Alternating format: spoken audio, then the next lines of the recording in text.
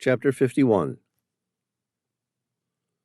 It took the better part of a day to remove the ancient high-frequency radio, cable, and telescopic pole, and bring it down to the hold of the Lukim Solwara, where Tao promised to keep the device safe as well as secret, at least until they could work out what to do with it.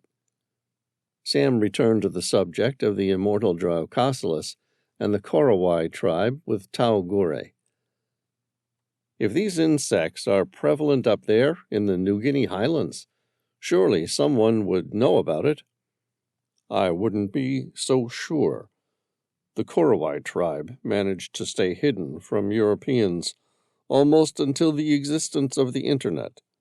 Some say there are other tribes there who have chosen to never come off the mountain and allow themselves to be seen by the white ghosts.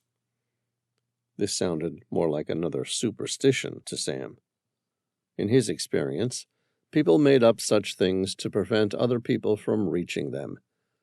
He thought of the El Dorados in Colombia, the strange yet extremely peaceful creatures that looked more like oversized armadillos and lived entirely off mineral ingestion. They were unable to digest gold, so every now and again the gold deposits would eventually pool in the back of their throats and form a type of golden pearl, which they managed to regurgitate almost like a cat with a mothball. The local tribe had worshipped them like gods. And then they had told stories about cities full of gold and other outlandish concepts as a means of dissuading people from visiting their humble hunter-gatherer-like society. Sam looked at the unique stick insect that Tao was refusing to put down. These things are so heavy it would be hard to miss the gold in their weight. Anyone sees that. I don't care how remote they are. And you will have people coming from every part of the globe racing to get their hands on them. It would be the California, Klondike, and Australian gold rush all over again. But the Korowai tribe don't talk to those outside the jungle, Tao countered. I'm still not buying it. Well, how do you explain it? A curious wry grin formed on Sam's lips. If I had to guess, I'd say there's a breeding ground up there on the New Guinea highlands for these immortal Draucosaurus. Maybe that ancient tribe is farming them, who knows? But I'll bet you now, if you can find the person telling these stories about the dangerous tribes, then you will probably have the individual who's making a fortune out of it. Tao said, These stick insects take 9 months to go from hatchlings in the spring to fully grown adults. Given their ability to mate with others or on their own, they should be easy to farm.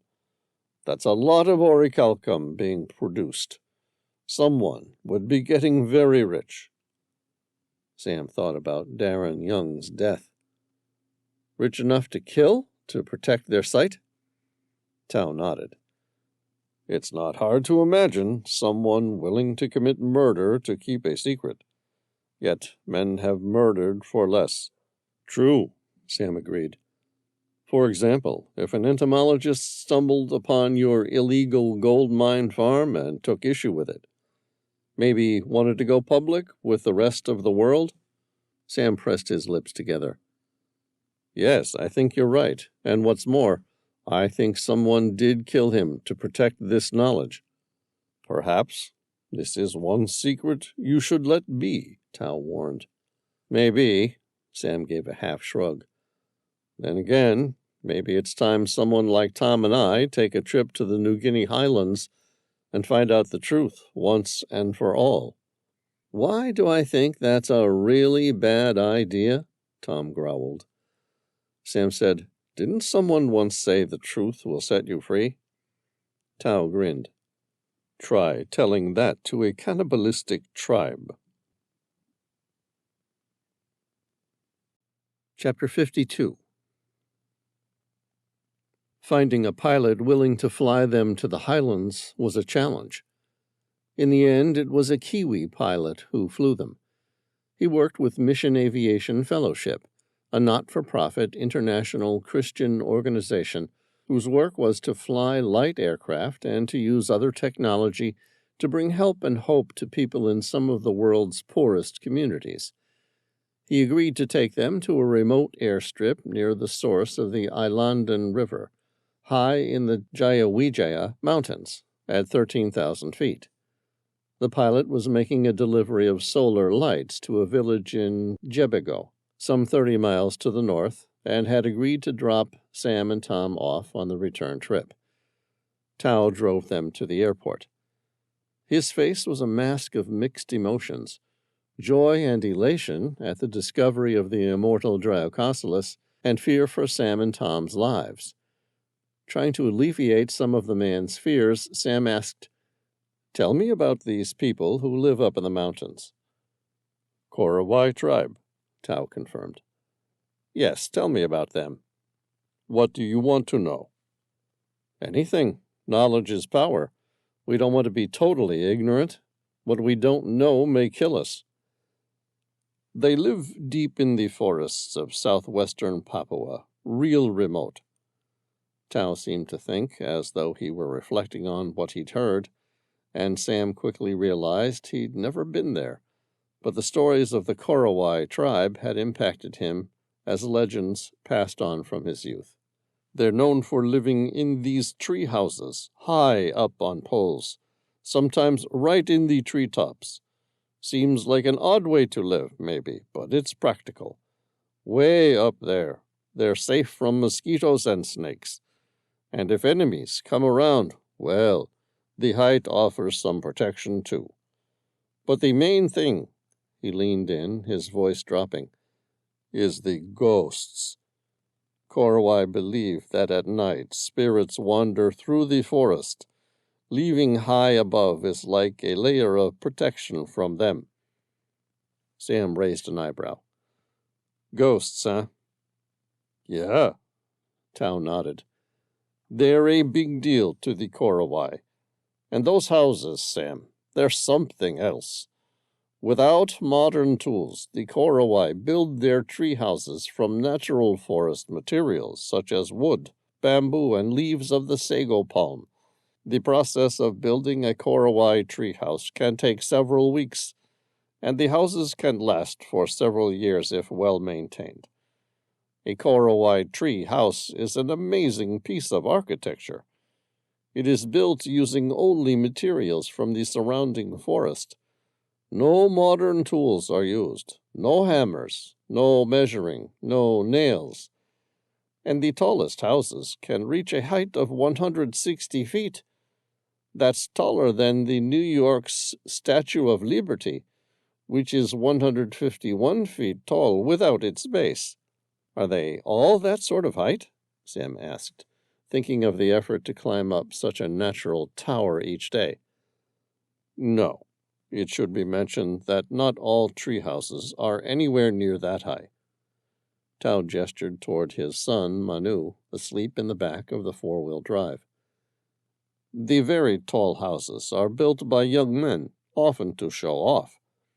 When the house is finished, there is a feast in honor of the builders, and the men rise in prestige throughout the area. After that, however, the very high houses are hardly used anymore. They are simply too impractical. For families and normal life, the Korowai build houses that are between 10 and 30 feet above the ground." "Interesting," Sam said. "Anything else I should know?" "The Korowai have been reported to practice ritual cannibalism up to the present day. Anthropologists suspect that cannibalism is no longer practiced by the Korowai clans that have had frequent contact with outsiders, and that it is more likely to be a legend perpetuated by tour operators who like to take Europeans into the mountain range." "Sounds intense," Sam remarked. Tao nodded. "Intense people. And they've got stories, too, dark ones, about cannibalism. Now, that's another layer. It was part of some Korowai rituals. though people say those clans that see outsiders don't do it anymore. But out there, in the remotest jungle on Earth, who would know? I'll keep it in mind. Tao laughed. I wouldn't worry about the whole cannibalism thing. That's rarely performed anywhere in PNG today, since modern Western doctors got involved.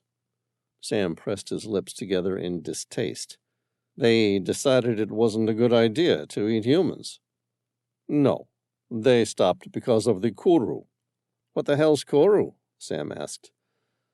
Tao looked at Sam thoughtfully as he explained. Kuru is a rare fatal brain disease that once affected the Foray people of Papua New Guinea. It's caused by prions, infectious proteins, that lead to severe tremors and loss of muscle control, almost like the body's own wiring starts to fail.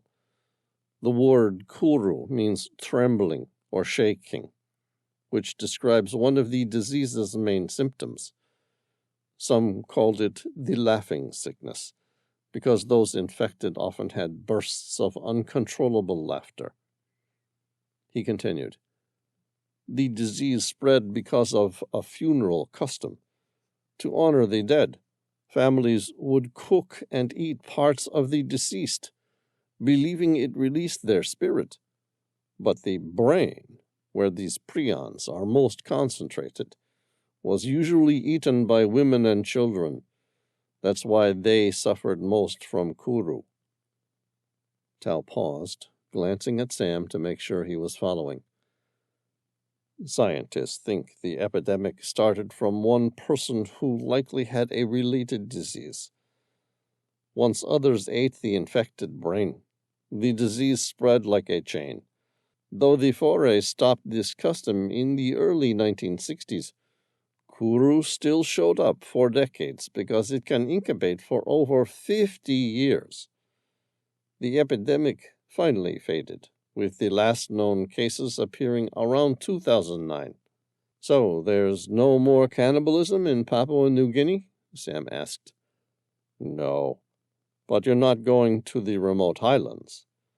Tao laughed at his own joke. Who knows if they still eat people there?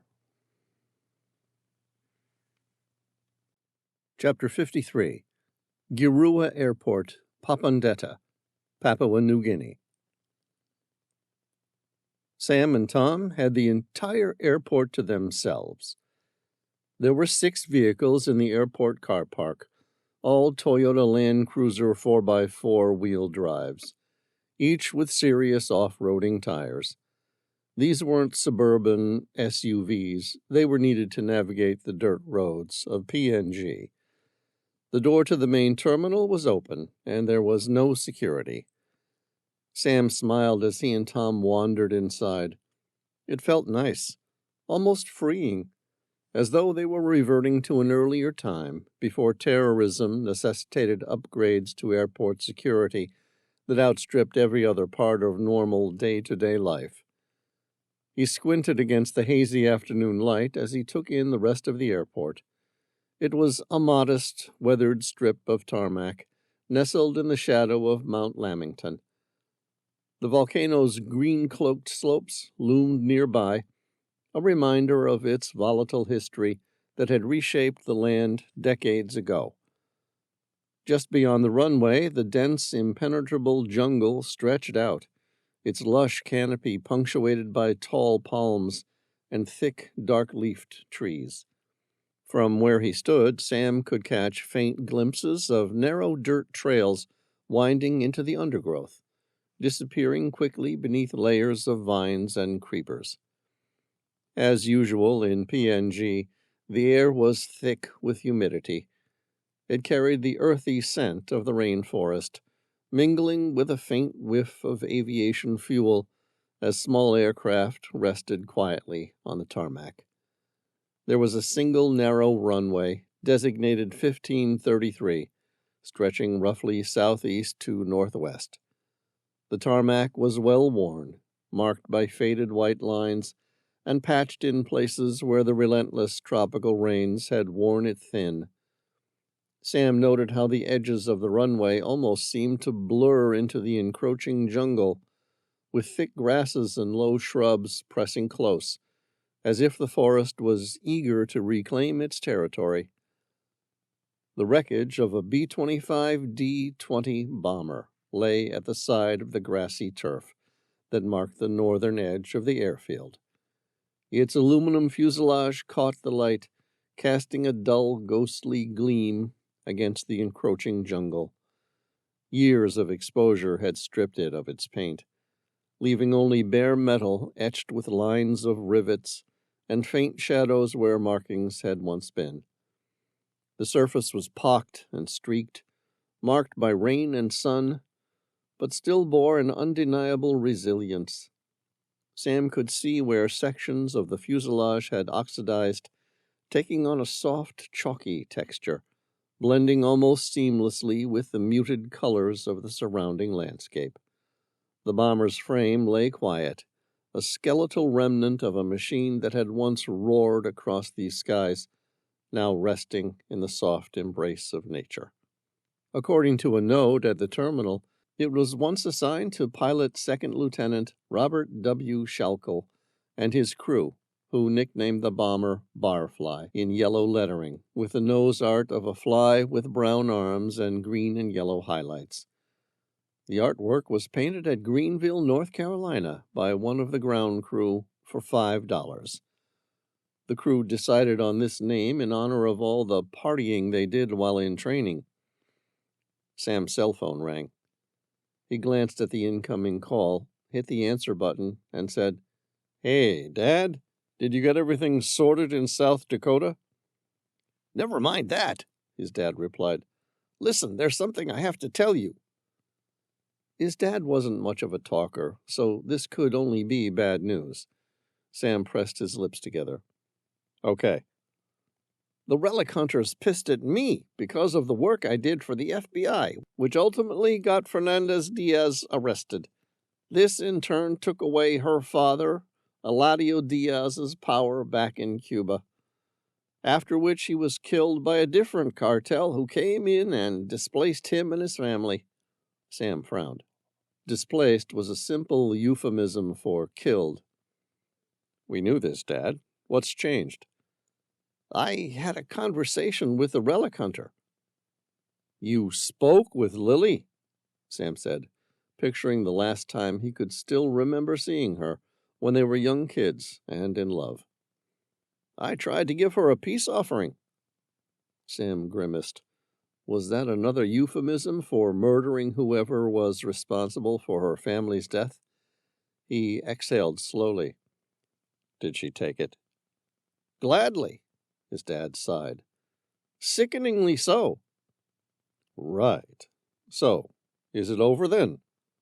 "No, it turns out she's really pissed at me." Sam said, "I'm surprised you came out of the meeting alive." "I almost didn't. She had the chance to kill me, but decided against it." Sam almost asked why she didn't. Suddenly the answer hit him like a sledgehammer. "She wants you to suffer the way she did? By killing me?" James drew a breath. "Yeah, I thought I'd better give you the heads up." Sam's eyes narrowed. It almost made more sense. He'd wondered what he'd ever done to incur such wrath. But now he understood. He was collateral damage, nothing more. "Her grief isn't with me. She only wants to punish you in the greatest way she knows how." "Got it in one, for what it's worth," his dad said. "I think it's all for the best that things happened as they did and you didn't end up together. She's had a hard time, I'll give her that. But even so, I've got to tell you, as a father to son, I think she's unhinged. You would have had trouble had you married her." Trust his dad to take a brutally phlegmatic view of things. Sam smiled warmly. "For what it's worth, Dad, it's nice to know I'm the most important thing in your world." James said, "One day, if you ever have children, you'll see that's simply the way it works." "All the same, thanks." "No problem. Now, where are you?" Sam said, "I'm at an airport in a remote village of PNG. I'm about to catch a flight to the Papuan highlands, so at least for the time being, I probably don't have to worry about watching over my shoulder from an attack by the Relic Hunter's people." "Papuan highlands," James said, as though the name sounded familiar. "Isn't there some sort of ancient tribe that lives up there, away from Western civilization altogether?" "Yeah, the Korowai tribe." James said, "That's good. I'd take your chances with a cannibalistic warrior tribe any day over the Relic Hunter." Sam grinned. "They're apparently not cannibals anymore." "Western society finally civilized them, and they stopped eating each other." "No, Kuru made them stop." James asked, "What the hell's Kuru?" Chapter 54. After Sam finished explaining the history of Kuru to his dad, he called Elise to see what she might have found after having a look at Commander Hiroshi Tanaka's journal. Specifically, he wanted to know if there were any war records regarding the commander's comment about all three of these vessels carrying 2 Type 95 Ha-Go light tanks, which were equipped with a sort of secret weapon that could shape the landscape of the war. Elise said, "There's nothing on the official war records." "What about the Golden Shadow Scorpion?" Sam asked. "Any idea what it could have been referring to?" "No, but I found someone who might." "Who?" "Her name's Vera Easley. In 1942, she worked Frumel in Melbourne, where they deciphered an encrypted code using the Japanese cipher Purple, its highest cipher. The words came out, 'We lost Golden Shadow Scorpion.'" "Great. Can I call her?" "She's deaf and almost blind. It's going to be hard to communicate." "Then figure out where she lives and I'll go see her." "Okay, I'll let you know." "Thanks." Then, almost as an afterthought, Sam asked, "How's everything going over there?" "Good. Viran says he'll finish the work in a day or two and the Tehillah will be underway again." "That's good. How's Amira doing? I hope she's taken some time away to have a break." "She's good. Still hell-bent on revenge. She's found a local shooting range and is still practicing her shooting. I'm a little concerned she's becoming obsessed." "The Relic Hunter killed her husband. I'd say it's going to be pretty hard for her not to be a little focused on the revenge thing. I'll see what I can do to help her when I get back." "Oh, that reminds me. Caliburn has an illicit lover." Sam's lips formed a bemused smile. He wasn't sure a dog's lover could be considered illicit. All the same, he was happy for Caliburn. "Good for him."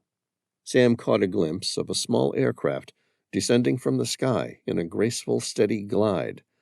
The aircraft's rugged silhouette was distinct against the deep blue of the afternoon, its wings seeming almost too broad for its compact body. He said, "I've got to go, Elise. I think our ride's here." "Good luck, and try and stay out of trouble for a few days." "I will," Sam said. "Tom and I are just going to see the local sights." The aircraft touched down. Its tires met the runway with a soft, bouncing thud, and it rolled smoothly, kicking up a faint wisp of dust. The powerful propeller cut through the humid air with a rhythmic hum as the plane taxied confidently toward the small terminal. It was a Pilatus PC-6 Porter. The aircraft had a good reputation as a small but rugged short takeoff and landing, otherwise known as a STOL. Sam watched as the Porter came to a stop, the propeller winding down to a standstill, and the cabin door swung open, the pilot disembarking. The pilot couldn't have been more than 22. His sandy blonde hair was tousled by the wind, and his skin was deeply tanned after long days under the blazing sun. His pale blue eyes were bright with the confidence of youth, paired with an easygoing demeanor. He had the lean, wiry build of someone used to hauling gear and navigating rugged landscapes. There was a certain reckless energy about him that Sam had seen in plenty of young adventurers over the years. The pilot glanced at Sam and Tom, then asked with a broad New Zealand accent, "Do you two blokes want to ride?" Chapter 55. The pilot's name was Mac Hansen. It turned out he was only 21 years old, only recently old enough to drink alcohol in some parts of the world. He had completed his commercial training as a pilot in New Zealand before getting a job with Mission Aviation Fellowship in PNG. He said originally it was to get some hours up so that he could get a real job back home, but it had turned out to be the best thing he'd ever done. It taught him to fly in a way that he'd never get to fly anywhere in the world, a euphemism Sam took to mean full of risk and more dangerous than would be legal in any Western part of the world. More importantly, the young man felt good about the work that he was doing. Sam enjoyed chatting with the kid. His eagerness and sheer joy were reminiscent of the time Sam had spent flying a Robinson 22 helicopter in the Northern Territory in Australia, wrangling cattle. It was the helicopter equivalent of the Wild West. Sam grinned. The absolute best way to learn. Mac confirmed they were all set to go, and then pushed the throttle forward. The single turboprop engine roared, churning up dust and bits of debris from the rough strip. The Pilatus PC-6 Porter rumbled along the short, unpaved airstrip at Girua Airport. Its large, high-wing structure provided an exceptional lift. The Porter was in the air after an unbelievably short takeoff, and its Kiwi pilot banked to the east, away from the steep volcanic walls of Mount Lamington. Its sturdy wheels skimmed the jungle's canopy as the aircraft's silhouette became a small speck against the lush backdrop. Sam sat in front beside the pilot, and Tom found a small gap between the cargo in the back to stretch out and catch up on some rest during the flight. The first stop was in Jebego, a remote tribal village to the north of the highlands. Sam and Tom helped unload the boxes of solar lights. They were powered by the sun during the day and allowed the people of the village to have light in their huts at night. It didn't seem like much, but Mac told him it was the sort of thing that completely altered a village. All of a sudden, kids would have time to learn to read and write after their daily work in the fields or hunting. It wasn't a long stop. Within an hour, the Pilatus PC-6 was emptied and back in the air. Sam watched as the Kiwi pilot expertly navigated the Pilatus PC-6 back around the rugged peaks of the New Guinea highlands. The small plane banked gently, allowing Sam a breathtaking view of Puncak Jaya, its craggy summit piercing the clouds and capped with snow. "There she is, mate, the old crown of Papua," Mac said, grinning as he pointed out the mountain with one gloved hand. "Not bad, eh?" Sam said, "The largest peak in Oceania, I hear." "Uh-huh, that's right," Mac replied. "The locals know it as Carsten's Pyramid. At a height of 16,024 feet, it's getting up there. Nothing compared to the Himalayas, but a lot higher than anything else in Oceania. It was caused by an oblique collision between the Australian and Pacific plates, and is made of Middle Miocene limestones." Tom glanced out at the mountain. "Who knew it snowed in Papua?"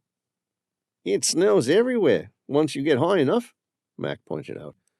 Sam thought of the first time he saw Mauna Kea covered in snow on the big island of Hawaii. He had said the same. People don't associate snow with Hawaii, but as Mac observed, if you go high enough, it snows everywhere on Earth, even in the hot equatorial jungles of Papua New Guinea and Papua, it would seem. Sam spotted the deep blue of glacial ice on the northern wall. "Look at that glacier." Mac nodded. "Yeah, while Puncak Jaya's peak is free of ice, there are several glaciers on its slopes, including the Carstens Glacier, West North Wall Firn, East North Walfern and the recently vanished Mirren Glacier in the Mirren Valley. Crazy, isn't it?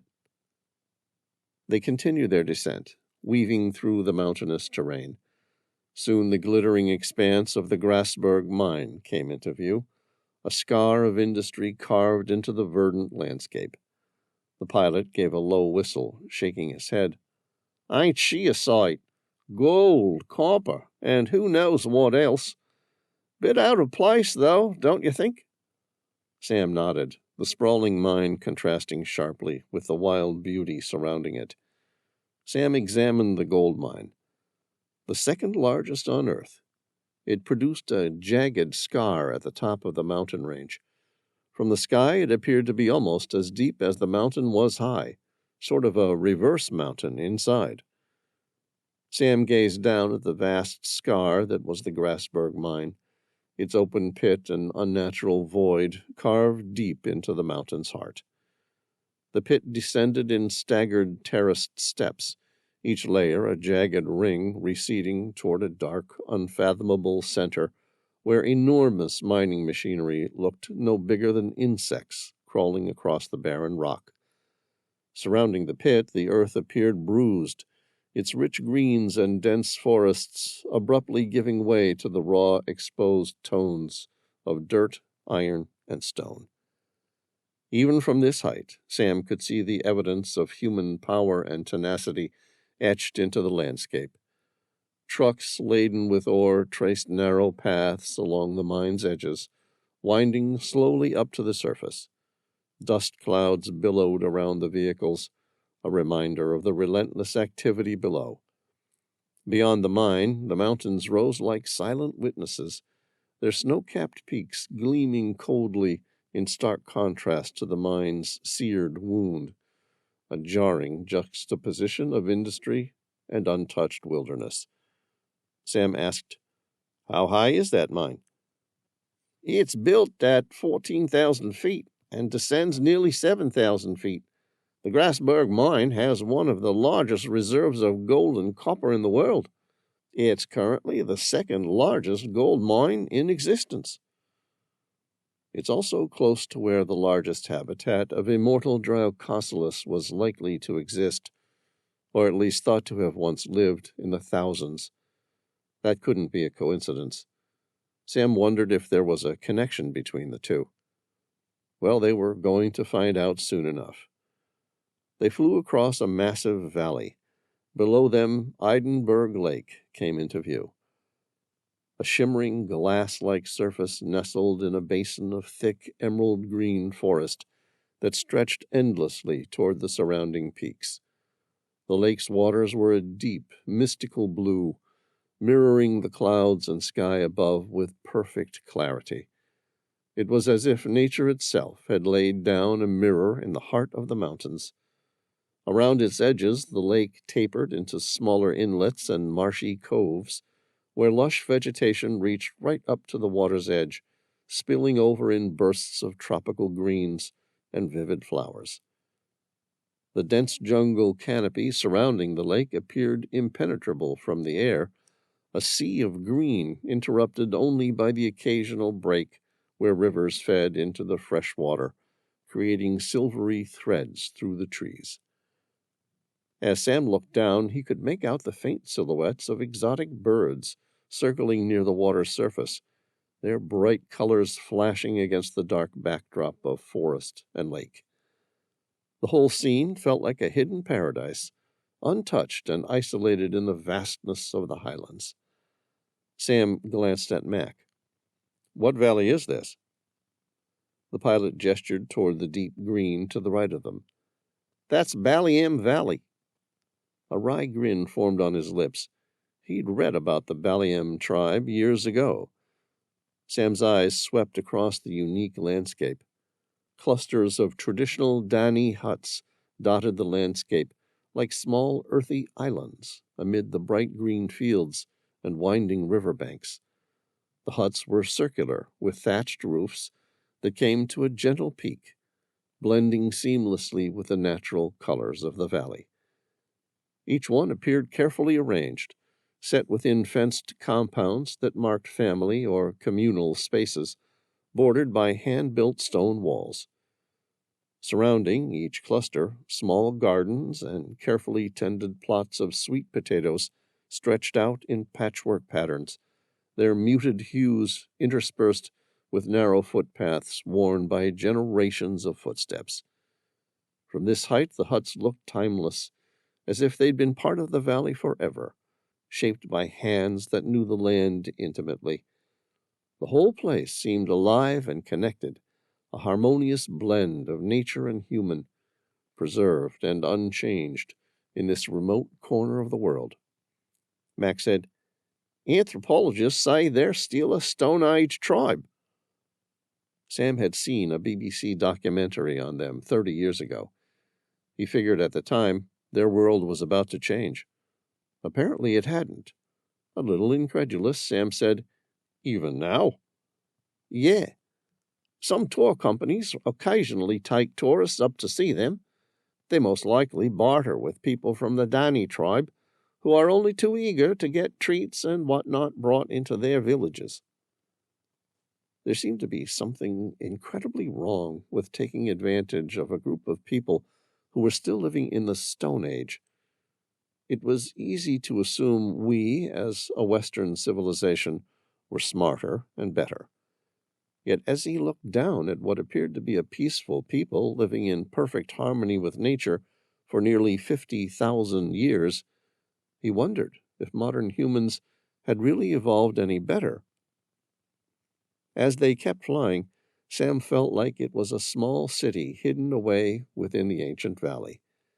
He had no idea how big the Dani tribe had spread. "There's a lot of them," Sam observed. "For a Stone Age people, they seem to be very industrious and agricultural." "Yeah, they form a close-knit society," Mac agreed. "There are fenced villages of 30 to 50 houses, with farm fields and drainage ditches. 10 to 15 villages form a neighborhood within an hour's walk. Several neighborhoods make a confederation, and several confederations make an alliance of 4,000 to 5,000 people. They are constantly fighting feuds to avenge previous deaths caused by members of other alliances, though all have the same culture, ethnicity, and language.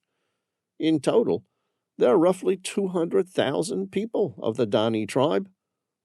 "Whoa," Sam said. "I had no idea. That's a small city." Tom, who had been listening from the back, spoke up. "Are they still fighting?" "Yes, it seems to be a very human trait, doesn't it?" Mac confirmed. "But unlike the technically more evolved versions of our species, the Dani tribe have developed a means of warfare that generally doesn't involve death." "Come again?" Sam said, trying to take that in. "These Stone Age people frown on killing each other, yet are constantly at war?" Mac shrugged at the apparent anomaly. "The Dani practice their own sort of warfare. It's mostly symbolic. Little skirmishes and ritual fights, but don't generally hurt each other too much." Sam nodded, struck by the pilot's respect for the people.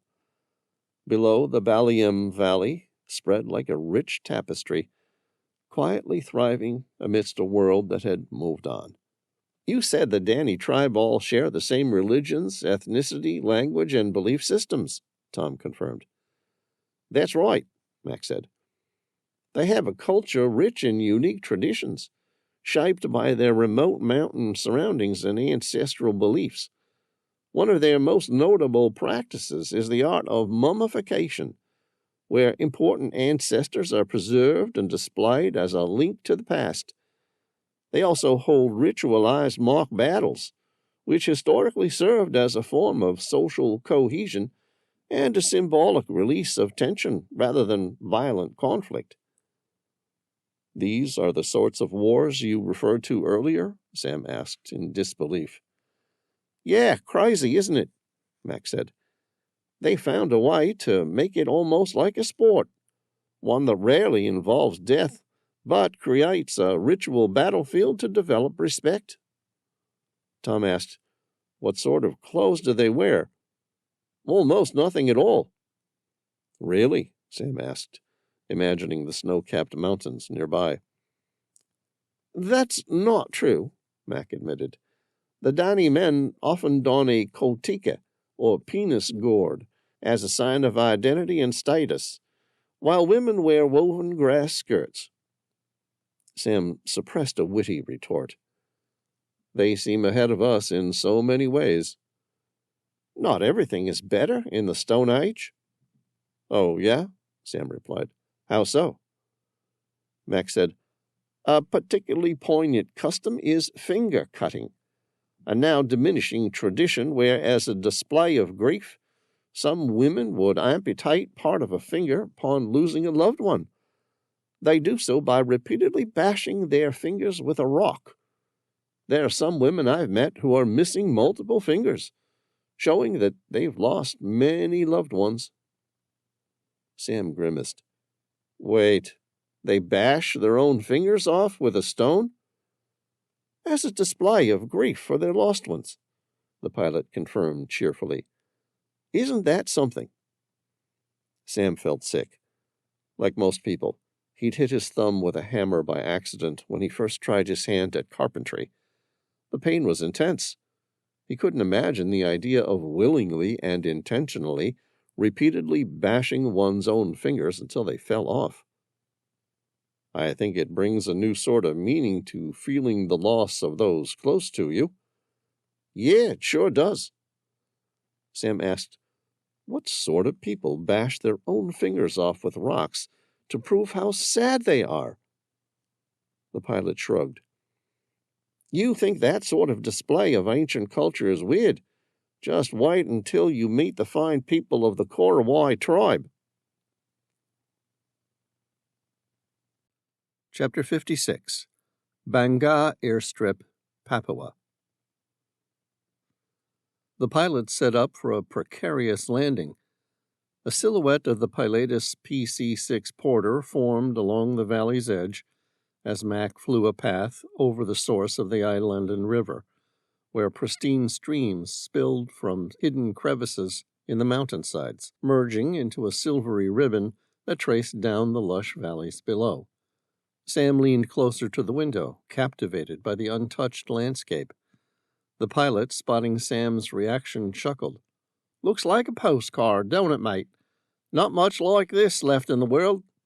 After a few more turns, he pointed to a narrow clearing high in the Jayawijaya Mountains, nestled at 13,000 feet. "Hold on tight. Got a bit of a breeze up here. Got to take her down into the valley." It soared over the top of a waterfall, gliding smoothly just above the cliff edge, the roaring cascade providing a dramatic backdrop as it plunged downward. The water churned and thundered, filling the air with mist, making the Porter look almost ghostly as it emerged from the veil of spray. As the plane eased lower, the whine of the propeller cut through the humid air, growing louder as it skimmed over the cliff and aimed for the clearing. The pilot skillfully leveled the wings, making micro-adjustments, as though coaxing the Porter through the valley. Sam glanced over from the passenger chair cum co-pilot seat. "You okay? You need me to do anything?" "Nah, mate. Sit back and enjoy the show. This is my playground." Sam knew how he felt. He probably would have felt the same, too, had he been 21, spending his carefree youth learning to master the art of flying into some of the hardest airstrips on the planet. All the same, he would have felt better if Mac had managed to stay alive doing so for a little longer than the 18 months he'd already spent in PNG. "This airstrip," Sam began to ask, trying to remember the name of it. The pilot had suggested it as the closest to the Korowai tribe, but hinted it was somewhat challenging and only possible to land under the right wind conditions. "Banga," Max said reverently, as though its name alone was something that belonged in a church for bush pilots. Sam looked at his expression. "It's a bit dicey?" Mac's eyes gleamed with pride, and he cheerfully said, "Yeah, It's the absolute worst airstrip. In PNG? Sam asked. Mac laughed. In PNG, yeah, along with the rest of the world. It's the worst airstrip in the world? Sam asked. The very worst. Sam decided Mac was definitely enjoying this. He'd heard that Sam and Tom were both fairly experienced pilots, and he was proud of his bush flying experience in the Pilatus PC-6 Porter Stoll, as he should be. He was learning to fly in locations and in conditions where 99% of the world's aviators would never get the chance to practice. Even so, it wasn't rocket science. Plenty of kids came to PNG to get their experience and went home again afterward to get gigs on commercial airlines. Sam said, I've flown in some dicey spots myself over the years. Oh, yeah, Mac said, a suppressed grin on his parted lips. It wasn't quite a smirk, but it wasn't far off. Like what?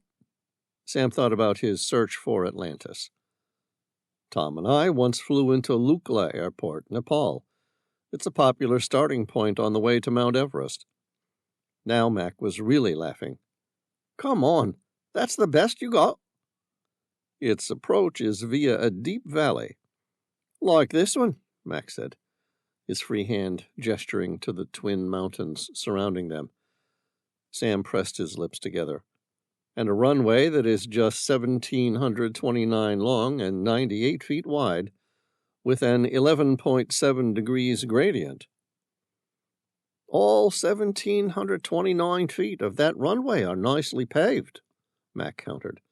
Banga is 1,150 feet in length and 65 feet wide with a gravel and grass airstrip. Sam arched an eyebrow.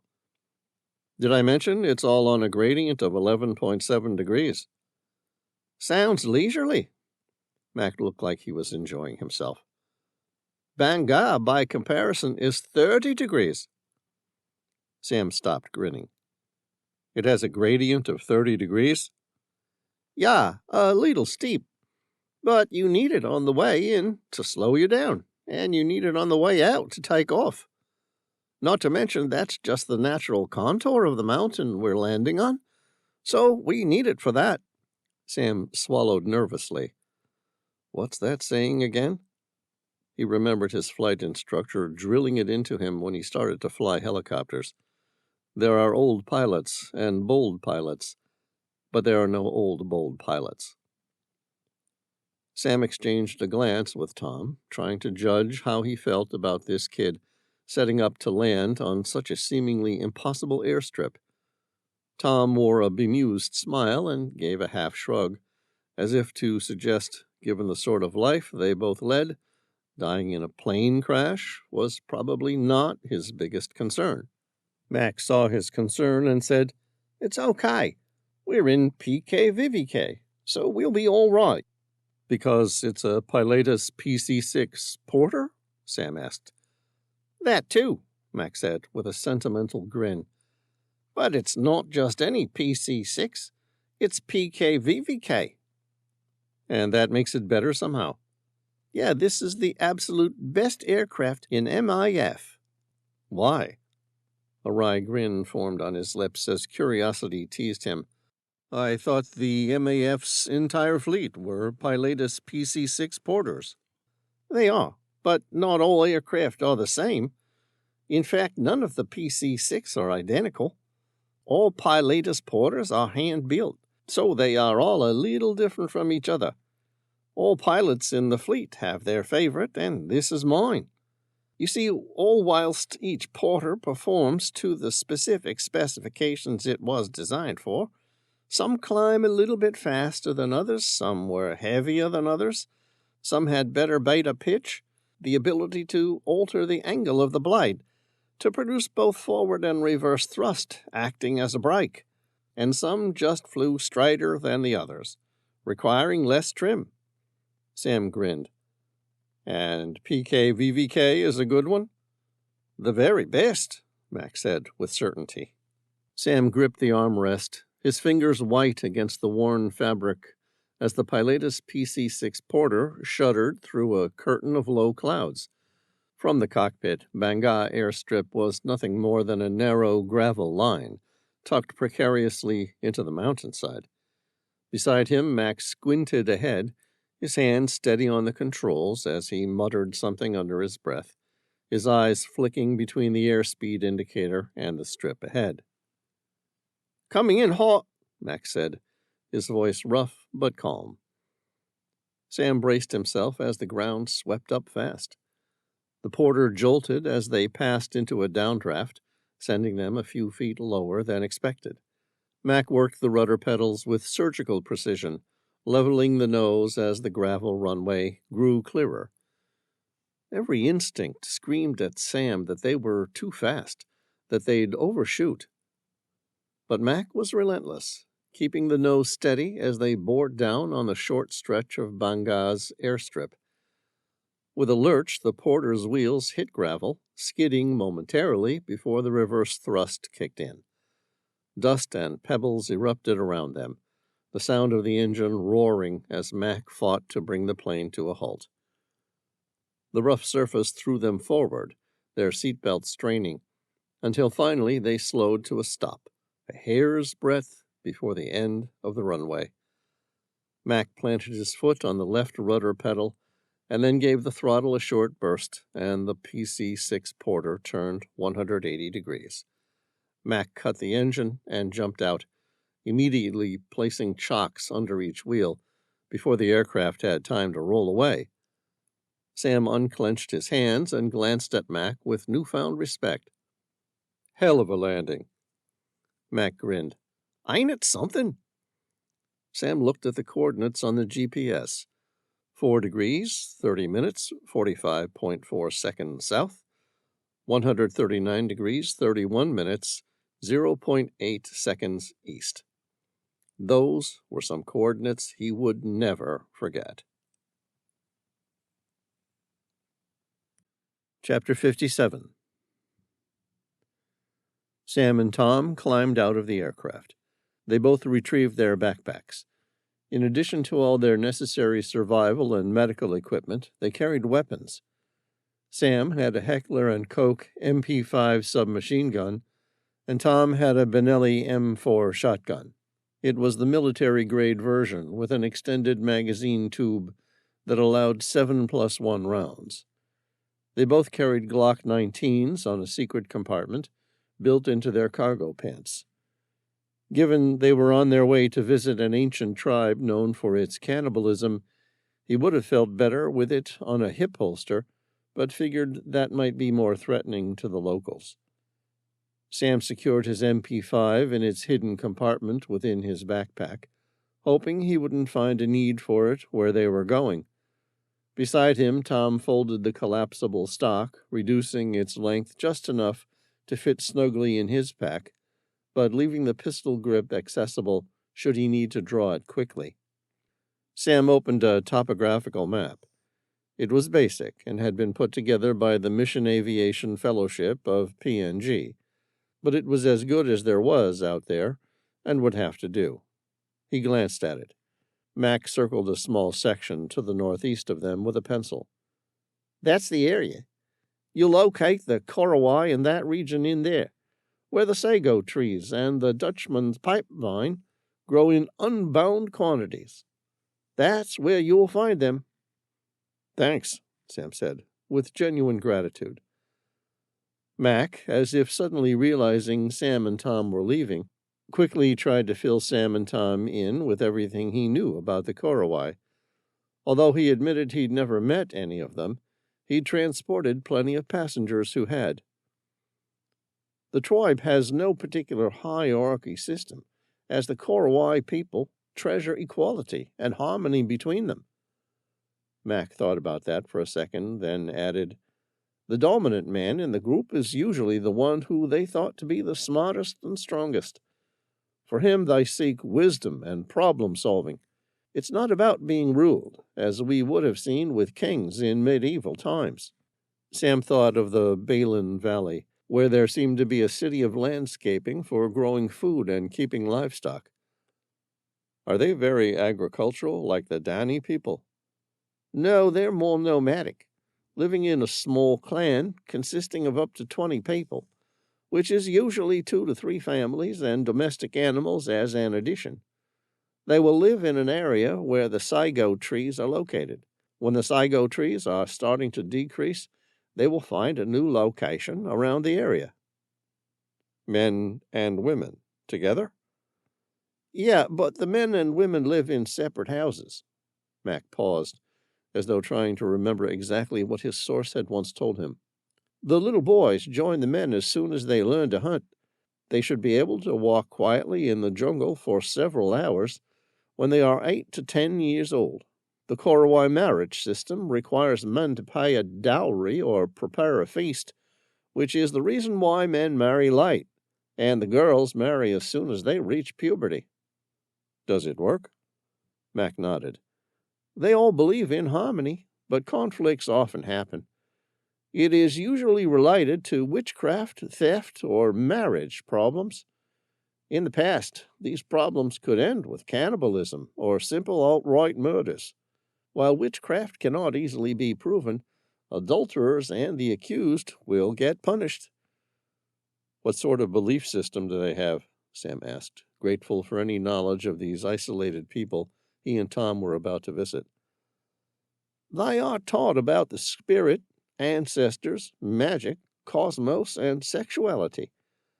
Some individuals are believed to have a magical power to detect black magic and reverse bad luck. In the Korowai tribe, the man who has this ability is known as the Kekua, or the seer, and is feared for his special strength. Mac said, they believe in reincarnation. As people die, they will go on a long pathway before they reside and wait for their turn to reincarnate as a newborn baby or animal. Who leads the tribe? There are no differences in power between members in the traditional sense. However, there is an expectation to show respect to certain people in the tribe. Such as? Sam asked. As a Korowai person grows older, he or she is given more and more responsibility. Younger tribe members are expected to respect their elders. Elder people are thought to gain wisdom through life. The major decisions and disputes in the tribe are handled by a man that is thought to be the most mentally and physically strong. This man is chosen by the clan. However, this position is not passed down through the family, as each Letel Albul, or strongman, as referred to by the Korowai, gets too old or dies, or a new one is chosen. In the Korowai society, it is very important to maintain peace among members of the clan and other clans. Some storm clouds began to gather and make noise. Mac glanced up at them. It's time I go. Thanks for the ride, Sam replied. I'll be back here 24 hours on my return trip from another delivery, this time to the west of here. I can wait as late as 4 p.m., but after that you're on your own, and it will be another week until I can get out here to pick you up. You got that? It's a deal, Sam said. I'm hoping to have my answers about this unique bug that I'm starting to think lives out here, sharing the same habitat as the Korowai. Along with the bug, I hope it's where my friend who was an entomologist searched. If we need longer, I have a satellite phone, and I'll let you know. But I'm hoping 24 hours is all we're going to need. Mac said, stay safe and try not to get yourself killed. Don't forget, you're going into a tribal village where they still practice cannibalism. You're virtually lambs walking into the wolf's den. I thought you said they're mostly a peaceful tribe. Mac folded his arms across his chest. Sure, but mostly isn't always.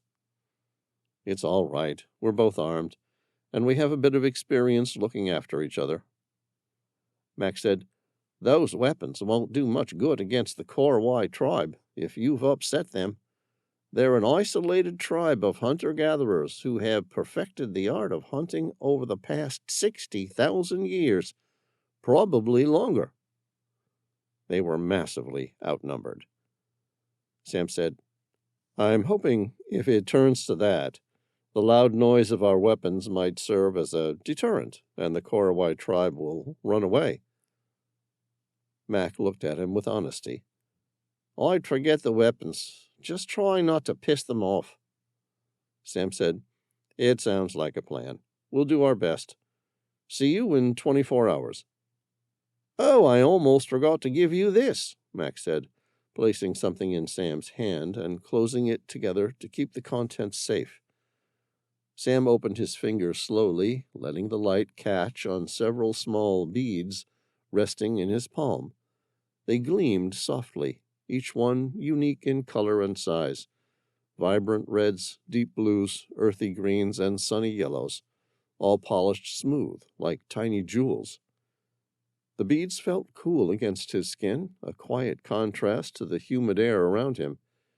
He turned them over with his thumb, studying the subtle imperfections and tiny etchings. They were probably worth a few cents at a junk shop back home. A wry grin formed on his lips. What are these for? Max smiled enigmatically. Just keep them safe. You will need them when the time comes. Chapter 58. With its brakes pressed hard, the Pilatus PC-6 Porter built up a throaty roar, its propeller spinning into a blur as the engine revved higher. The entire aircraft seemed to vibrate with pent-up power, the tail twitching slightly, eager to leap into the air. Sam paused to watch the takeoff. Mac released the brakes, and the Porter surged forward, tires spitting gravel in every direction as it barreled down the 30-degree incline, gathering speed with relentless intensity. In just a few seconds, it reached takeoff speed, lifting from the ground and slicing cleanly above the treetops. The engine's roar filled the clearing, drowning out the jungle's low hum as Mac pulled the plane up, banking sharply over the tree line and disappearing into the valley below. Tom watched the Porter disappear over an empty sky. Ain't it something? He muttered, mimicking Mac's favorite line. Sam managed a smile, despite the challenges that lay ahead. Yeah, he replied, glancing one last time at the empty airstrip. It sure is. It was 8 seconds in total, from stationary to flight at 8,000 feet. Hell of a thing. Watching that take off was inspiring, Sam said. A couple of years of this, and Mac will be one of the best pilots I've ever met. Tom snorted and muttered under his breath, If he's still alive by then. Sam was thinking the same thing, although he didn't say it. Not all kids who came to PNG to gain hours and sharpen their aviation skills made it out alive. They both looked at the mountain that lay ahead of them. With a sigh of silent agreement, they began their journey in earnest.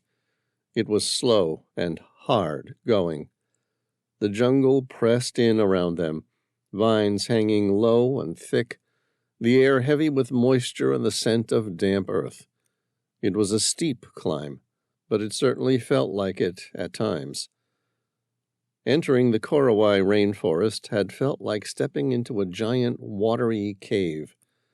With the bright sun overhead, Sam could breathe easily, but as they pushed through the dense undergrowth, the thick weave of the tree canopy plunged their surroundings into a deep, verdant gloom. The heat pressed down on him, the air dripping with humidity.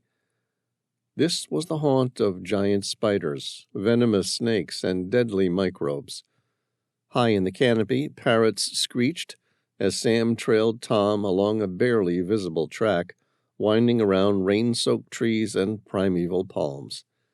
His shirt clung to his back, and he took frequent swigs from his water bottle. With around 200 inches of rain annually, this was one of the wettest places on Earth. When a sudden downpour sent raindrops spearing through gaps in the canopy, they kept walking. Sam almost expected to see a dinosaur, as the plant life was pure Jurassic Park. It was early afternoon by the time Sam and Tom stepped through the dense undergrowth emerging into a wide clearing where the Korowai village rose high above them. The sight was breathtaking, even for Sam, who'd seen his fair share of unique places. The village wasn't on the ground at all. It soared into the treetops, a series of interconnected tree houses built from wood, vines, and woven sago leaves. Some of the smaller huts sat nestled between massive branches like cozy nests, their entryways framed by green ferns and carved wooden talismans. But above them all, towering far beyond the others, was a structure so grand it seemed almost mythical. The central treehouse was colossal, anchored to the thick trunk of a kapok tree and stretching upward until it was nearly lost in the canopy. It reminded Sam of the Space Needle in Seattle, USA, the Florianturm in Dortmund, Germany, or Australia's Sydney Tower. Rising on narrow trunks, tied together, created a natural structure that rivaled Sydney Tower's 1,014 feet. At a guess, it was probably around half that height, at about 500 feet, but seemed higher. Was that because it was made using primitive Stone Age tools and native trees? The treehouse was a masterpiece of local engineering.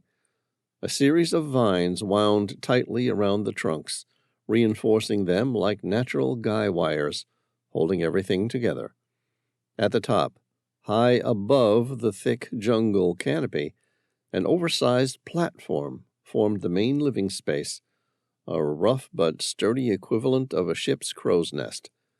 Up there, perched above the emerald sea of leaves, one could see forever, a vantage point the Korowai had mastered for both protection and observation. The giant treehouse was flanked by a series of woven rope bridges, connecting it to smaller homes and platforms that looked as if they belonged more to the realm of legend than reality.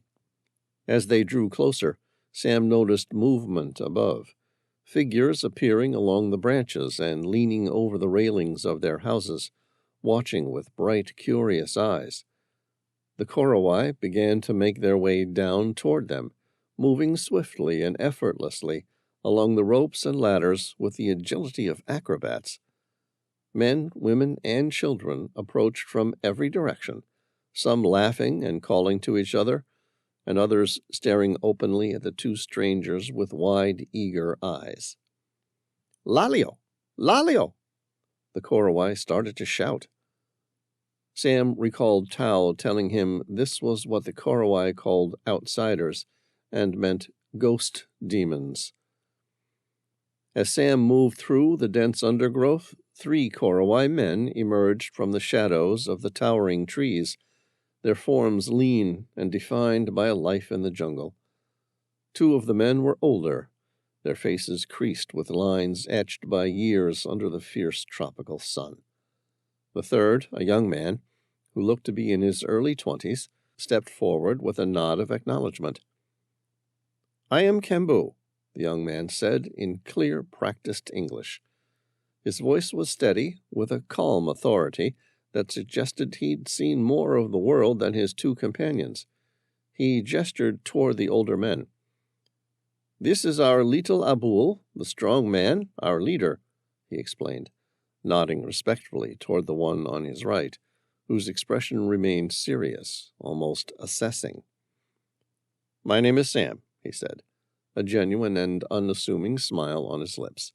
Then, gesturing toward Tom, he said, "This is my friend Tom." Kembu looked at them both. "Welcome, Sam and Tom." The little Abul's gaze was sharp and intense, as though measuring Sam's every move.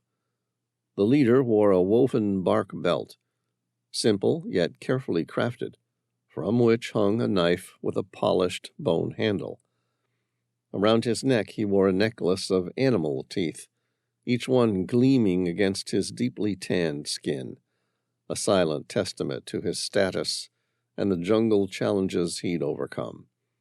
His body was marked with faded scars, a map of his years as a protector and provider.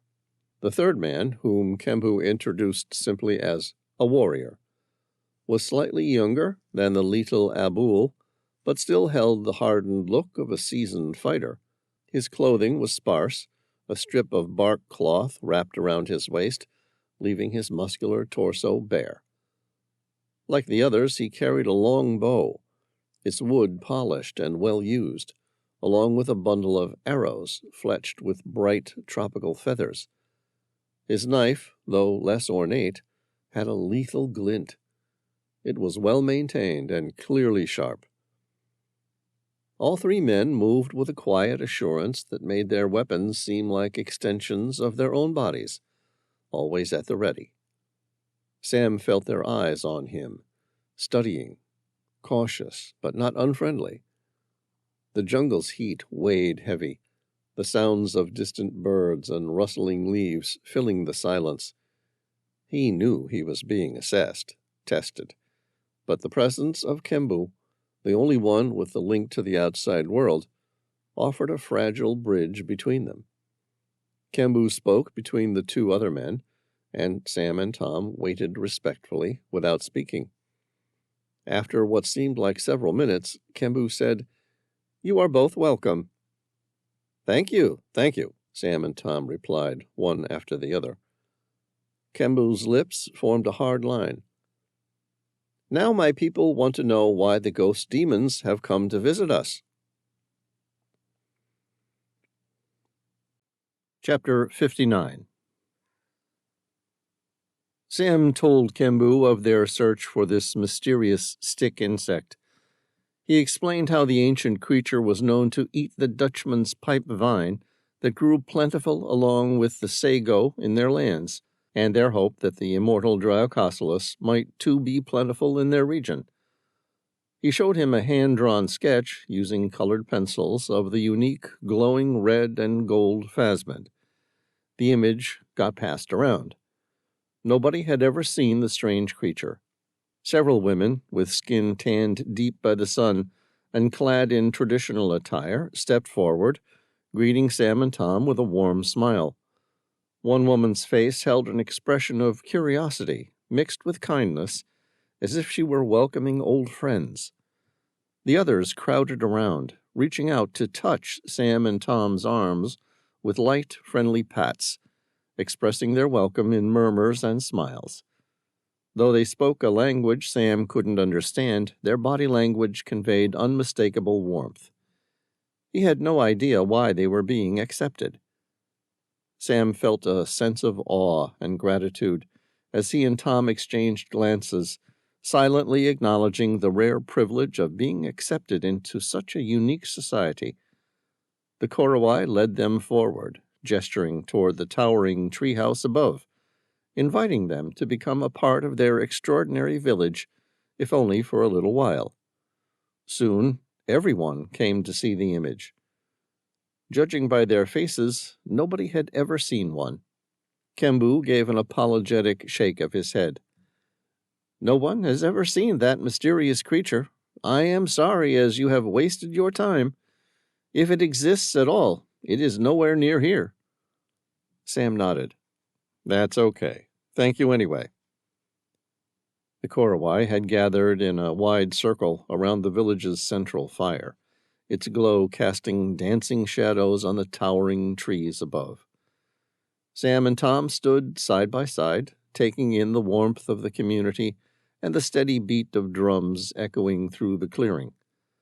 The hum of conversation quieted as an elder stepped forward, a man wrapped in layers of woven fabric, his face lined with years of wisdom and stories. Kembu leaned close to Sam and Tom.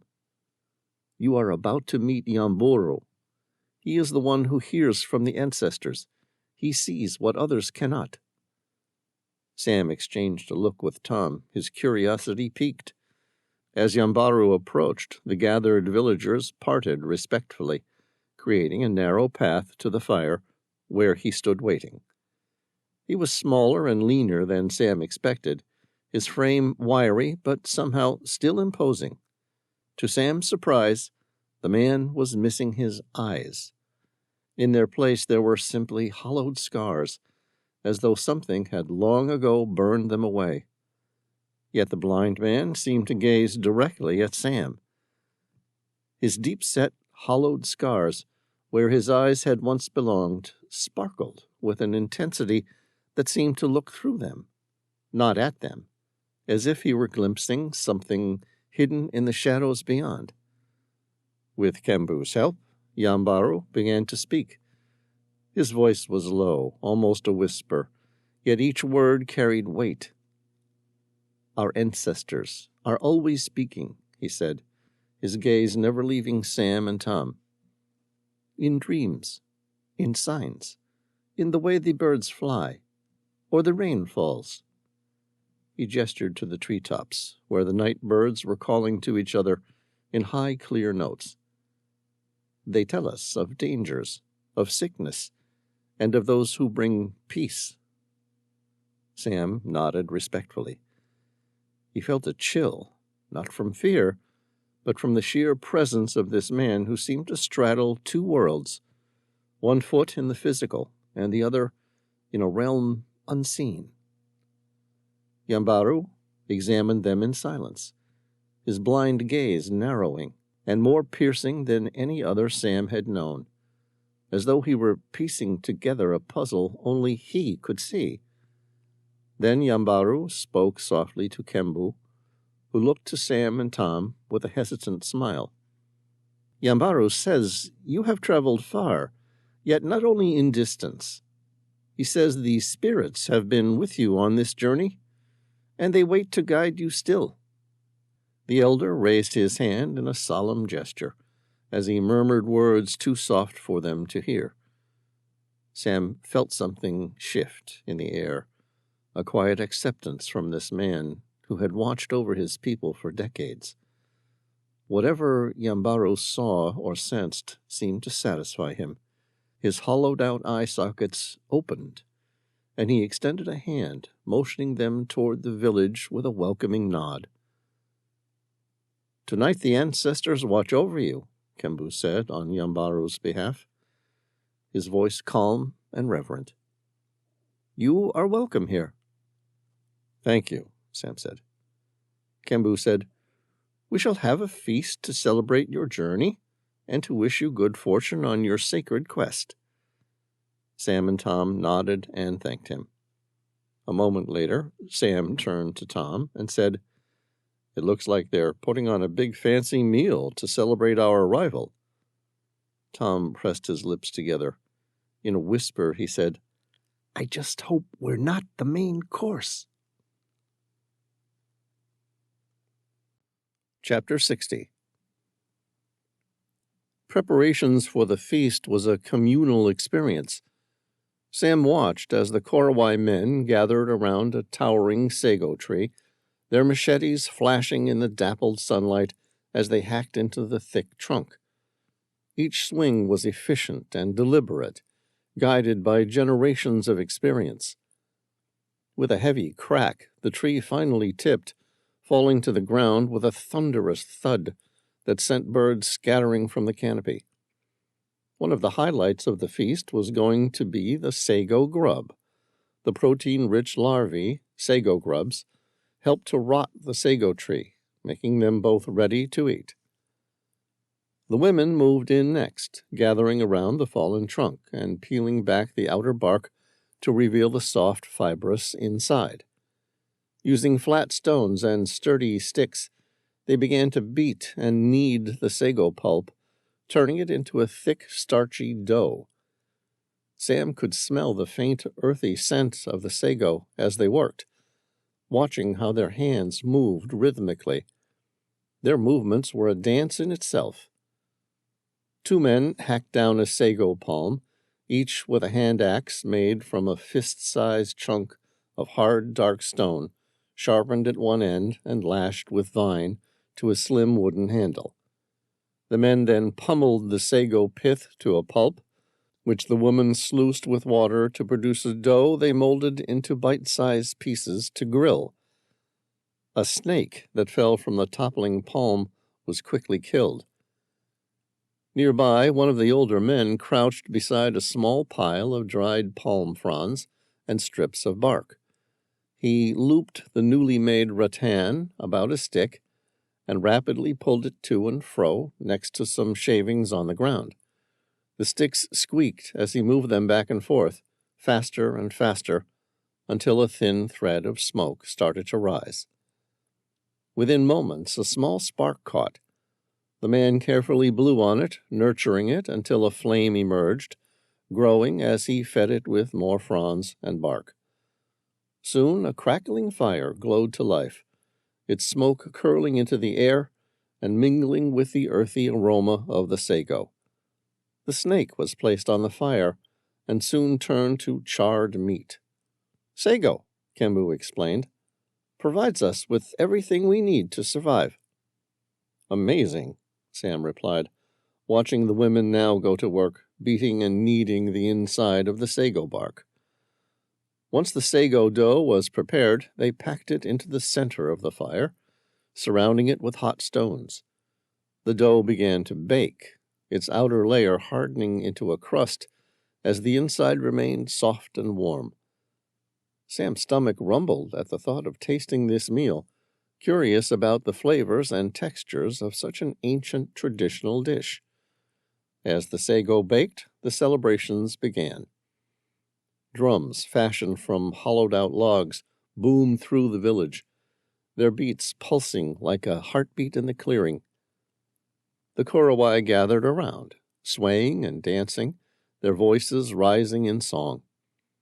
Children joined in, laughing and clapping to the rhythm, while elders nodded and hummed, lending their voices to the chorus. Some of the younger men and women performed intricate dances, their feet light on the ground, moving in graceful spinning patterns that celebrated the gathering and the shared joy of the moment. When the sago was finally ready, they cracked open the hardened outer layer to reveal the warm, soft interior. Sam was handed a piece, and he took a bite, the subtle sweetness of the sago mingling with its warm, chewy texture. He couldn't help but smile, feeling both the richness of the food and the warmth of the community.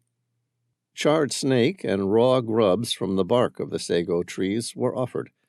They were given samples of each. Sam exchanged a glance with Tom, trying to determine how rude it would be to decline. One look at Kembu indicated this was not an option, and Sam took a bite out of each. The snake tasted like chicken, and the sago grubs made him want to vomit. He hoped the concoction of tropical vaccines, along with the anti-parasitic tablets they'd brought, were enough to prevent him from acquiring some sort of horrific parasite. The Little Abul, strongman, offered Sam gifts of pig and dog teeth, placing them warmly in Sam's palm. Sam opened his hand to look at the strange gift. There was still blood on one of them, and a sense of shock ran through him. Sam felt as though he now knew how the tooth fairy felt. "It is customary for our people to exchange gifts with visitors." Kembu looked proud and surprised by the gifts offered by Little Abul. "Pig and dog teeth are highly valued by our people." Sam reached into his pocket, grateful for the colored beads Mac had given him before leaving the Banga airstrip. He handed them directly to the Little Abul. The powerful elder stared at the colorful beads resting in his palm. They gleamed in the firelight softly, each one unique in color and size. Vibrant reds, deep blues, earthy greens, and sunny yellows, all polished smooth like tiny jewels. By the expression of joy on the man's face, Sam knew then that the strong man couldn't have appeared happier with the gift if he'd been handed actual gold and precious gems. Kembu said, "That is a wonderful gift. My Little Abul thanks you deeply." Chapter 61. The night wore on, and Sam asked Kembu how he came to speak English. Kembu chuckled as he explained, "My father and I quarreled, not about who I was, but about where I belonged, how I fit in." "You thought there was something more than your Korowai village?" Sam asked. "Yes, the ignorance and audacity of youth." Kembu took another bite of a grub as it squirmed in his fingers. "I wanted to see the outside world, so I left our lands and made the long journey to Manokwari." Sam recalled Manokwari was in the north of West Papua and formed the nation's capital. He tried to picture a young man from the remote jungle, a member of the Korowai tribe, visiting a city. "How did that work out for you?" "It was hard," Kembu recalled. "I soon learned how small our society was compared to that of the outside." "How far did you get?" "I traveled on a giant metal bird, one of those huge flying monsters. It took me across the world." Sam vaguely recalled hearing about it. A prominent YouTuber had paid for it. He made an anthropological series about the story. It was really very popular, Sam recollected. "Did you like it?" "My curiosity was soon satisfied." Sam smiled, wondering if that was Kembu's way of finding a polite and politically correct answer. Kembu said, "I soon learned that those living outside of the Korowai lands were still living in a dark age where witchcraft runs wild. Few people are unaware they are even trapped by the evil. Their spirits are imprisoned, fixed on these talking mirrors they stare into constantly." He laughed again, a hint of relief in his voice. "It made me glad to return home, back where life is real and we're free." "You're happy here?" Sam asked. "Very happy." Kembu grinned.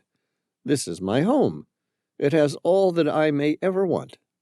Sam said, "Good for you." After several minutes in silence, Kembu said, "Do you have questions? Is there something you would like to know about my people?" Sam thought about it for a while, not sure if he should ask. Kembu seemed to sense his reticence. He said, "Anything at all. I have been to your world, and now you have been to mine. As travelers, we are both ignorant, and we are the same." Sam and Tom nodded. It was well worded. Sam asked, "Tell me, do you still practice cannibalism?" Chapter 62. "Walk with me," Kembu said. "This is something that needs to be seen." Sam said, "Please, don't take offense, but eating snake and grubs is one thing. I think I'm going to have to draw the line at eating another human." Kembu laughed. "No, there will be no cannibalism tonight. But to understand it, you need to take a walk around our village." Sam and Tom stood up to follow him. Sam watched a group of Korowai children, beads bouncing around their necks, giggling and pointing at him. Their laughter was bright against the backdrop of the jungle. The village consisted of a few straw huts, raised high on stilts above the ground, overlooking the river like quiet sentinels.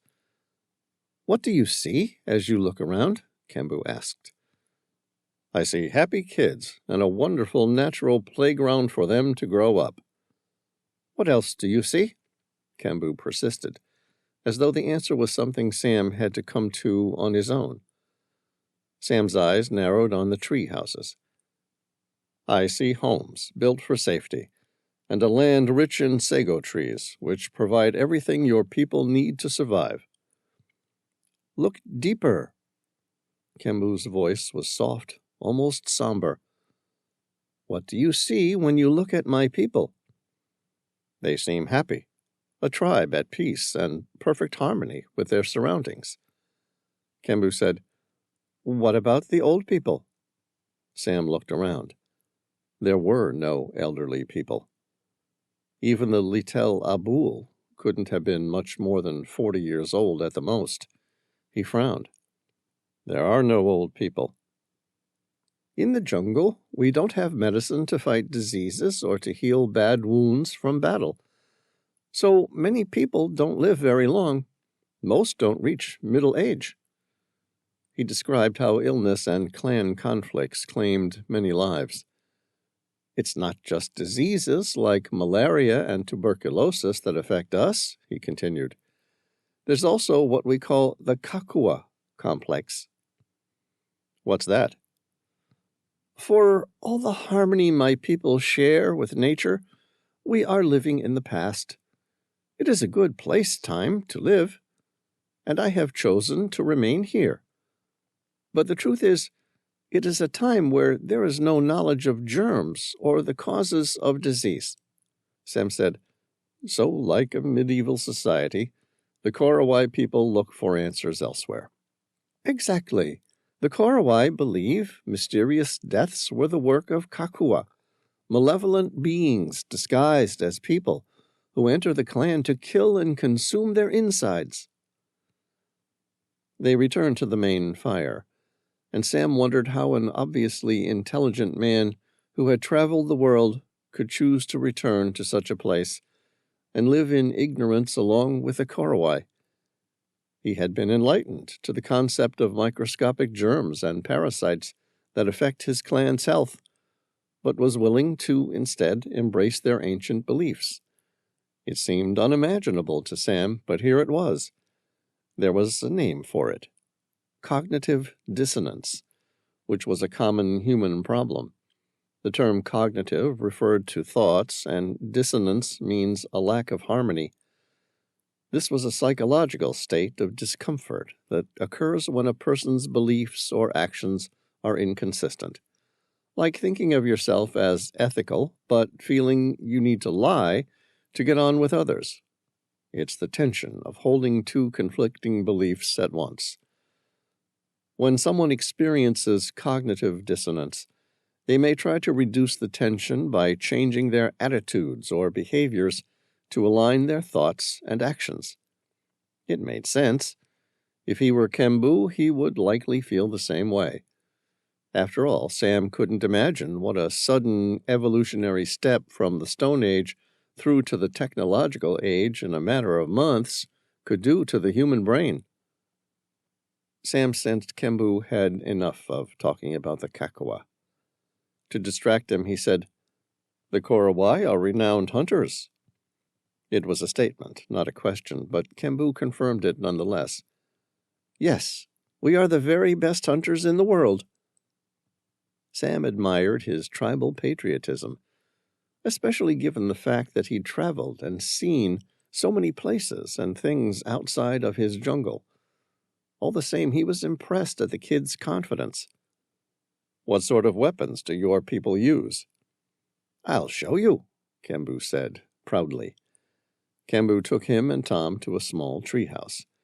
This was at the base of the series of treehouses and landing platforms, and sort of made sense to Sam that the Korowai would arm the lowest part of the camp so that it could be best defended. There was a small table-like platform which housed a series of weapons, so that the warriors could climb down from the treehouse above and immediately challenge any threats to their tribe. Sam watched as Kembu ran his hands over the hunting tools spread out before him: a collection of sharpened wooden spears, blowguns carved with intricate designs, and arrows crafted from slender lengths of bamboo. "These," Kembu said, lifting one of the spears, "are for wild pigs, strong and sharp, good for a close hunt." He put it down carefully and gestured to a blowgun. "And this? It is good for small animals, birds, sometimes monkeys." Sam nodded, following Kembu's every move, but he couldn't help noticing the bundle of arrows lying separate from the rest. The arrow tips had been wrapped with darkened threads, and something about them seemed different, deadlier. "And these arrows?" Sam asked, gesturing toward them.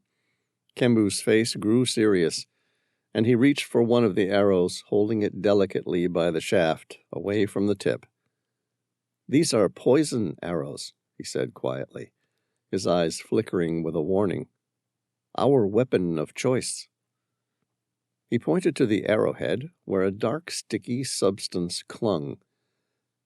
The poison comes from the sap of a tree deep in the forest, Kembu explained. A tree we call waya, but you might know as the Antiaris toxicaria, a.k.a. upas tree. The sap is thick and dangerous. Only a small touch can make a man weak. Kembu looked back at Sam, his expression grave. If a man is hit with one of these arrows, he will feel it almost immediately.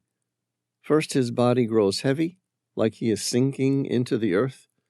Then he cannot move, cannot speak. The poison takes his breath away. Sam's eyes lingered on the arrow, absorbing Kembu's words. It was hard to imagine that such a small weapon coated with a simple substance from the forest could hold so much power. But as he looked into Kembu's steady gaze, he knew the Korowai didn't take these weapons lightly. In their hands, these arrows were both a tool and a warning, a reminder of the balance they held with the jungle around them. Soon after that, Kembu brought Sam and Tom back to the fire. Sam sat cross-legged. Kembu continued his explanation.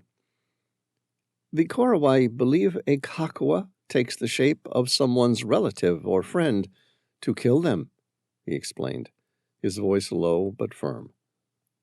While a person sleeps, the kakua begins to eat them from the inside, replacing their flesh with ash, so the victim feels nothing. In the end, the kakua shoots a magical arrow straight into their heart, killing them. Sam thought the Korowai's witch doctors who told such stories could rival Stephen King. Instead of telling Kembu this, he said, "Go on." When a family member dies, the men of the clan find and kill the kakua responsible, he continued. The dying person usually whispers the name of the kakua before they pass. It could be someone from their own treehouse, or another one. Sam asked, "Do you ever eat people killed in other ways?" Kembu frowned. "Other ways?"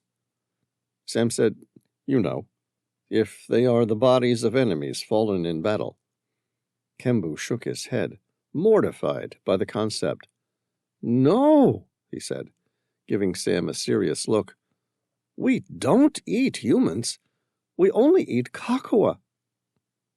Just then another man named Teru, Kembu's cousin, pulled a skull from a bag, a jagged hole visible in its forehead. "This was Lomi," Kembu explained, nodding toward the skull. "Teru killed him 2 years ago. He was a kakua who lived in Yafafla." As Sam looked at the skull in his hands, Kembu continued. "Just before Teru's cousin died, he told him Lomi was the kakua, eating him from the inside. So Teru and the others captured him, tied him up, and took him to a stream, where they shot him with arrows." Teru explained that Lomi had pleaded for mercy, claiming he was innocent, but his cousin's final words had been enough to seal his fate. At the stream, Teru used a stone axe to decapitate Lomi, then held the head high while others chanted and dismembered the body. "We cut his intestines, broke the rib cage, took the arms and then the legs," Kembu recounted Teru's explanation. Teru showed no regret as he spoke. "Revenge is part of who we are," Tembu translated. "When the kakua eats a person, we eat the kakua." This, he explained, was Korowai justice, deeply rooted in their culture. "I don't feel sad about Lomi, even though he was my friend." "That's quite a story," Sam said, regretting he asked about cannibalism in the first place. Kembu, unable to read his uneasiness, said, "Some people think human flesh tastes like long pig, but I think it tastes more like cassowary," referring to the large flightless bird, a little like an ostrich. "At a kakua meal, the men and women eat almost everything, except for bones, teeth, hair, and nails. The brains are the best part," he added, with Teru nodding in agreement. Sam didn't have anything to say to that, so he sat silently. Kembu said, "When everything is finished, we place the bones along the paths into the treehouse clearings to warn enemies." Sam thought of the skull Teru carried with him. "Except for the skull?" "The skull belongs to the one who killed the kakua." Kembu grinned. "And when the meal is over, we beat on the treehouse walls all night with sticks to warn any kakua to stay away." Chapter 63. The fire slowly dwindled down, and one by one people moved up into their tree houses, where they were safe from the ghosts that roamed in the night. Sam had enjoyed the evening. He'd learned more about the Cartwright people than he had expected.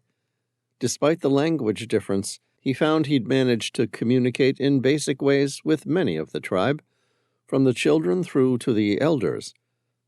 By the time the night's festivities were over, he'd met most of the people in the tribe, or at least met face to face. Some danced with him. Others had shared food. Somewhere during the night, Sam had the realization that he was the oldest, or at least as old as the Litel Abul, who was supposed to be one of the oldest and wisest in the tribe. He thought back to what Kembu had said about there being no old Korowai. It was a sad thought. They had found a unique sort of harmony in life, but in exchange their life expectancy was considerably shorter than those found in modern societies. Kembu stood up and said, "Well, Sam, Tom, I'm glad you came to visit. I'm sorry you couldn't find what you were looking for. Hopefully you'll have better luck somewhere else on the island." "Yeah, hopefully," Sam said. "All the same, I'm happy we got the chance to visit too." "Why is this stick insect so important to you?" Kembu gave him a curious look. Before Sam had the chance to answer, Kembu said, "You must really like insects." Sam laughed. "It's not that. Actually, a friend went missing. It was many months ago now, but the last anyone saw of him was in Papua New Guinea, after he found one of these insects. We discovered the insect's primary food source was the Dutchman's pipe vines. The region where the Korowai live is supposed to have the highest level of these plants, so we hoped our friend might have been here." "Who was your friend?" Kembu asked. "We never actually met him, but his wife asked us to help find out what happened to him. It's a long story. His name was Darren Young." Kembu said the name out loud. It didn't mean anything to him. He shook his head. "I'm sorry, I don't think he came up this way." Sam said, "No, I was starting to doubt it too." "Do you have a photo on one of those magic mirror things?" Kembu asked. Sam grinned. He opened up his phone and showed him an image of Darren Young. Kembu stared at it, really trying to examine the image. Then he shook his head. "No, never seen him. I've only recently got back from my trip in the last few months. Maybe he came to visit while I was away." He then reached for the phone. "Can I show this to some people?" Sam said, "Sure." Kembu took the phone and brought it to Litel Abul. The strong man looked at the image and began to make an almost visceral noise. It wasn't quite a scream, but it was close to it. He backed away from the image as though the magic mirror might hurt him. At first, Sam wondered if he was merely superstitious from seeing the phone. The tribal leader then turned to his warriors and spoke in short, crisp tones. Someone grabbed Kembu, who was still holding the phone, and began to drag him away. Sam said, "What's going on, Kembu?" Kembu seemed to be fighting against the warriors, arguing in his native Korowai language. He either didn't hear Sam, or more likely had his own problems to deal with. The strong man began to raise his voice.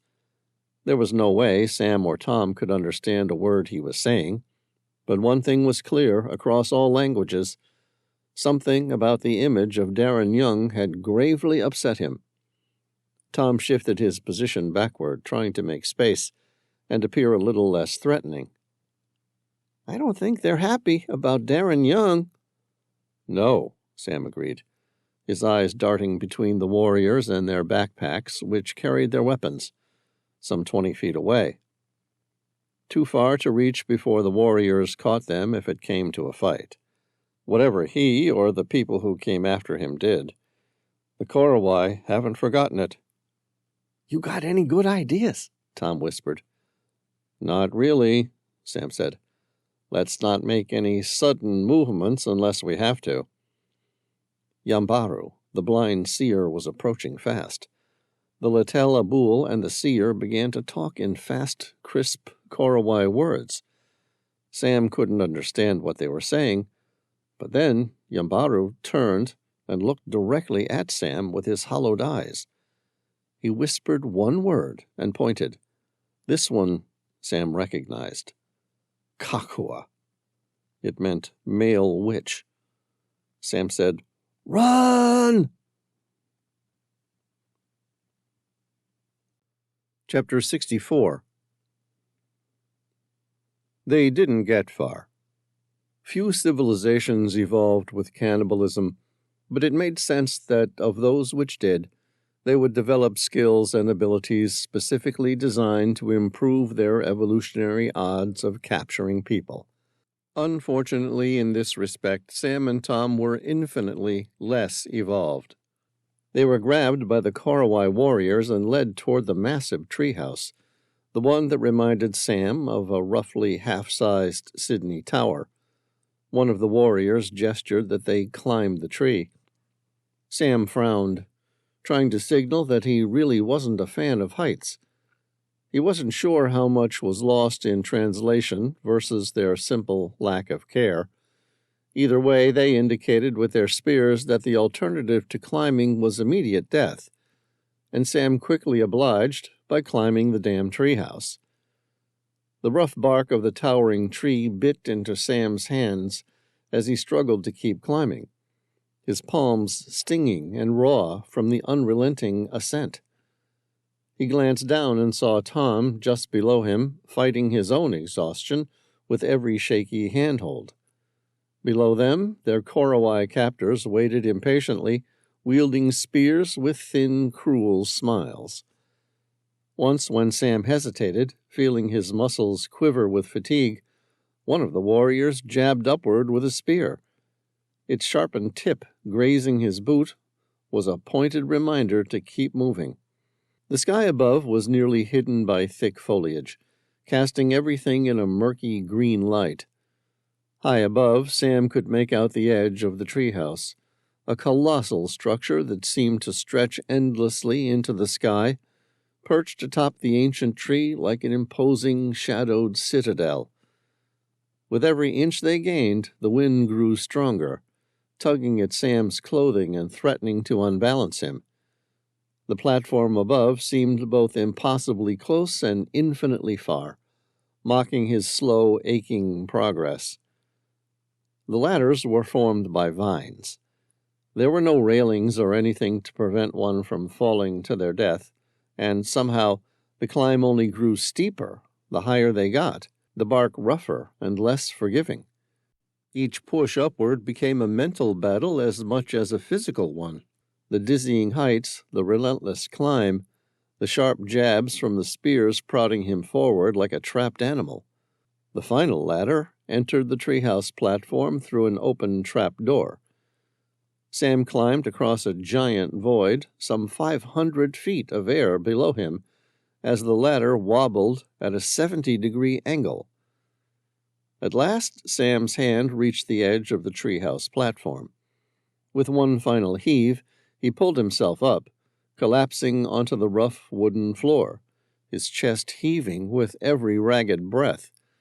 He barely had a moment to catch his breath before he turned, reaching down to help Tom up the last few feet. Tom's hand clamped into his, and together they stumbled forward, leaving their Korowai captors to follow at a slight distance, spears still raised as a silent threat. They were now safe inside the oversized crow's nest.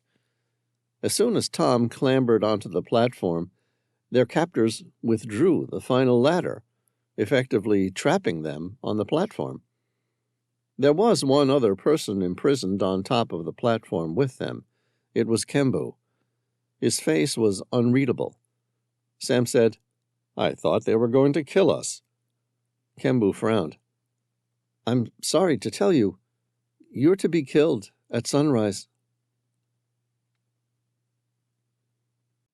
Chapter 65. Sam looked up at the vast night sky. From the crow's nest of the treehouse, it seemed clear and endless, each star a pinprick of light scattered across the infinite darkness. Hundreds of stars shimmered, their soft glow unfiltered by city lights or haze, each one sharp and bright against the inky black. Under different circumstances, Sam would have laid back and enjoyed staring at the sky for hours. A single shooting star arced across the heavens, slicing through the stillness with a brief, brilliant streak of light. It burned white-hot, trailing a delicate, fading glow behind it as it vanished into the depths of the night. Reality hit him, and looking at Kembu, he said, "Please tell me you have my phone." Kembu tilted his head curiously. "Your what?" "The magic mirror that everyone on Earth except your tribe are addicted to 100% of the time." "Oh, that," Kembu shrugged.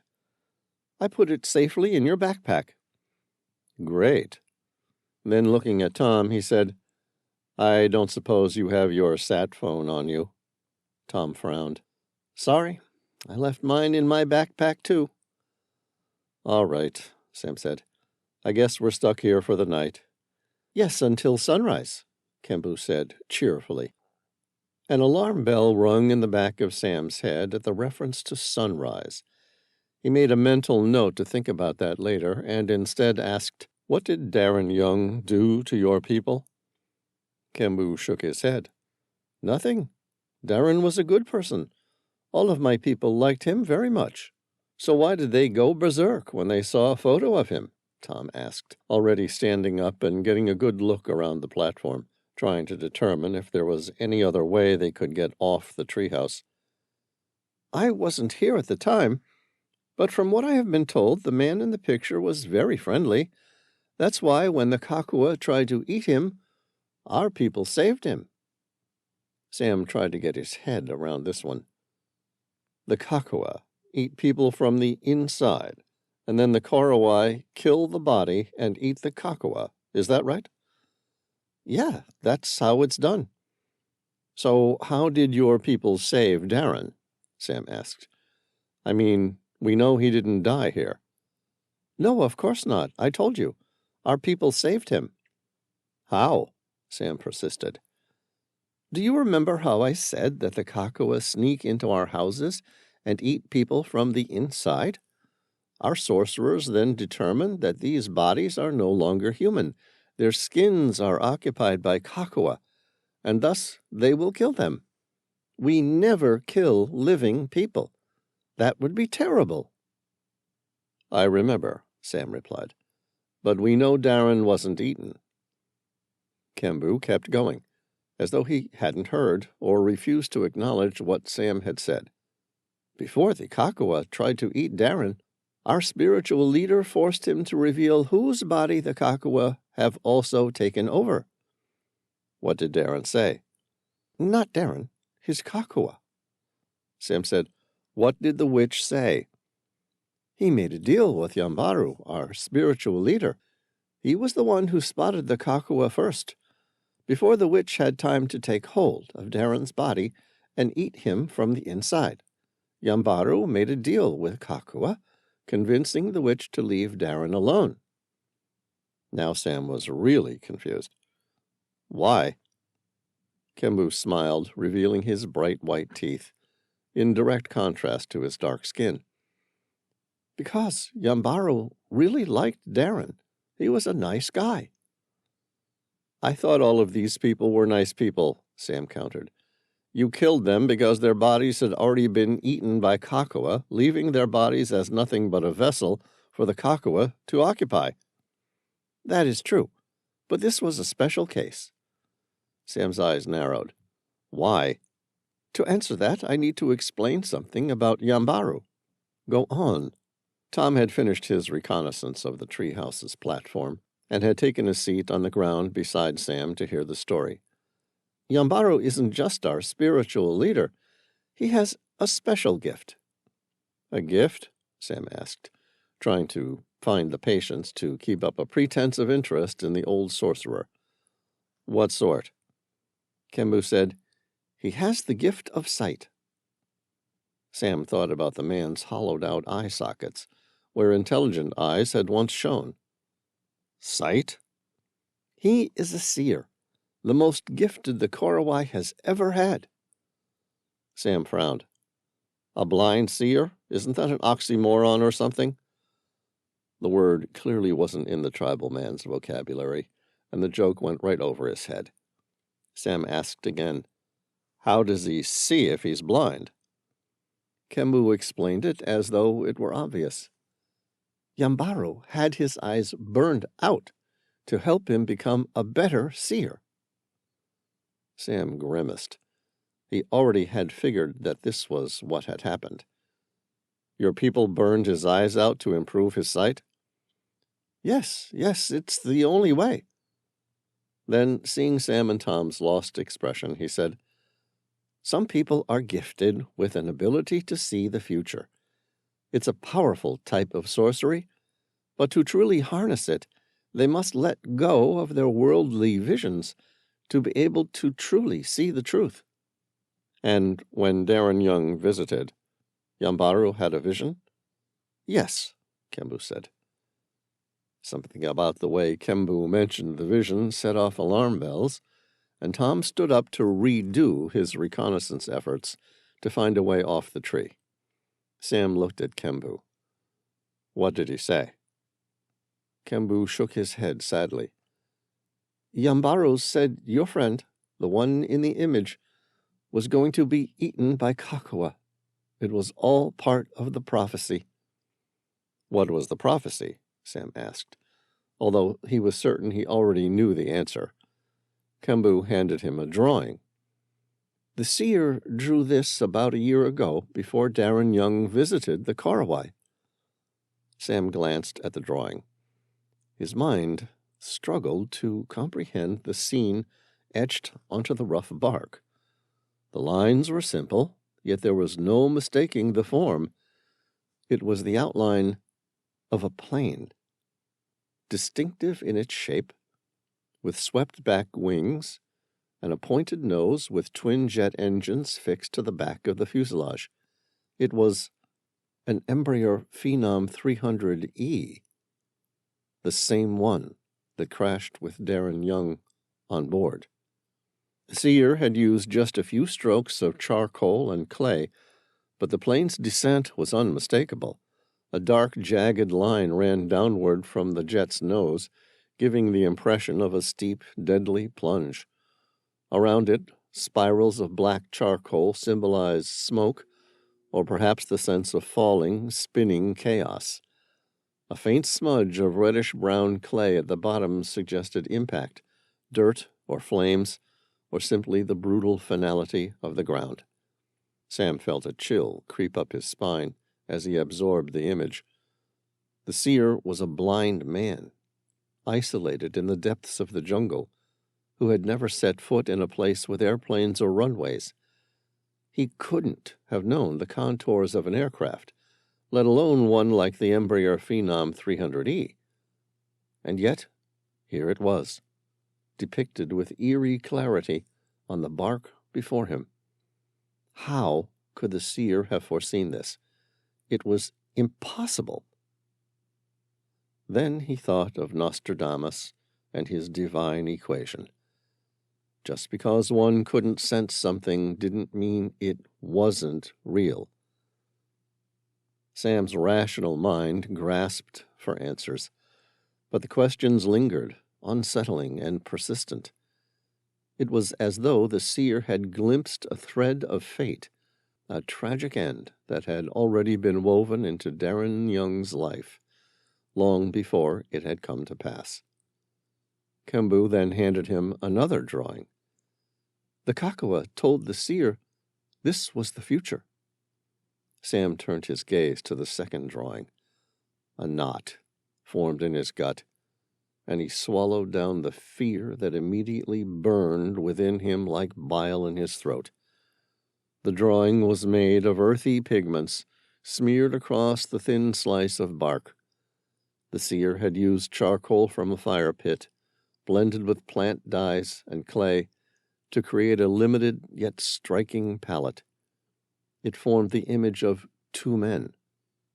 Their bodies were elongated forms, broad at the shoulders and tapering into stick-like legs, as though they were always moving forward. Their faces were ovals, with two black dots for eyes, framed by faint curved lines that suggested subtle smiles or expressions. Despite the simplicity, the seer had added an uncanny detail, a fine smear of crushed seashell powder in each eye, creating a slight gleam. The effect was haunting. It lent a strange life to their features, as though the two figures were watching him back, aware in their own way. It was a crude likeness, yet there was no doubt about who each figure represented. The two men were Sam and Tom. The Kakua said that one day these two men would come asking about their friend. The men in the picture. Yes. What else did they say about Tom and me? Kembu said, they were both Kakua. Sam swallowed hard. They're going to eat us, aren't they? Kembu gave a half shrug. Life is temporary. Sam said, yeah, well, if it's all the same to you, I'd like mine to last a little while longer. He glanced at Tom, who was working to remove part of the railing, a thick tree branch. Sam thought he was being hopeful if he thought he could use that to get off a 500-foot treehouse.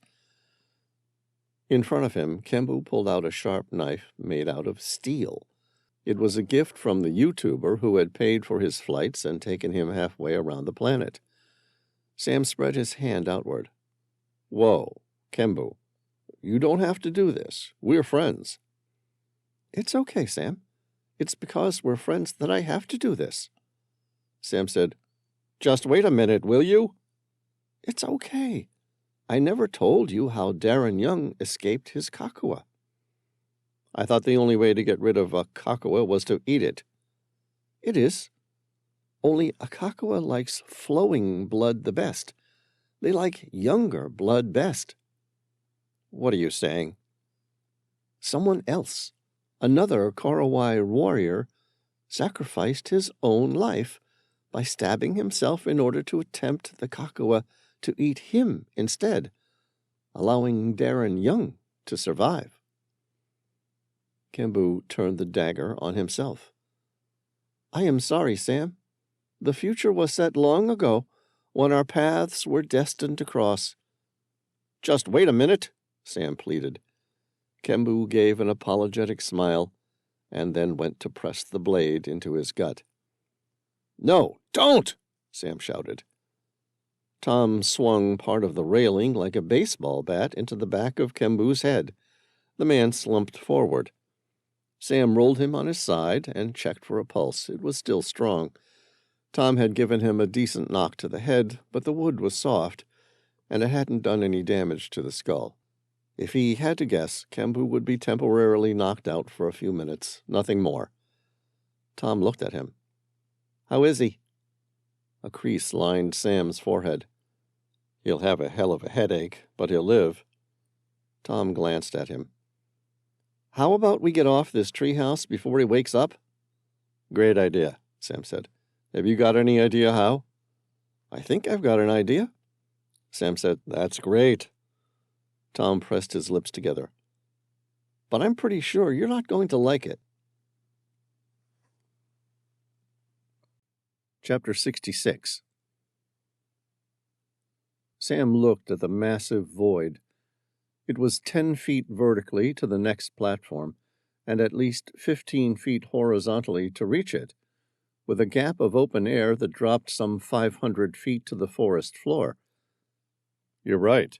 Sam swallowed the rising panic that threatened to choke him. "I don't like it." "It's really not that bad." Tom's eyes drifted toward the next platform down. "What's that, a gap of 15 feet with a drop of 10? An average long jumper can clear 20 feet, and Bob Beeman cleared 29 feet and 2.5 inches at the 1968 Mexico City Olympics."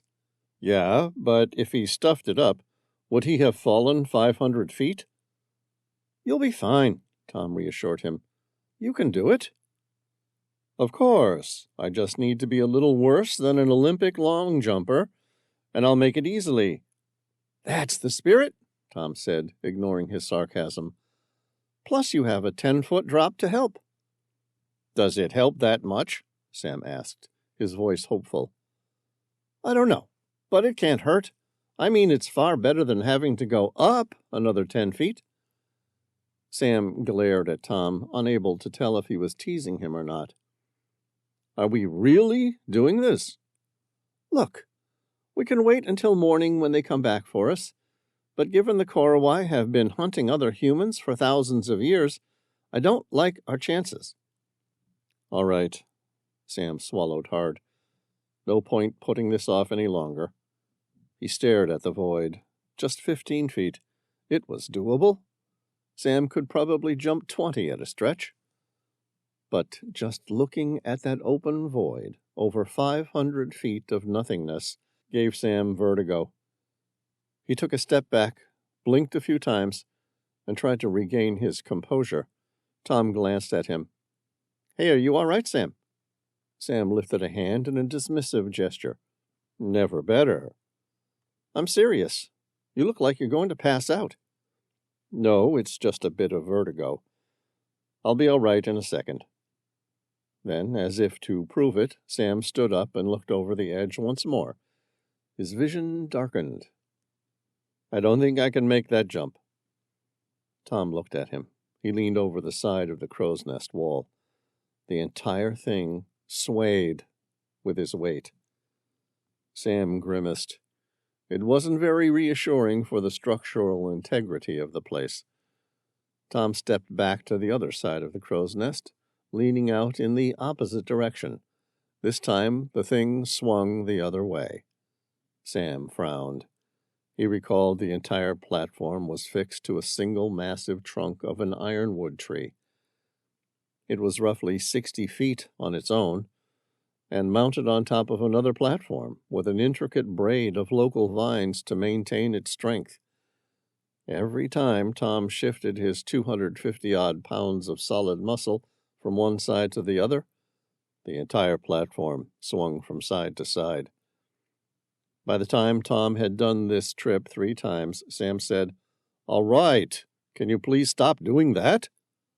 "Sorry," Tom replied. "I think I have the solution." "Am I going to like this one much better than the last?" "I don't know. You can't like it less." "That's true." Sam blinked the vertigo out of his head a few times and said, "What have you got?" "We rock this thing over." "How far?" "Until it's barely a little more than a step." Sam grimaced. "That's your plan?" Tom shrugged. "You got a better one?" Chapter 67. Sam didn't have a better one, so they were going to try Tom's. But here's the thing. You get to try long jump at a sports oval as many times as you like. If you lose chess, you get another go. But with this, Sam and Tom had just one chance to get it right. One chance to commit to it. Together. Because otherwise one person would become trapped on the top, while the other one made it, or worse still, didn't make it across to the next platform. Tom looked at him. "Let's do a trial run, one to the west, then one to the east, And then it's showtime. Got that? Sam glanced at Tom, then back to the 15-foot gap below. It was an impossible distance. One misstep and they'd fall 500 feet. But with no other choice, he gave Tom a nod. Let's give it a shot. Good. Tom drew a breath. Ready? On the count of 3. Sam nodded and grinned. 3, he said, always having hated the waiting the most with these sorts of things. They started running back and forth across the crow's nest, their combined weight sending the structure into a rhythmic sway. Tom said, We're gaining momentum. Let's do another one. Good idea, Sam said, only a little worried the entire treehouse would fall down. With each pass, the platform leaned a little further over the gap, groaning under the pressure. Sam could feel the flex in the vines and wood, the whole structure creaking and shifting. He focused on the platform below, counting each swing, waiting for just the right angle. Last one, Tom said. Sam nodded. This is it, all in. Together they ran full speed at the western side. Roused by the sway of the platform, Kembu started to sit up. He touched the side of his head where Tom had struck him with one of the branches that had been part of the railing. He looked at Sam and Tom, a confused expression on his face. What are you doing? Sam and Tom ignored him. They were sprinting toward the western edge, the entire crow's nest swaying beneath their feet. Sam placed one foot on the sturdy railing, feeling the structure groan in protest as he pushed off as hard as he could. In a fraction of a second, he saw they had timed the pendulum's swing perfectly. The gap was now just 7 or 8 feet apart. In that moment, with the adrenaline surging in his veins, Sam thought he could have been a contender for a gold medal at any Olympics. Sam felt the weightlessness of freefall. Flying through the air, his heart hammering in his chest, he knew he was committed. The outcome was no longer in his hands. His feet hit the second platform with a jarring impact, the shock shooting up his legs as he rolled to absorb the impact, skidding across the rough wood. His relief had been premature. The momentum carried him too far. The edge rushed up to meet him, and in a flash of panic he felt himself slip over it, his fingers scratching at the flooring, unable to find purchase. Sam's stomach lurched as he teetered on the brink, the void yawning beneath him. A hand shot out, gripping his arm with iron strength. Tom. Sam felt his breath catch as Tom heaved, pulling him back onto solid ground. His legs shook as he lay on the platform, gripping the wood as if it might vanish beneath him. Sam grinned. Thanks, Tom. That's 16. Tom gave him a puzzled grin. I thought we stopped counting the number of times I've saved your ridiculous life. We have, Sam shrugged. But that one was so damn close. I thought it was worth mentioning. Next time, Tom muttered, a hint of a grin breaking through, try sticking on the landing. Good idea, Sam agreed. Come on, let's get the hell out of here. Within minutes, they had silently climbed down the rest of the treehouse, quietly tiptoeing across the platforms with Korowai tribesmen sound asleep. On the platform second from the ground, a woman rolled over, her big eyes staring at Sam and Tom. Sam smiled at her, and she returned the smile. She watched them go with curiosity gleaming in her eyes, but no malice. They hurried down the final ladder, descending as fast as they could, hands blistering as they slid and leapt from rung to rung. Their feet hit the forest floor, and without a second glance back, they took off into the thick undergrowth, branches and vines tearing at their skin as they ran.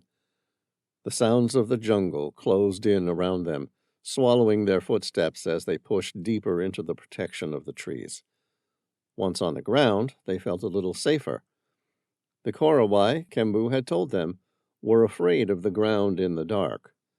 They believed in a world where witches came out to hunt the forest floor at night. Sam and Tom reached their backpacks near the still smoldering fire. Inside, Sam grabbed his cell phone, which was enabled for satellite calls, and his Heckler & Koch MP5 submachine gun. He placed the loaded Glock in his cargo pocket, along with a spare magazine, and left the rest of their supplies to the Korowai. Tom grabbed his Glock and Benelli M4 shotgun. Sam glanced at the GPS on his phone. He pointed in the direction they needed to go, and they both set out at a steady jog.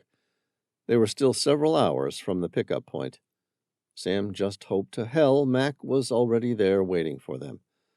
The sunrise seemed to come early, its radiant glow spreading dappled light through the jungle's canopy. The Korowai hunters would already be on their trail. There was only one reasonable direction for them to go. The Korowai weren't stupid. They would know it too. What made things worse is they would know the fastest route to get there, and they could move much quicker than either Sam or Tom through the dense jungle. As Sam and Tom sprinted through the dense undergrowth, a sudden sound cut through the stillness of the jungle. It began as a low rhythmic murmur like the distant rumble of a storm, but within seconds it grew louder, breaking into fierce, sharp yelps that echoed through the trees. The Korowai hunting party's chants rose and fell in a haunting cadence, each cry punctuated with a throaty, guttural edge that sent a chill down Sam's spine. It was a call to action, swift, deliberate, and undeniably ominous. Sam didn't need to see them to know what the sounds meant. The Korowai hunters were rallying, their voices layering together in a primal harmony that pulsed with intensity, resonating with a primeval energy that filled the jungle. Their cries weren't random. They were synchronized, a heartbeat of war that signaled their readiness to hunt or confront. Sam's pulse quickened, and he looked sharply at Tom, catching the same realization in his eyes. "Run!" Sam barked, not wasting another second. Chapter 68. Banga Airstrip, West Papua. The poisoned arrow whizzed past Sam's head. He ducked under a fallen tree, turned, and fired a short burst from his submachine gun. The rounds ripped into the trees just above the Korowai hunters. True to the legends, the warriors didn't flinch.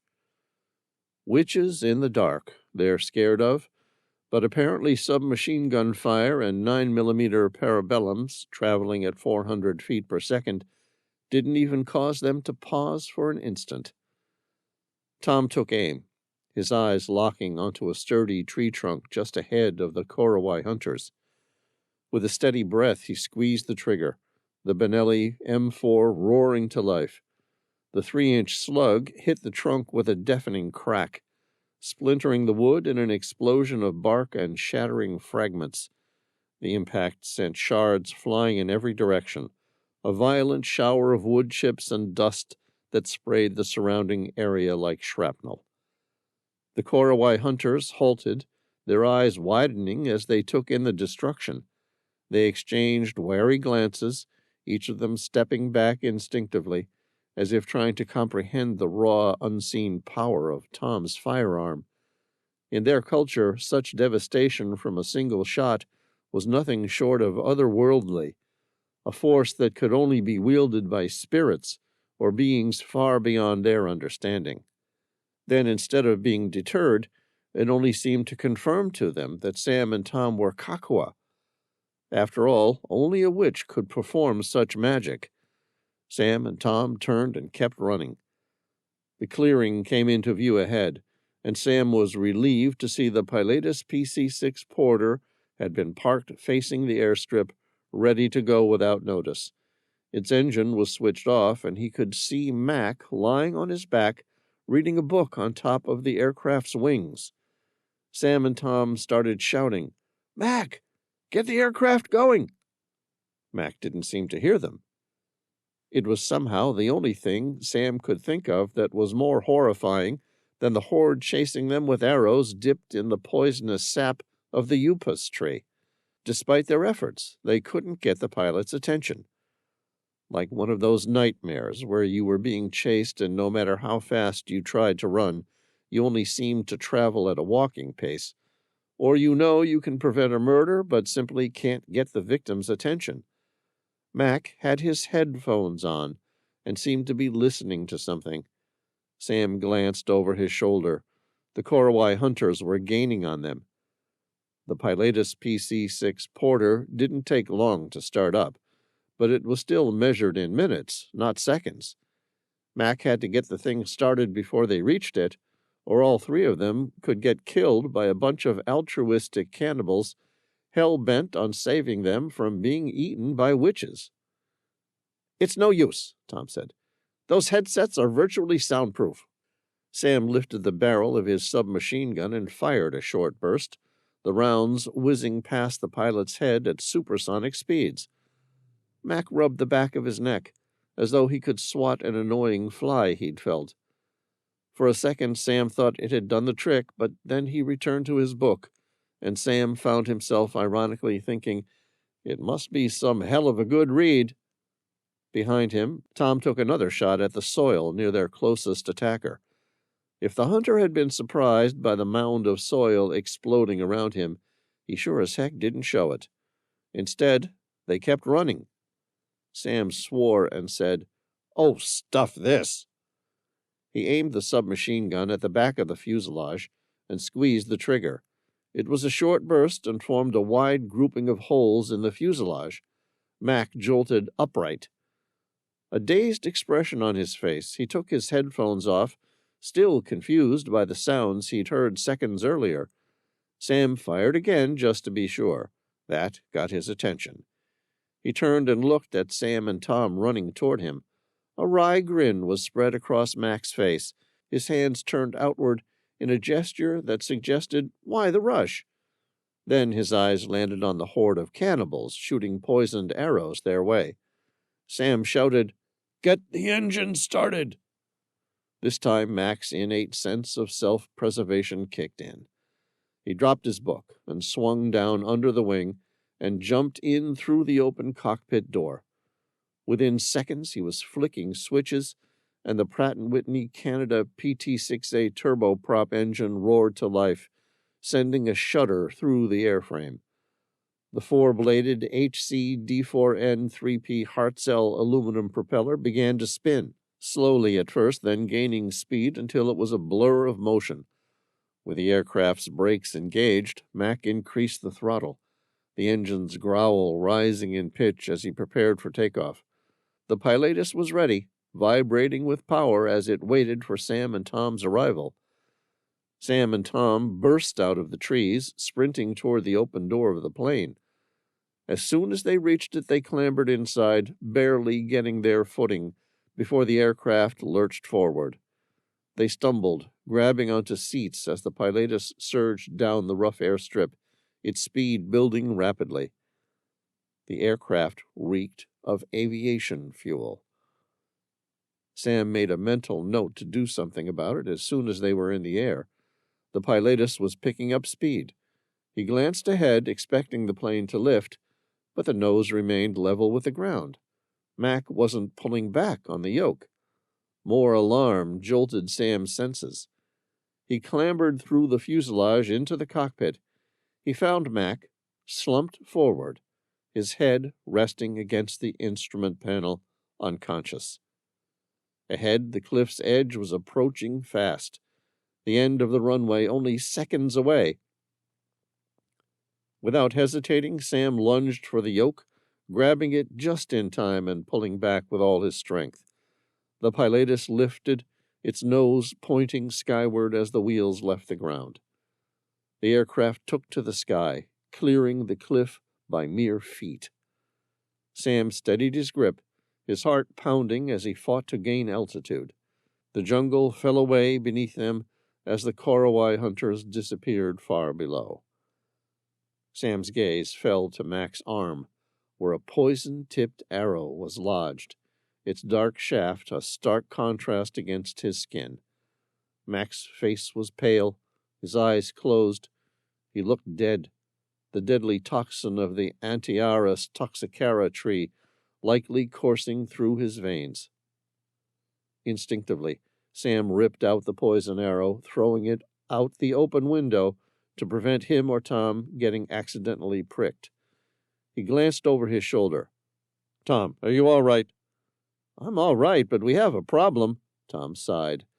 "Remember when you shot at the aircraft to get Mac's attention? It looks like you hit the fuel tank." "No way," Sam replied. "I put a tight grouping in the fuselage, nowhere near the wing."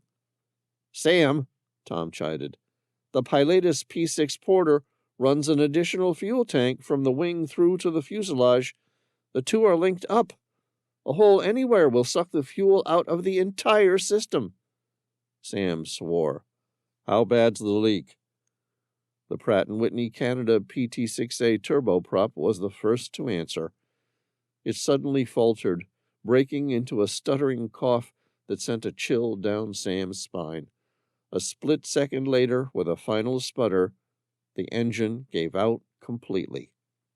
Silence filled the cockpit as the last of the fuel was spent, and the propeller slowed from a blur to visible blades, each rotation growing slower, until it finally stopped altogether, suspended in eerie stillness.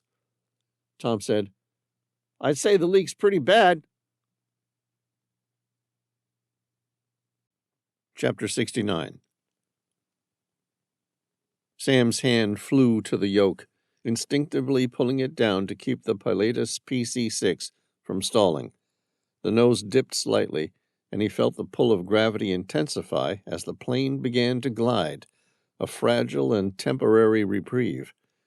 His fingers moved to the ignition switch, flicking it desperately, the engine only offering an empty click in response. "Clip in, Tom," Sam said. "This is going to be a hard landing." "You want me up there?"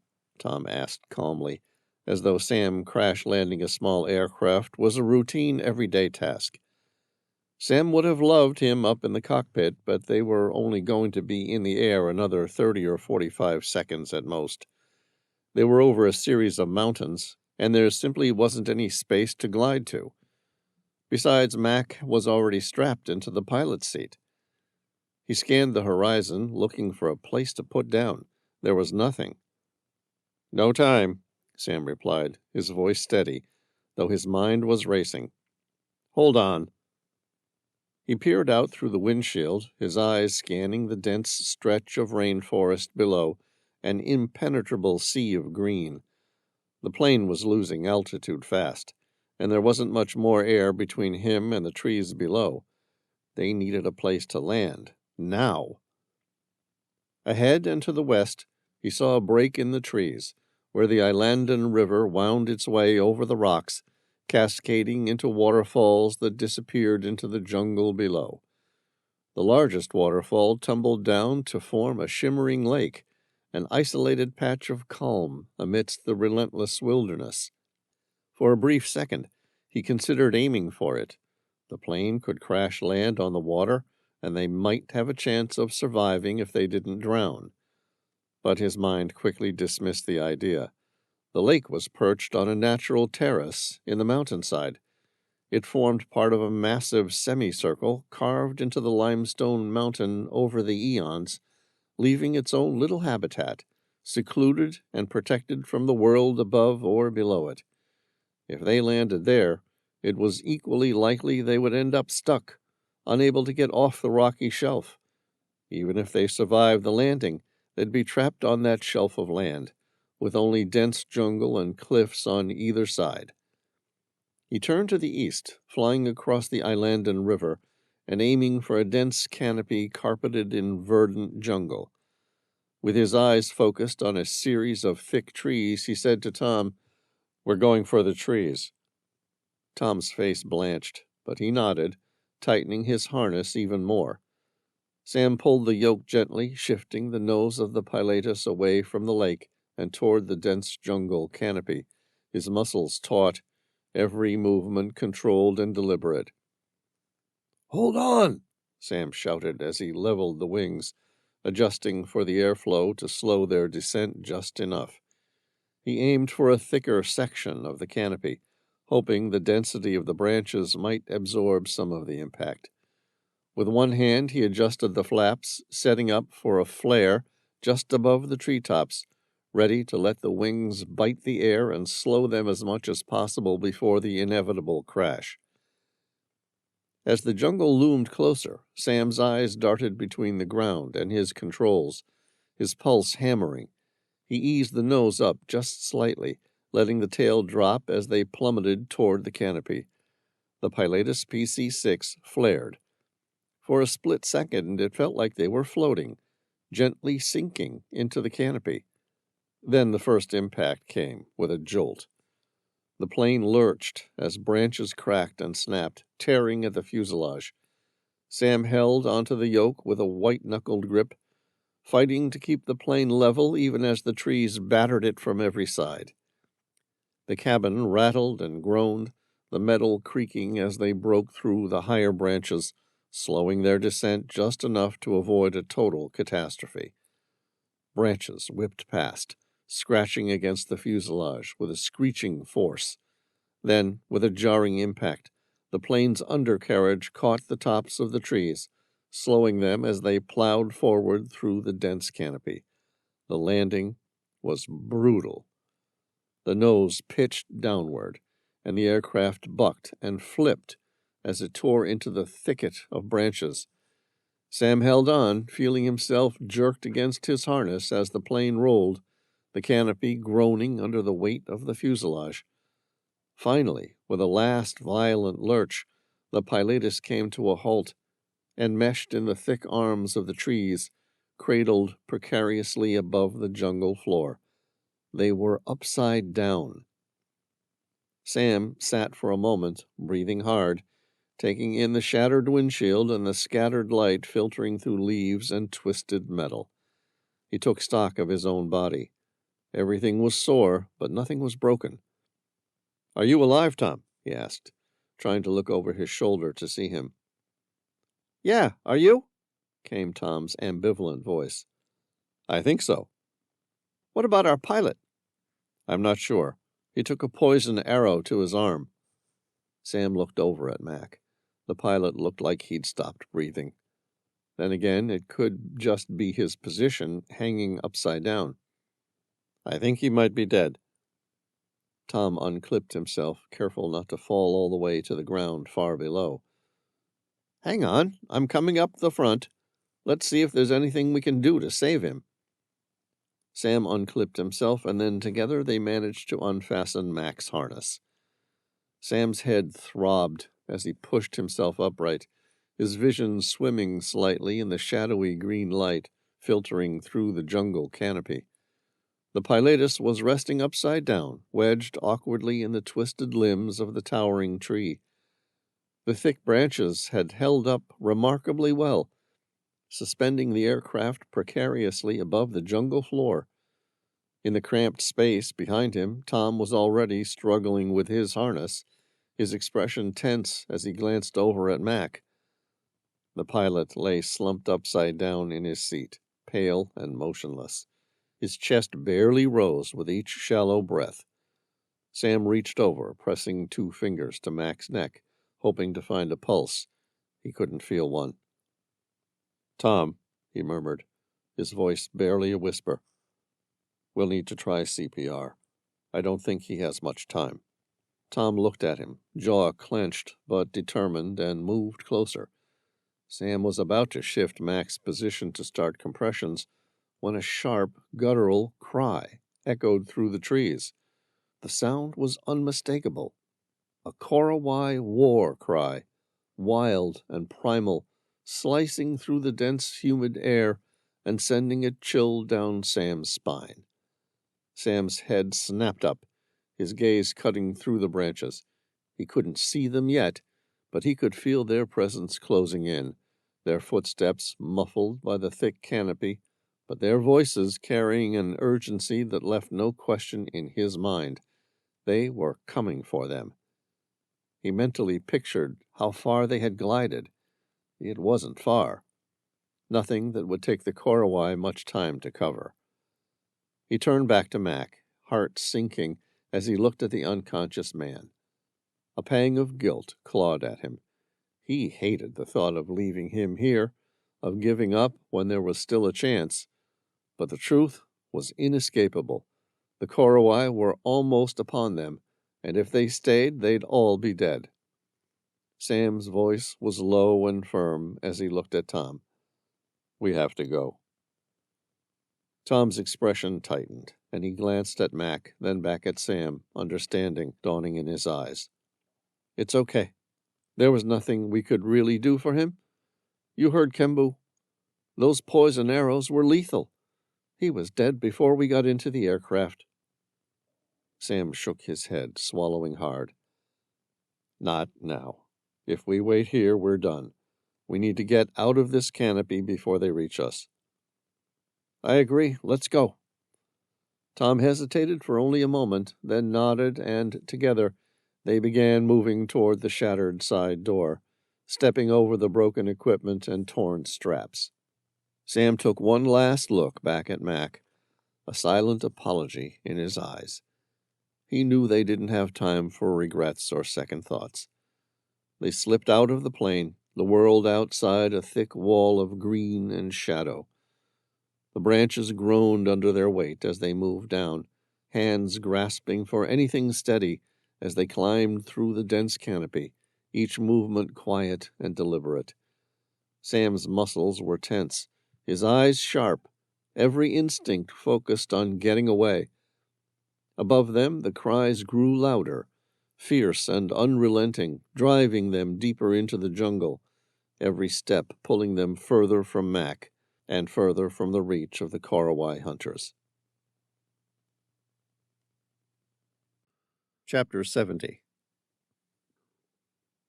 The pounding footsteps behind them grew louder, relentless.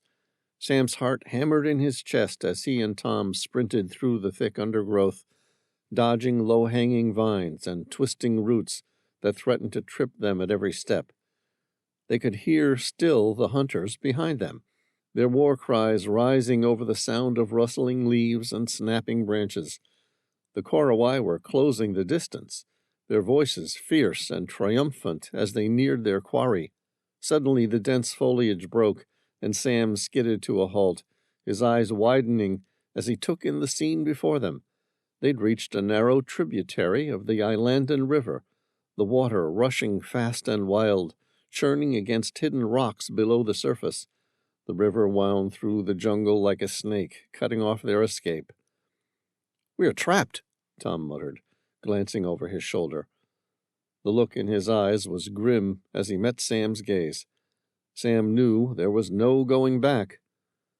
The hunters' shouts were just very near now, their figures flitting between the trees as they closed in.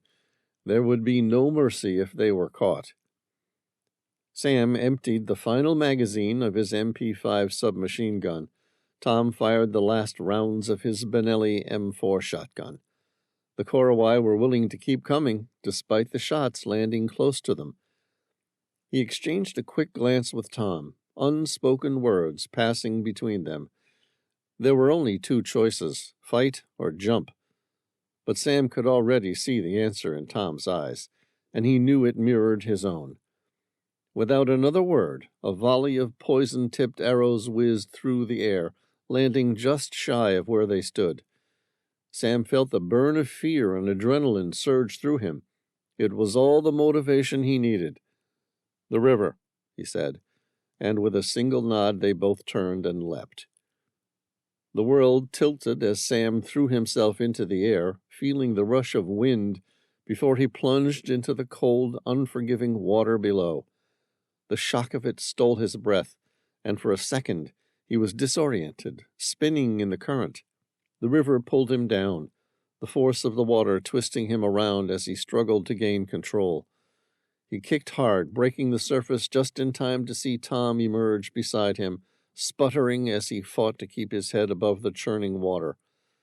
The current was stronger than he'd anticipated, tugging them downstream, away from the shore and away from the Korowai. Sam stole a glance back, catching a glimpse of the hunters standing at the riverbank, their faces shadowed but unmistakably furious.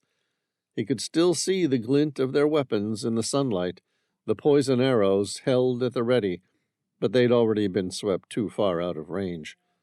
The hunters could only watch as the river carried them away. Chapter 71. They dropped down another small rivulet into the next tier. Sam's head broke the surface, gasping for air as the cold shock of the water numbed his limbs and jolted his senses. He struggled to keep his head above the swirling torrent, the relentless force of the rapids tossing him like a leaf caught in a storm. Beside him, Tom fought to stay upright, his eyes wide and panicked as they surged down the tributary. The water was a mesmerizing mix of deep blues, greens, and turquoise, the colors shifting and blending with each dip and rise. They were flowing over smooth limestone rocks polished by centuries of rushing water, but the beauty of it was lost in chaos, as every few seconds another drop pulled them down, small waterfalls sending them plunging into deep pools before they bobbed back up again breathless. Arrows splashed into the water just ahead, the tips cutting through the surface with a sharp hiss. Sam glanced up, barely catching a glimpse of the Cartwright hunters racing along the banks, shouting and gesturing as they drew their bows again, aiming right at them. "Under!" Sam yelled, and he grabbed Tom's shoulder, pulling him down just as more arrows sliced through the air where their heads had been moments before. Beneath the surface, everything was a surreal blur of blue-green light and swirling debris. Sam's lungs burned, and he kicked upward, desperate for air. They broke the surface, only to be hit with another drop, tumbling over a rocky ledge that sent them crashing into the next pool. Sam caught sight of the main river ahead, the wide, powerful flow of the Islandan. It loomed like a churning wall of white water, merging with the tributary and surging forward with renewed force. The pull was fierce, a rapid tug that left no room for hesitation. They were in the main river before Sam could draw another breath, the current sweeping them with a speed that left the hunters behind, their figures dwindling on the shore as the distance grew. But there was no relief in it, only an ominous dread as the river tightened its hold, the water funneling them towards something hidden just out of sight. Sam's pulse quickened, and he glanced at Tom, who clung to a floating branch, his expression a mix of relief and fear. The river picked up speed again, the water growing colder and darker, narrowing between limestone cliffs that jutted up on either side, creating a steep gorge. Sam felt the current pulling him harder, drawing them toward the unknown ahead. He could hear the low, thunderous rumble of something vast, an ominous sound that grew louder with each second, reverberating through the stone walls of the canyon. The rumble grew to a deafening roar as the river's current yanked Sam forward, dragging him toward the edge of the waterfall. He barely had time to catch his breath, his heart racing as he glanced at Tom, who was being pulled right alongside him, eyes wide with fear. They shared a final, helpless look before the current seized them both, flinging them into the open air. For a split second they were weightless, suspended above a dizzying drop. Below, the river spread out in vibrant layers, shimmering in the sunlight as it cascaded down to a middle tier. Sam had only a moment to take it all in. The plunging cliffside, the swirling mist rising from the crashing water below, the dense jungle clinging to the limestone banks. Then gravity took hold. They plummeted, the rush of air filling Sam's ears, and then he hit the water with a force that knocked the breath from his lungs. Cold, crushing darkness surrounded him, dragging him down into the depths. The world was a spinning, chaotic blur as he fought to orient himself, kicking upward until he finally broke the surface, gasping for air. Tom bobbed up beside him, coughing and spluttering as he wiped the water from his face. They had landed in the middle tier of the Islandan River, a wide basin carved into the cliffside, encircled by thick jungle. The water here was calmer, though still flowing steadily downstream, the deep blue hues blending with streaks of green where sunlight pierced through the trees above. Sam took a moment to catch his breath, blinking water from his eyes as he scanned their surroundings. The steep limestone walls of the gorge rose around them, slick with moss and impossible to scale. The Korowai were nowhere to be seen, left behind by the waterfall above, but he knew they couldn't stay here for long. The river would carry them downstream again, and he had no idea what lay beyond this point. Tom paddled closer, his face pale but determined. "You okay?" he asked, his voice hoarse from the exertion. "Yeah," Sam replied, his voice steady despite the lingering adrenaline. "But we need to keep moving before they find a way down." Together they let the current pull them along, keeping close to the river's edge, where they might find some purchase if they needed to. The middle tier of the river was quieter, but Sam knew better than to trust the peace. They were deep into Korowai territory now, with no allies and no way out. There was only the river to guide them through the heart of the jungle, and in the torrent of the river they had lost both their main weapons, leaving them with only their Glocks as weapons of last resort. Chapter 72. Sam's fingers dug into the gravel at the lake's edge. He pulled himself onto the shore with the last reserves of his strength. Every muscle ached, his breaths shallow and ragged, but he was alive. He rolled onto his back, gazing up at the sheer limestone cliffs that arched around the lake in a towering semicircle. It was a place apart, an ancient harbor carved out of the mountainside, with thick emerald foliage cascading down the rock face and massive trees leaning over the water's edge.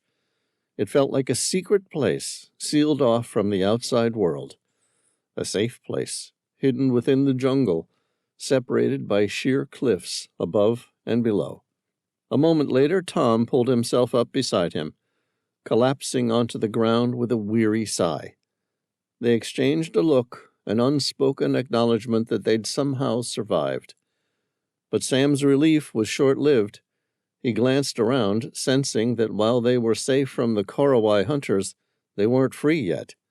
This hidden lake might be as much of a trap as it was a refuge.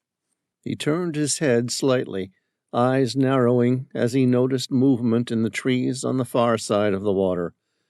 It was the only side where Sam and Tom could climb out of the water, which meant whatever dangers waited for them in that direction, they were going to have to meet them.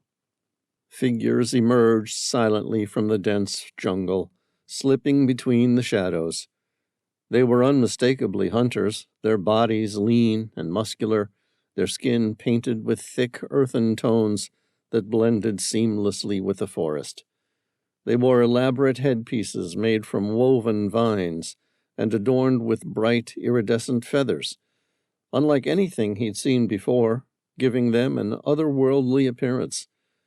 Each feather seemed to catch the light, flashing shades of green and blue, standing out in stark contrast against their skin. They carried long, sharpened spears and slender curved knives, glinting with a cold edge. Their eyes were sharp and dark, fixed on Sam and Tom with a predator's intensity. Though they were naked like the Korowai, their bodies were marked with intricate, swirling patterns of white clay, carefully applied in spirals and geometric shapes that seemed almost ritualistic, marking them as something apart. Across their chests they wore narrow leather straps, adorned with small bones and beads, their symbolic meaning unknown, but adding an air of authority and mystique. One of the hunters stepped forward, his gaze steady and unreadable, his spear tip gleaming as he angled it slightly in their direction. He raised his free hand in a gesture that was neither welcoming nor hostile, a flat palm held toward them. signaling them to stay put. Sam's muscles tensed as he sat up slowly, his eyes never leaving the hunters. These weren't Korowai. They were from a different tribe entirely, but Sam could see they were no less formidable. If anything, their poised silence and their ritual markings on their skin suggested a deeper, more methodical danger. They were hunters in the truest sense, disciplined, wary, and unfazed by Sam and Tom's presence, as though they had been waiting for them all along. Sam gave Tom a barely perceptible nod, a silent agreement to stay calm, to follow these strangers' lead. They were outnumbered and poorly armed to defend themselves, and any sudden movement could be their last. As they watched, the lead hunter lowered his hand, his dark eyes watching Sam with an unblinking focus. They didn't have the strength to run or fight. One of the hunters placed a spear at Sam's throat and spoke in a language distinctly different from the Korowai, yet no less understandable. Another hunter approached. He had a series of small skulls attached to his necklace, suggesting he was most likely the tribe's chief. Tom frowned. "Leave it to us to fall into the hands of another cannibal tribe." Sam said, "I swear I cursed the day Darren Young sent me a text as he was dying." The warriors all jumped back, almost frightened by the mention of Darren Young's name. Tom exchanged a glance with Sam. "What is it with this guy? Did he manage to upset everyone on this forsaken island?" The warrior chief looked at Sam and, speaking in perfect English, said, "What do you know about my dear friend Darren Young?" Sam looked at the warrior chief. He had purple eyes. Sam grinned. "Almost nothing at all." Chapter 73. The warrior chief's name turned out to be Matukai.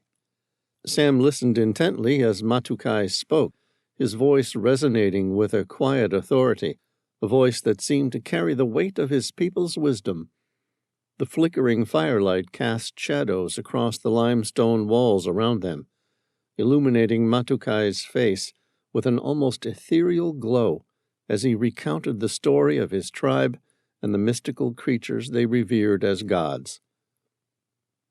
"Darren Young came here, seeking the immortal Draucosaurus," Matukai said, his gaze shifting to a spot in the distance, as if the mere mention of the creatures drew him back to memories older than words. "These beings, with their gold-red shells that shimmer in the light, are sacred to us. They draw all forms of life. Birds, fish, even the smallest creatures of the jungle are attracted to them, as if pulled by some unseen force. It is because of them that our home thrives, this small sanctuary carved into the limestone cliffs, secluded from the outside world." Sam tilted his head with curiosity. "You call them immortal Draucosaurus, too?" "No, that's the name Darren Young had given them," the chief smiled. "To us they are merely called the Immortals. They are our gods." "Gods?" The chief arched an eyebrow. "What other name would you give a creature that doesn't seem to die?" "Good point," Sam agreed. "How many of these immortals live here?" Sam asked, out of curiosity. 8. "Just 8?" Sam asked, surprised by the low number. "Always 8. They self-reproduce when one dies, yet they intrinsically seem to know that the habitat has enough space for 8 to survive." "Interesting," Sam frowned. "I thought you said these are immortal." The chief turned his palms outward. "Sometimes one of them will go off the waterfall. Maybe it dies, and maybe it doesn't. Either way, it disappears from our lives. Then, just as quickly, a new one arrives, as if by magic. Sam exchanged a glance with Tom, whose expression reflected the same mix of awe and intrigue that he felt. A creature so unique it could attract entire ecosystems, and by some prehistoric grace, sustain them over millennia. He couldn't deny the reverence in Matukai's voice, nor the feeling that they were indeed standing in a place untouched by time. Matukai gestured to the sheer cliffs that encircled them, protecting their home like a fortress. For nearly 60,000 years, this small land, no more than 5 miles squared above ground and another 10 underground, has been enough. Here we have everything we need, and our lives are preserved, unchanged. Our ancestors did not seek to leave, nor do we. Sam noted the pride in Matukai's voice as he spoke of his people's desire, or perhaps lack of desire, to venture beyond this hidden oasis. It was an idea foreign to Sam, the notion of choosing to stay, to root oneself so deeply in one place. And yet, as he glanced around at the towering limestone walls and the lush, self-sustaining paradise within them, he began to understand. In this place, untouched by the passing years, there was peace. "Do you know why your eyes are purple?" "We do not know why we are this way," Matukai continued, lifting a hand to his own purple-hued eyes. "Our eyes, our lives, we are different. We have always known this. Some of our people live long, much longer than yours, I suspect. The oldest among us live for 5 centuries or more." His gaze held the wisdom of the ages. Sam felt the truth of those years reflected back at him, like looking into a deep pool. "Do some people ever leave?" Sam asked. "Occasionally there are warriors," Matukai added, his tone softening. "Young ones who feel the call to explore beyond these cliffs, who wish to know the outside world. Yet they always return, and once they are home, they have no desire to leave again." A heavy silence settled between them, and Sam found himself absorbing the strangeness and beauty of it all. This place, this people, preserved through millennia, bound to a mysterious, godlike creature whose glow kept life pulsing through the heart of the jungle.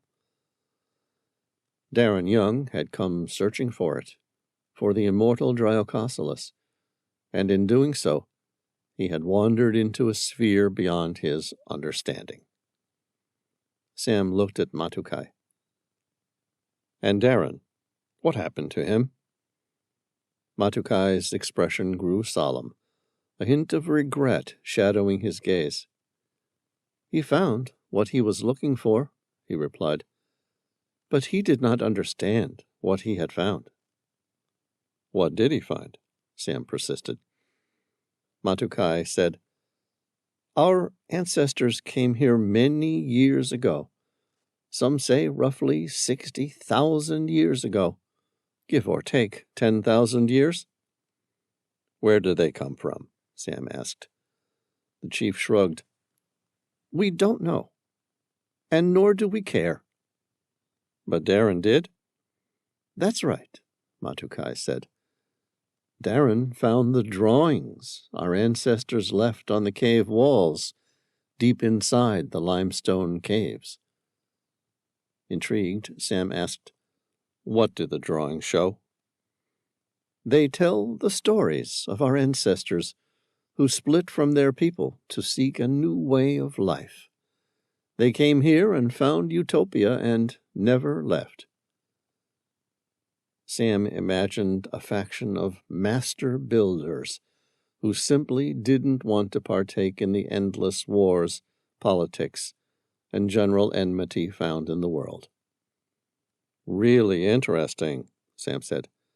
"And Darren Young visited this place?" "Yes." "Did he find anything?" "Of course. There's a map. It shows where our people came from. It even revealed an ancient temple." "He was going there next?" "Yes. He spent 3 weeks here studying the pictographs, then set out to find out where the immortal Dryococelus originated." "Did he find it?" Sam asked. "Yes, but I can't tell you where they were found." Another dead end. Then, seeing Sam's face, the chief said, "But I can show you the map." Chapter 74. Sam stepped into the massive maw of the cave. He adjusted his flashlight, the beam slicing through the dense darkness of the limestone tunnel ahead. A cool, earthy scent filled his senses, mixed with a faint, damp air that seemed to cling to the stone walls. Beside him, Tom kept pace, his own light flickering over the rough surfaces, picking up streaks of mineral deposits that glimmered faintly under the artificial light. Matukai walked ahead, his steps sure and silent, navigating the maze-like passageways with ease. Sam couldn't help but marvel at the way the warrior chief seemed to know each twist and turn by heart. He probably could navigate these tunnels with his eyes closed. There was an unspoken reverence in the way Matukai moved. These walls were as known to him as his own hands. They moved deeper, the tunnels narrowing in places, and then opening unexpectedly into larger chambers, where limestone formations hung from the ceiling in large stalactites, shimmering like the teeth of some prehistoric creature. Each step felt like they were slipping further into a hidden place, untouched by time. "How far does this go?" Tom asked in a hushed tone, his voice echoing faintly. Matukai paused, glancing back at them. "Far enough to protect us from the outside world," he replied quietly. "These tunnels have sheltered my people for thousands of years.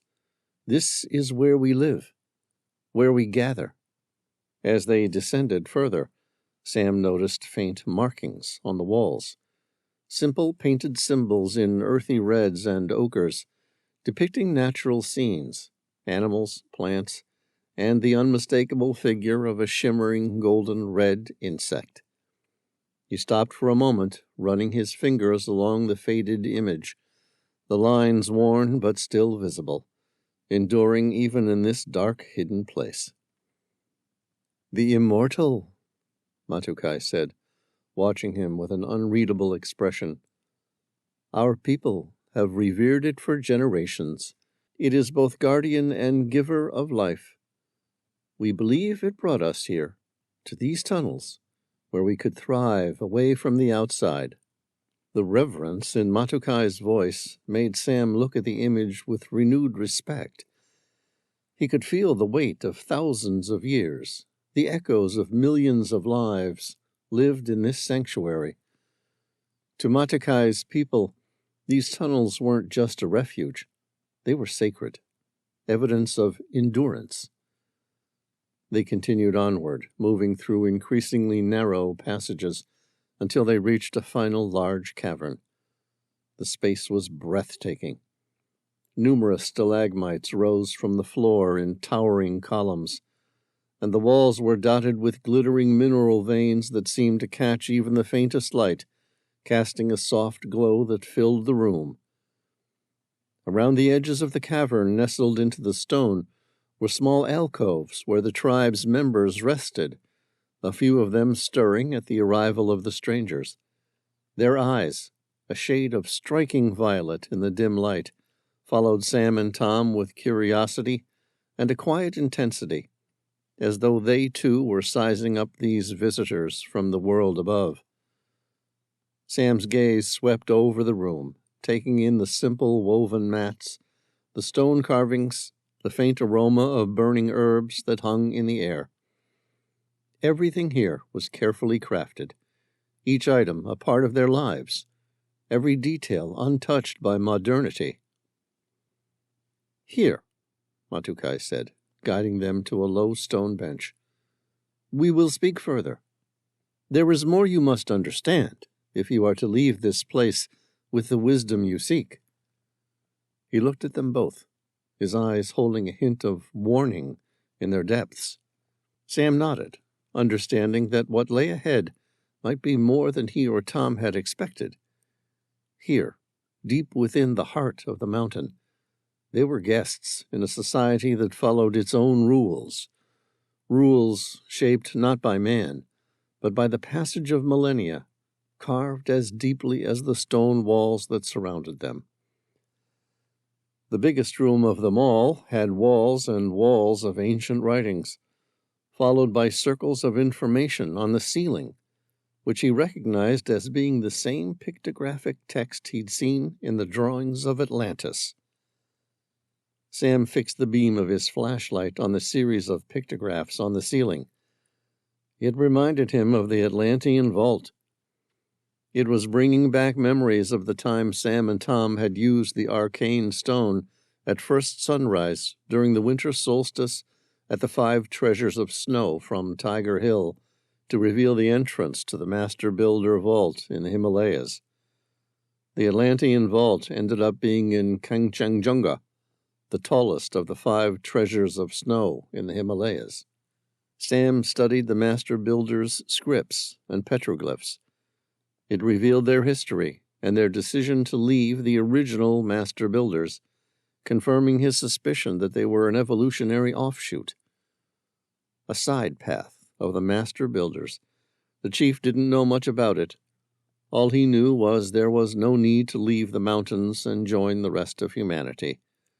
No need to evolve from their hunter-gatherer days. They liked what they had, and Sam couldn't blame them. His tribe had achieved a near-perfect state of equilibrium, where all requirements to live were naturally met, including food, shelter, water, purpose, and companionship. Like sharks in plentiful waters, they already had everything they needed. No wonder they had never evolved past their hunter-gatherer days. Sam shifted the focus of his flashlight to a large pictograph. It revealed a sort of temple, carved into the side of a mountain, above the water with a distinctive triangular-shaped entrance. It was positioned amongst a series of sea cliffs, surrounded by turquoise waters. Something about the landscape was familiar. Sam's eyes narrowed. "I've seen this place before, although not the temple." Tom nodded. "I know it. It's called Misul in Raja Ampat." "Where?" Tom thought about it for a few seconds. "Indonesia." The chief nodded, as though he recognized the name. "That's it," he said. "That's where Darren Young said he was heading to find the Temple of the Immortals."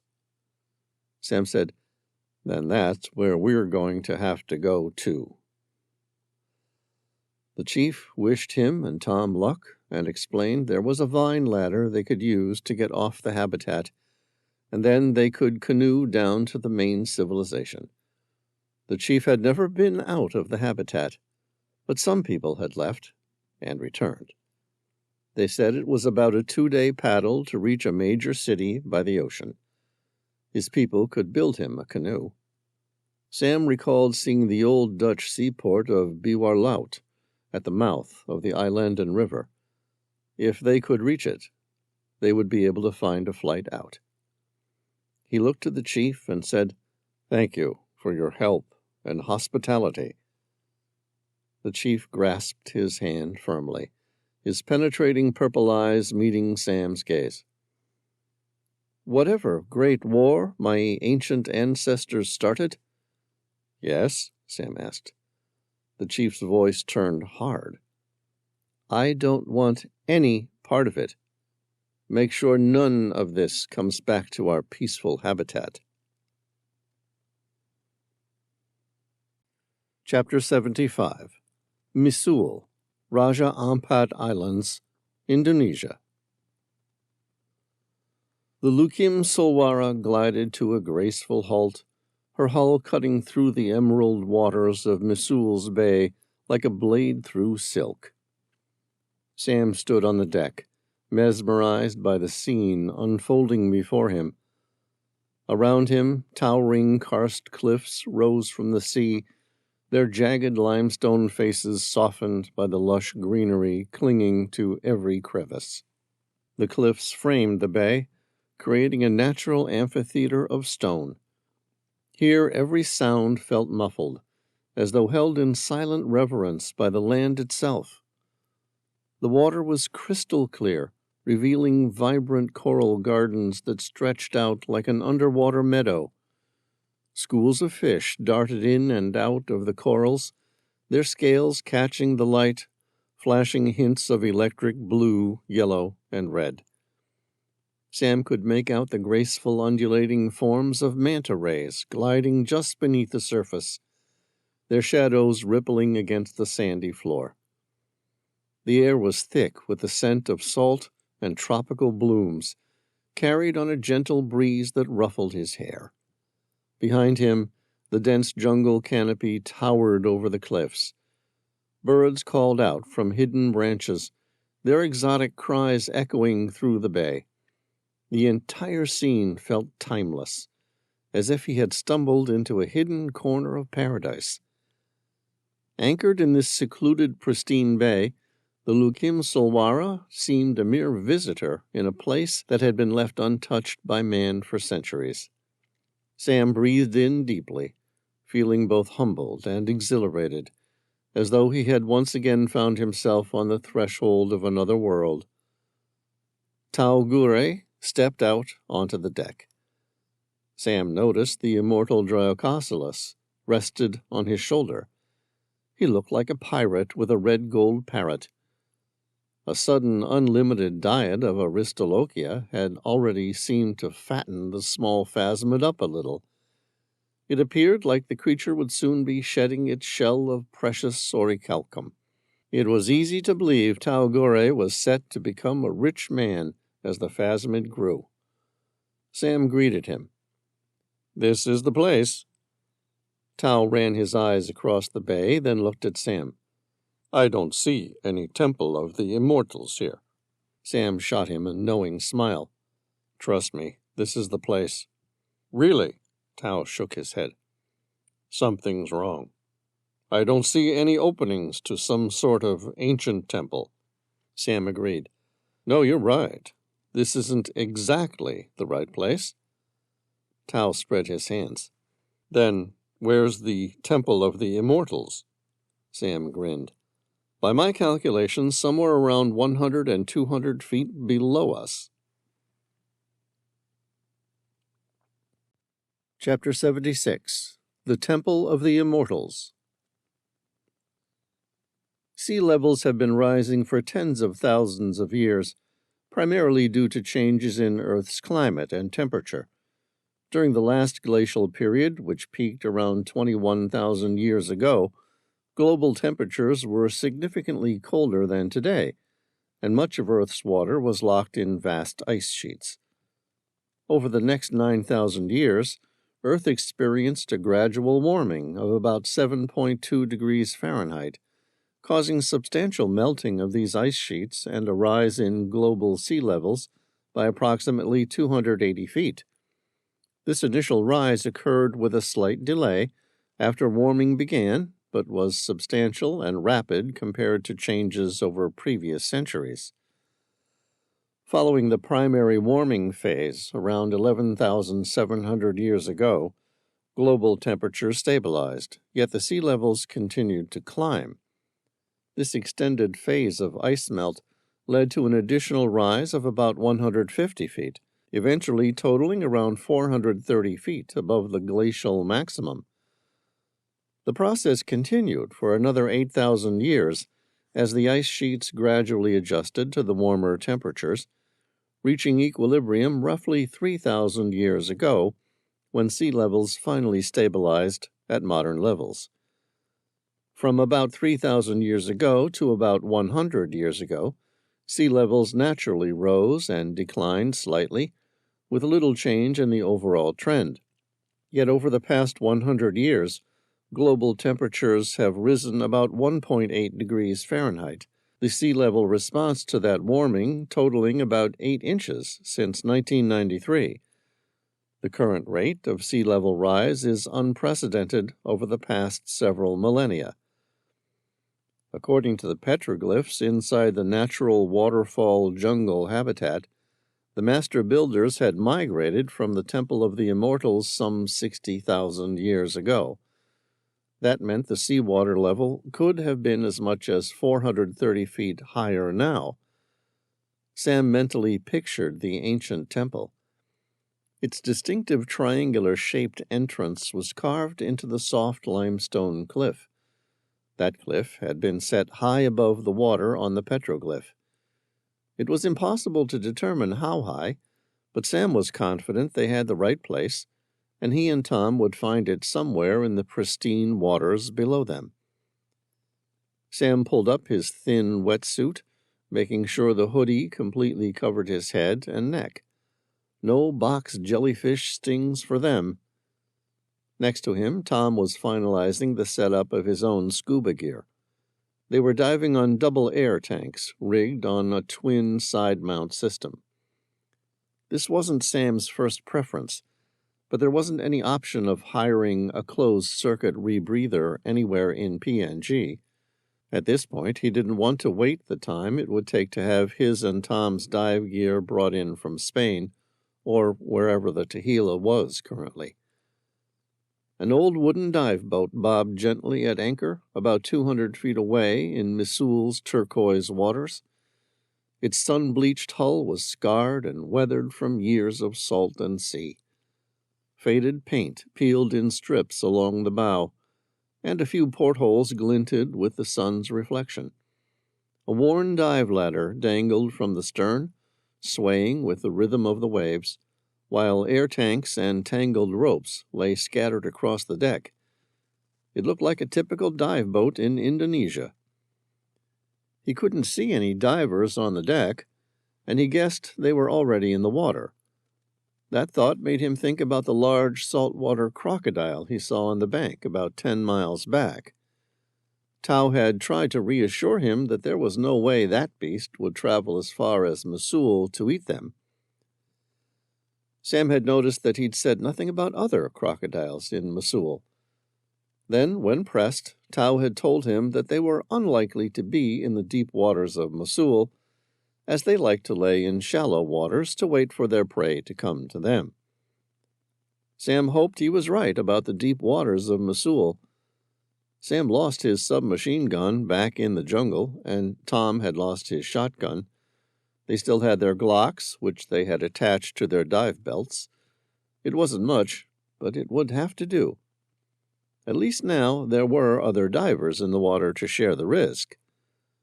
With that happy thought, he exchanged a quick glance with Tom, who nodded, and then they both stepped overboard into the water. Sam felt the cool, weighty pressure of the ocean around him as he and Tom descended into the depths of Mosul. The water was a deep turquoise, fading to shadows as they sank towards the submerged cliff face. Their twin side-mounted air tanks felt reassuringly solid. Sam adjusted his full face mask, feeling the gentle rhythm of his own breaths against the backdrop of the silent aquatic world. At 80 feet, his flashlight beam cut through the dimness, illuminating the stark triangular entrance carved into the limestone cliff. It was unmistakably unnatural, a clean-edged opening, precision-carved, its sides forming a perfect triangle. Sam exchanged a quick nod with Tom before gliding forward.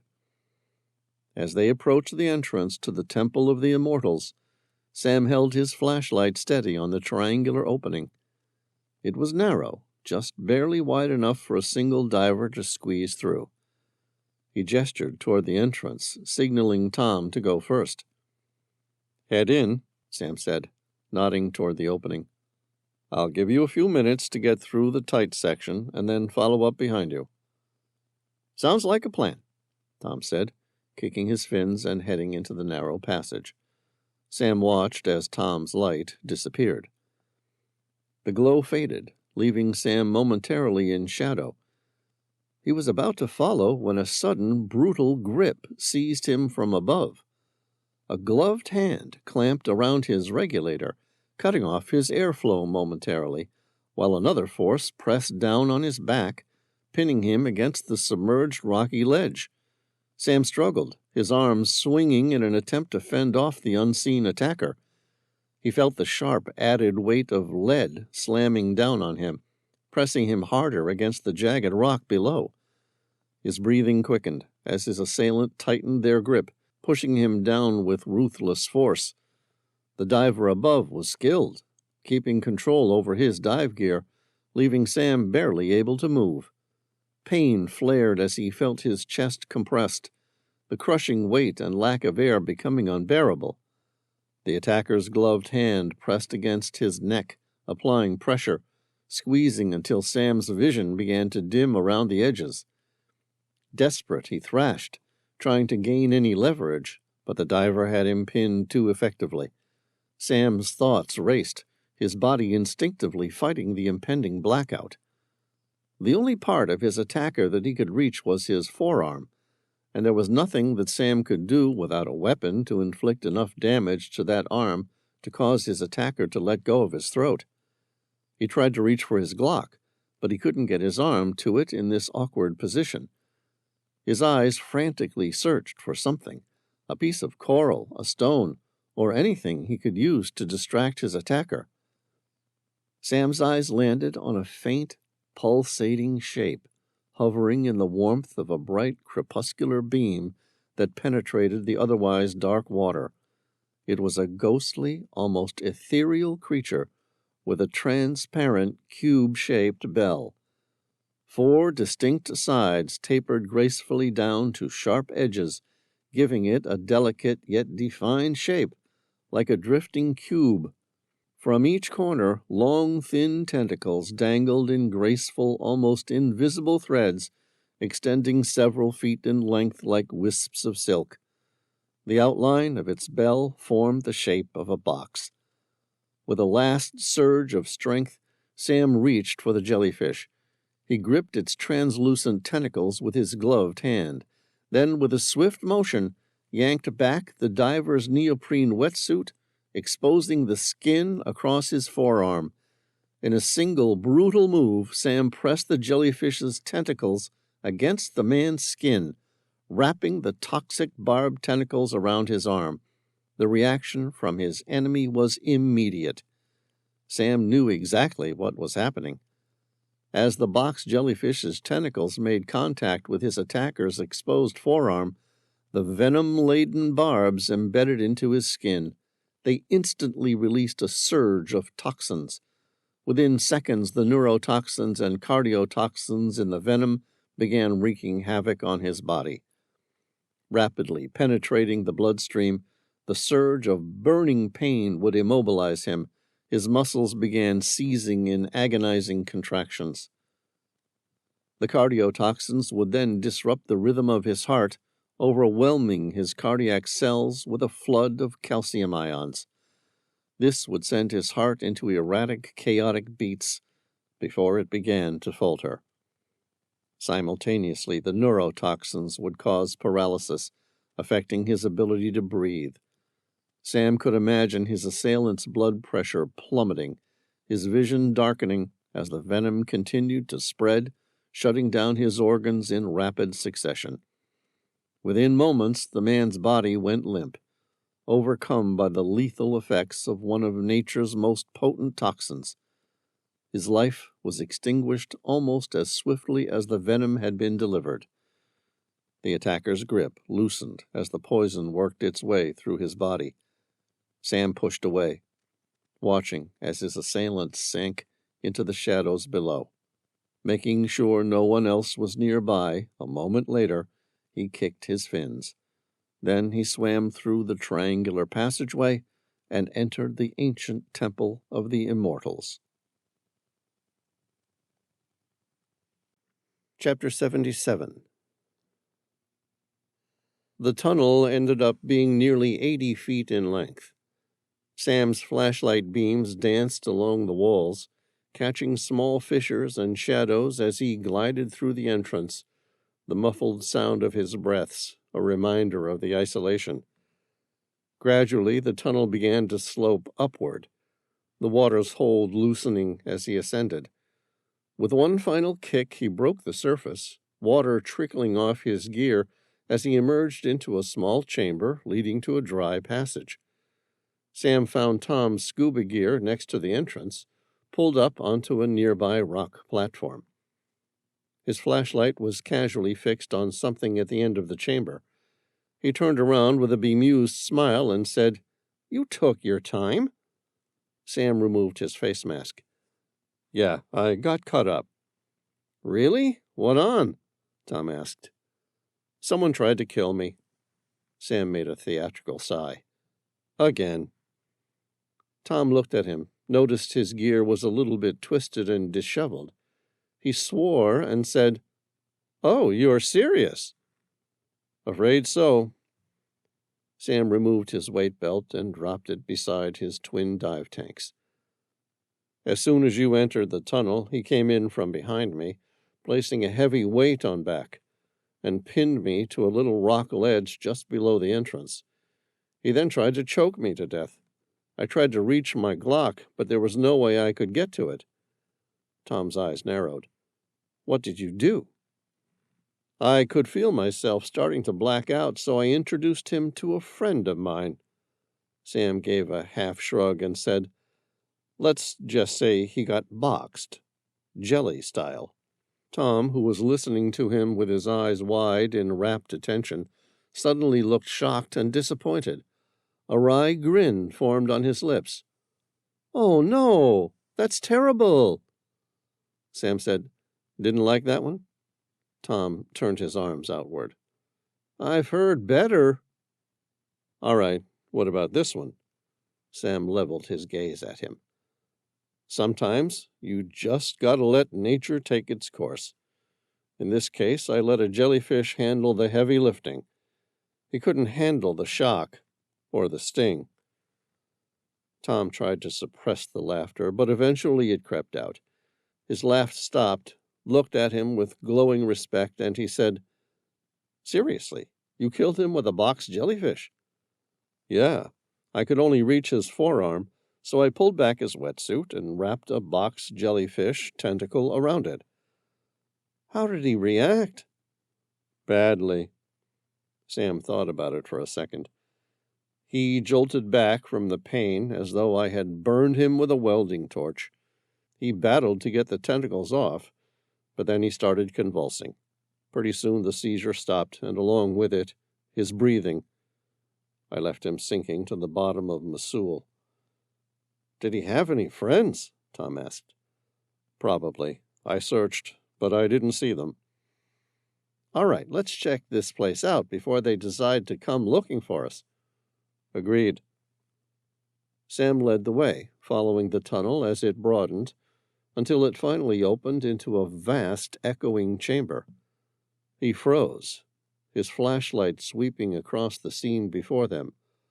Row upon row of slender, metallic, glistening insects covered the floor and walls. Immortal Dryococelus, their bodies catching the light with a faint golden red sheen. Hundreds of them lay still, as if in a deep millennium-old slumber, each one encased in its orichalcum shell, resilient against time. The temple was their sanctuary. "Look at this place," Sam said. He moved cautiously through the temple of the immortals, his flashlight casting narrow beams across the stone walls, etched with intricate ancient symbols that seemed to dance in the dim light. Tom followed close behind, his own beam cutting through the darkness, revealing countless rows of the orichalcum-encrusted creatures, their golden red bodies lying dormant, treasures frozen in time. As they continued forward, Sam's light caught the rough edge of something incongruent, a mine shaft, dark and weathered, cutting sharply into the temple's seamless design. Near its entrance sat a mine cart, rusted but intact, along with scattered Japanese shovels and pickaxes. Sam ran his fingers along the handle of one of the tools, the wood still faintly marked with kanji inscriptions. "So that's it," Sam murmured, piecing it together. "The Japanese were mining gold, and they accidentally broke through into the temple." Tom nodded, his gaze moving thoughtfully over the abandoned tools. "Looks like it." They walked deeper into the mine shaft, their lights sweeping over old beams and rock walls as they traced the forgotten path. Eventually, the shaft intersected with another tunnel running perpendicular, its walls rough and freshly gouged. There was a second row of iron mining tracks running along this second tunnel. Sam turned right, which seemed to be heading upward, possibly to the surface. Another mine cart stood 250 feet past the junction. It was empty, but lying next to it were several dust-covered tools, left as if the miners had fled in a hurry. They kept walking, still trying to find a sign of what Darren Young was doing there. How he went from searching for immortal Dryococelus in PNG and Indonesia through to getting killed on a private jet crash in Jackson Hole. To the left, they reached a small entrance to another chamber. The grooves in the walls seemed to be different, more like the original chamber where they had found the 100 or more immortal Dryococelus than the roughly hewn walls dug by the Japanese, or more likely, POW miners. A sturdy iron gate blocked their access. Its rungs were thick and properly welded, with the edges fixed deeply into the stone wall surrounding the gate. Tom said, "This place looks like a prison." Sam nodded. "It makes sense. The Japanese probably house the POWs in here at the end of their working day." There was a metal plaque attached to the stone beside the gate. It was written in some sort of Japanese script. Sam used the Google Translate app on his phone. He said the words aloud. "Kogen no Kagi no Sasori." "Meaning?" Tom asked. Sam clicked another button, and it translated it to English. He frowned. "Golden Shadow Scorpion." Tom asked, "What does that mean?" Sam tried to picture a phasmid next to a scorpion. Maybe that's what the Japanese called the immortal Dryococelus? Maybe, but I doubt it. What else could it be? Tom shook his head. "I don't know." There was another word, a single one in Japanese and English, directly above the iron gate. At a glance, Sam couldn't read the Japanese, but he could easily make out the one in English. Danger. Tom fixed his flashlight on the warning sign. He pressed his lips together. "I'm starting to think Golden Shadow Scorpion is exactly what it sounds like." Sam's eyes narrowed. "You mean it's another insect made by the master builders? An orichalcum scorpion?" He took a step toward the gate. "Sometimes it's good to just look and see what's there." Sam lifted the solid metal latch that prevented the gate from opening. There was no padlock, and the old iron shifted easily with a creak. Tom said, "Whoa, what are you doing?" Sam suppressed a grin. "I'm seeing what's in here, that's all." "We already know what's in here," Tom said. "There's some sort of orichalcum scorpion. Yuck!" "Oh, come on," Sam said. "How bad can a scorpion be? I'm not planning on picking the damn thing up, but I'm curious what it is. And if the master builders made a scorpion with an orichalcum shell, it begs the question, doesn't it?" "What question?" Sam swallowed, a hint of nerve showing. "What other creatures did the master builders experiment with?"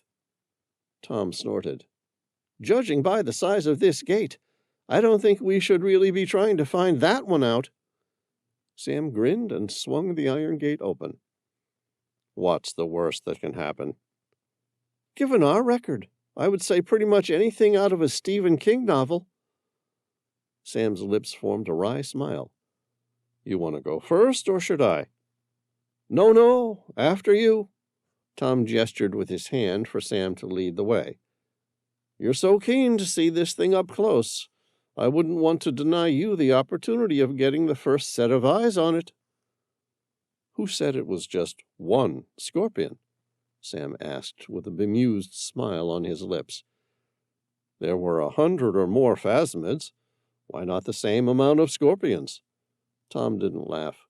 "You're definitely going first." "Suit yourself," Sam said, stepping down through the stone passageway. He followed it roughly 60 feet before it opened up into a large chamber. Sam swept the stone room with the beam of his flashlight. The light reflected heavily back at him. Sam recognized the mirrored sheen of orichalcum. He shifted the position of the beam until it was resting just to the side of the metal. A mixture of fear and incredulity filled his eyes.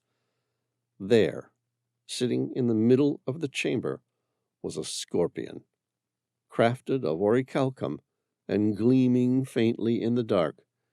Its limbs were splayed across the floor. It lay dead and motionless, a bundle of monstrous remains. It was nearly the size of a large dog, its threatening pincers poised as though ready to snap shut. Tom let out a low whistle, moving his light to take in its full form. "Thank God that thing's not alive." Then, without warning, its 12 eyes lit up. 2 central eyes, larger than the rest and positioned on the top of its head, burned like miniature suns. Around them, 5 pairs of smaller lateral eyes glowed to life, their fiery amber light spilling into the shadows like a predator's gaze piercing through the dark. Sam felt the weight of its stare, artificial, yet disturbingly alive. It wasn't merely an ancient machine. It was something more, as though an ancient intelligence buried within the scorpion's metallic shell had awakened. Sam's breath caught in his throat. He could feel the shift in the air, an electric hum of energy as the creature's awareness seemed to focus entirely on him. It wasn't just alive. It was alert, and it was ready to strike. The creature began to move, its metal joints creaking as it rose from its slumber. The massive tail curled. It began to glow orange as though it were tipped with molten lava, its open pincers clamping with a sharp metallic snap. The scorpion rose on its jointed legs, looming ominously, each segment of its body shifting into place with mechanical precision. "I think you're right," Sam growled under his breath. "This was a really bad idea." Chapter 78. Fear clawed up his throat, thick and bitter, making it hard to swallow. He and Tom emptied their magazines into the creature, but the bullets didn't pierce its orichalcum alloy shell. Sam's heart pounded as the massive metal scorpion advanced their way, its glowing red stinger heating up ominously. Would it sting them, or shoot molten metal? Sam shot a panicked look at Tom. They needed to get the hell out of the way. Moving quickly, they backed toward the rusted iron gate, their steps deliberate yet urgent. The scorpion followed, its stinger casting an eerie glow in the dim chamber. Strangely, Sam wondered if its tail was just all show, or if it carried some sort of toxic poison he should be afraid of? Box jellyfish venom, perhaps? Then he dismissed the idea as he glanced at the scorpion's pincers. They would make short work of his soft flesh long before he had to worry about any poison in the stinger. Sam yanked the iron gate open. He and Tom slipped outside, locking it firmly behind them. Sam drew a sharp breath. His eyes narrowed on the orichalcum scorpion, thankful to be on the other side of the iron gate. For a split second he worried the gate wouldn't hold. It was a ridiculous notion. After all, the scorpion had been trapped inside since the 1940s, when the Japanese miners left. The scorpion paused for a moment, its red eyes searching, taking in its environment as though it were evaluating the gate and the tunnel for the first time. Alternatively, it already knew its environment completely. Instead, it was taking in its first prey in 8 decades, analyzing and determining the best way to go about subduing Sam and Tom. It seemed to pace side to side.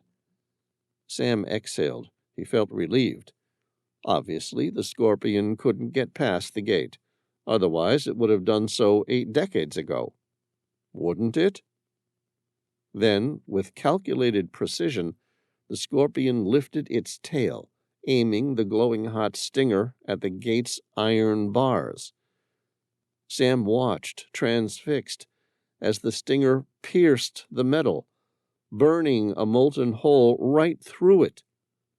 The scorpion retreated, watching its handiwork before pressing its massive body against the weakened structure. The gate shuddered, but didn't give. Sam took a step back, more of a jump than a step, his mind racing for options, for something that could slow the creature down. He glanced at the mine cart and wondered if he and Tom were strong enough to move it in front of the gate as a sort of barricade, but quickly dismissed the idea, realizing it probably weighed 1/4 ton, and there was no way he and Tom could lift it off its iron track. The scorpion paused.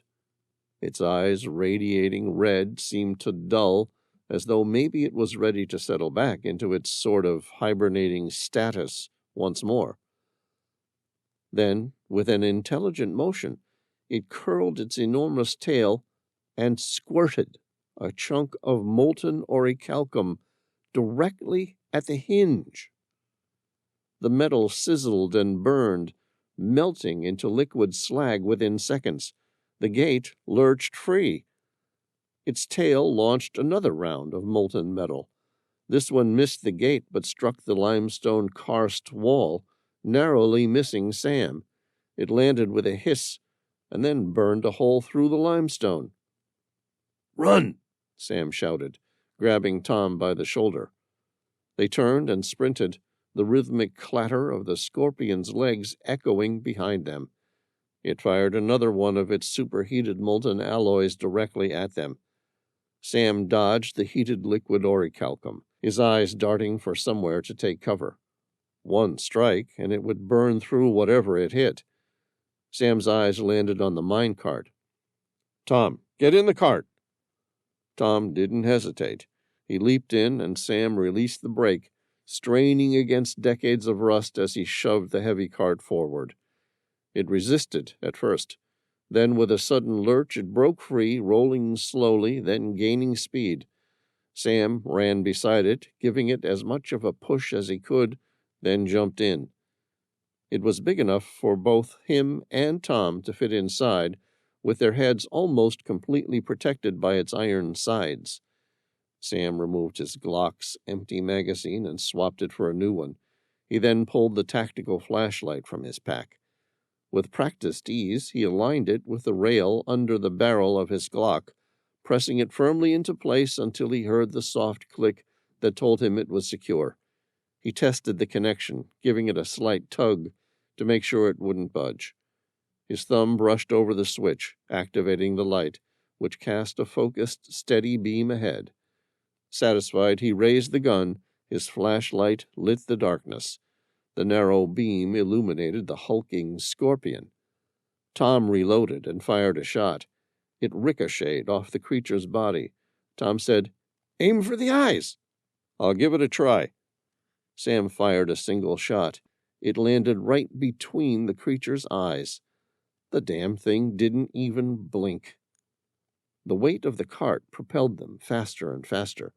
Sam glanced back and saw the scorpion hot on their trail, its red-hot tail glowing brighter as it prepared to hurl another chunk of molten orichalcum.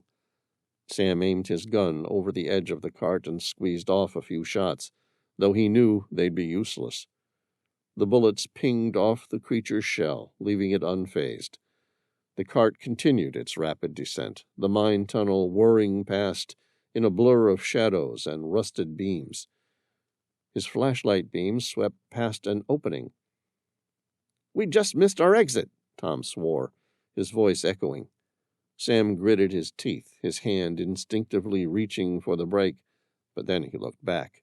The scorpion was gaining. "If I jam on the brakes now, do you think we could beat that thing back to the Temple of the Immortals?" Then, as if in answer, the scorpion's tail gave another flick, lobbing the burning metal in their direction. It hit the back wheel of the cart, sending shards of melted steel in all directions. "Keep going!" Tom yelled, gripping the sides of the cart. Sam's eyes narrowed. The Japanese miners had to have another way out of the Temple of the Immortals. The track twisted and turned, pitching them up and down like a roller coaster.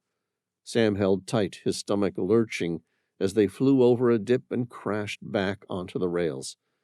Up ahead, Sam's flashlight caught the glint of water shimmering in the darkness. "Sam, there's a flooded section," Tom shouted, bracing himself. He touched the brake lightly, and then the cart slammed into the water hard.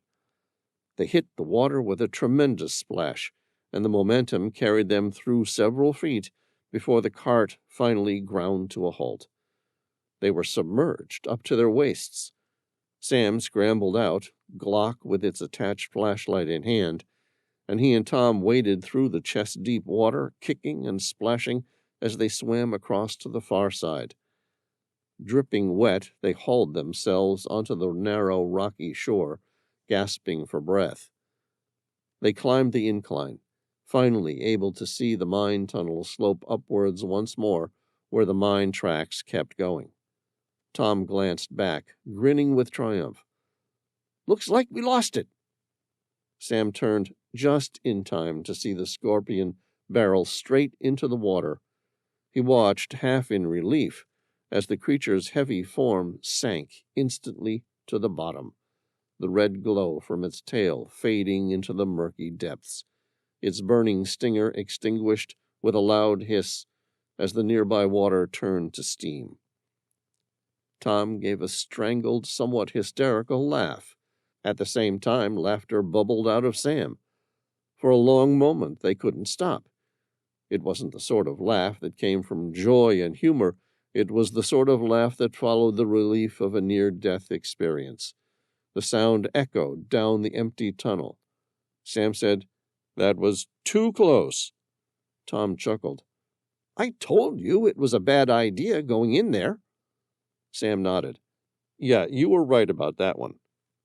A moment later, the laughter caught in his throat. Sam stopped laughing. A cold sweat prickled along his spine, sending a shiver through him he couldn't shake. His breaths came shallow and fast, as though the air itself had turned to ice. Tom looked at him and frowned. "What now?" Sam gestured toward the flooded section of the mine. The scorpion emerged from the water, its metallic limbs dripping, but its pace undeterred. The creature clambered up the rocky shore, its glowing red stinger blazing as it locked onto them once more. He yelled, "Keep running!" Chapter 79. Sam and Tom took off back the way they came, up the tunnel. Sam's flashlight illuminated the path ahead as the relentless clatter of the scorpion's pursuit reverberated in the darkness behind them. Sam and Tom bolted, following its winding path toward a faint glow of daylight. At the top, they stumbled into a solid iron gate, thick and heavily rusted. They pushed, kicked, and rammed it, but it didn't budge. Behind them, the metallic clatter of moving legs grew louder. Sam glanced back, his heart pounding as the scorpion approached, its burning tail illuminating the tunnel in red. Sam and Tom leveled their Glocks at the creature and fired in unison, emptying every round into its armored shell. The bullets pinged off, as useless as pebbles. The scorpion paused, and its tail began to glow, hotter and hotter, until it was a molten red. In one swift motion, it flicked a chunk of blazing orichalcum at them. Sam and Tom dropped to the ground as it whizzed over their heads and struck the gate with a searing hiss. The metal melted on impact, a massive chunk liquefying and dripping away. "Now!" Sam shouted, scrambling to his feet. Together they kicked at the weakened gate, breaking through the thin, half-melted iron. They pushed through and broke into a full sprint up the last stretch, finally bursting onto the surface. Daylight washed over them, momentarily blinding after the dark tunnels, but they didn't stop. They ran toward the cliff, the roaring ocean stretching out below them. They skidded to a halt on the edge of the cliff, some 30 feet above the shimmering bay of Missoul. Behind them, the scorpion emerged from the tunnel, its red-hot tail still glowing, casting its menacing light on the rocks around it. Sam took in the view as he and Tom reached the cliff's edge, catching their breath in the final moment before they had to leap. The Bay of Missoul spread out below them, a breathtaking tapestry of vibrant blues and greens. The crystal-clear water shimmered under the midday sun, revealing coral reefs in intricate patterns like underwater gardens. Jagged limestone cliffs, sculpted by centuries of wind and waves, jutted out from the coast, crowned with lush green jungle that clung to every crevice. Small islands dotted the bay, their rocky silhouettes softened by dense vegetation. In the distance, the ocean stretched out endlessly, merging with the sky in a seamless horizon of cerulean blue. The salty breeze brushed against Sam's face, carrying the scent of the sea and the faint call of distant birds swooping above the water. It was an oasis of untouched beauty, raw and wild, an ironic calm as they faced the lethal threat behind them. "We're trapped," Tom muttered, catching his breath. Sam looked at the churning water below, then back at the scorpion advancing on them. He locked eyes with Tom. "Jump!" With one last look at the paradise below, Sam nodded to Tom, and together they took the plunge, diving into the breathtaking yet dangerous waters of Missoul. After leaping off the cliff, they were free-falling through the air before plunging into the cold sea. The water engulfed them, silencing the chaos for a brief, surreal moment. Sam swam to the surface, his eyes scanning the water as he caught his breath. The scorpion had followed them, jumping off the cliff. Lucky for them, it had sunk straight to the bottom, disappearing into the blue depths. "Come on!" Sam shouted, motioning toward the boat where Tao waited, wide-eyed and ready. They swam as fast as they could, finally clambering up the ladder onto the deck. Sam turned to Tao, urgency in his voice. "Quick, lift the anchor, we have to go." Chapter 80. Kagamooga International Airport, Papua New Guinea. Sam and Tom entered the airport. It was bigger and more modern than either of them was expecting, with a pair of modern commercial jets parked out the front of the terminal. Their flight wasn't for another 7 hours. Tom found somewhere in the shade, popped his 2 duffel bags down on the tiled floors, and promptly decided to get a few hours of sleep while he could. Like an old soldier, he shut his eyes and slept as if he were lounging on a beachside resort. Sam had never been able to do that at an airport. Like everywhere else they had been in Papua New Guinea, the humidity clung to him, even indoors. The air was carrying the scent of nearby tropical trees and distant mountains. Sam took a brief stroll. He had something to find, and in the small airport, he didn't expect it would take him long to locate it. 5 minutes later, he spotted what he was looking for. The counter indicated Mission Aviation Fellowship. It was adorned with the blue and white MAF logo above a small, simple counter where a few people stood patiently waiting.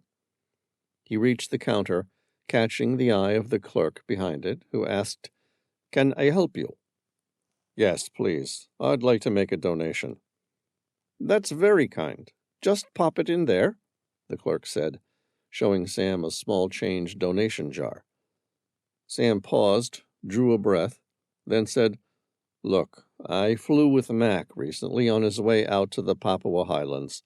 He was a very good man. I want to do something in his honor." "That's very kind of you. What were you thinking?" "For a start, I'd like to replace the Pilatus PC-6 Porter I hear you recently lost." The clerk's eyes lit up.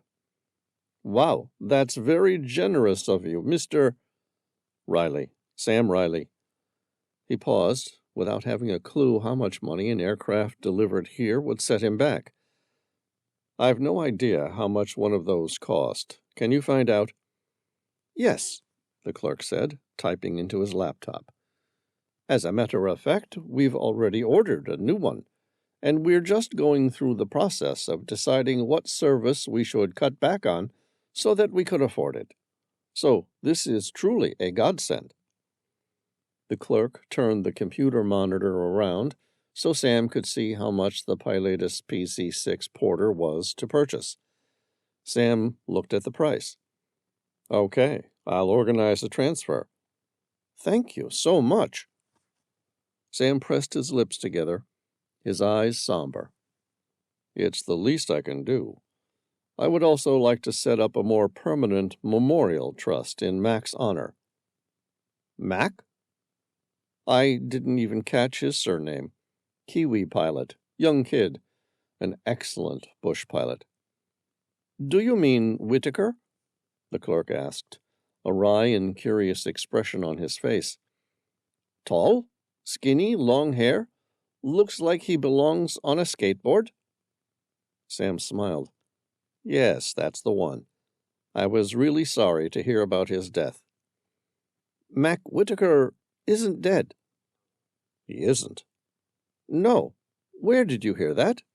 "I thought I'd heard about one of the MAF aircrafts going down in the jungle near Banga airstrip." "That's right." A surge of hope filled Sam's chest, warm and unexpected, like the first light of dawn after a long, cold night. "He didn't die in the crash?" "No. It was a hard landing, from what I hear, and the Pilatus ended up resting upside down. The poor bugger had to climb some 60 feet down from the tree canopy and the walk out, but he's alive." Sam's heart raced. "Are you certain?" "If you won't take my word for it, ask him yourself." The clerk grinned. "Hey, Mac," he called out. "There's a Mr. Sam Reilly out here who wants to know if you're still alive." Mac walked out from the back of the office. He had a flight book in his hand and a grin on his mouth. "Hello, Sam." "You're alive," Sam said, with unrestrained joy. "Yeah, it takes more than a little mishap to kill me." Mac shook his head. "I still can't believe I managed to clip the tree canopy somehow." "You don't remember the crash?" "Not at all. In fact, the last thing I recall was flying toward Banga airstrip to come pick you and Tom up. I'm so sorry. I flew back there with a friend as soon as I walked out of the jungle. We went back for you." Mac was completely amnesic to the circumstances leading to the crash. He didn't even recall the poison arrow. Sam thought about what Kembu had said regarding the poison, A small amount of the sap from the upas tree was lethal, but every now and again he'd seen the poison become drained of its powers as if by magic. When this happened, it was not uncommon for an adult struck by the poison arrow to fall asleep and look dead, but then wake up a little while later as though they were resurrected. Kembu didn't have an explanation for this phenomenon, but Sam guessed the human body naturally metabolized the toxins, eventually excreting the poison, allowing the person to become conscious again. The thought of Kembu brought him back to what Mac had just said. Sam swallowed. "You visited the Korowai?" "Yes, a young man, Kembu his name was.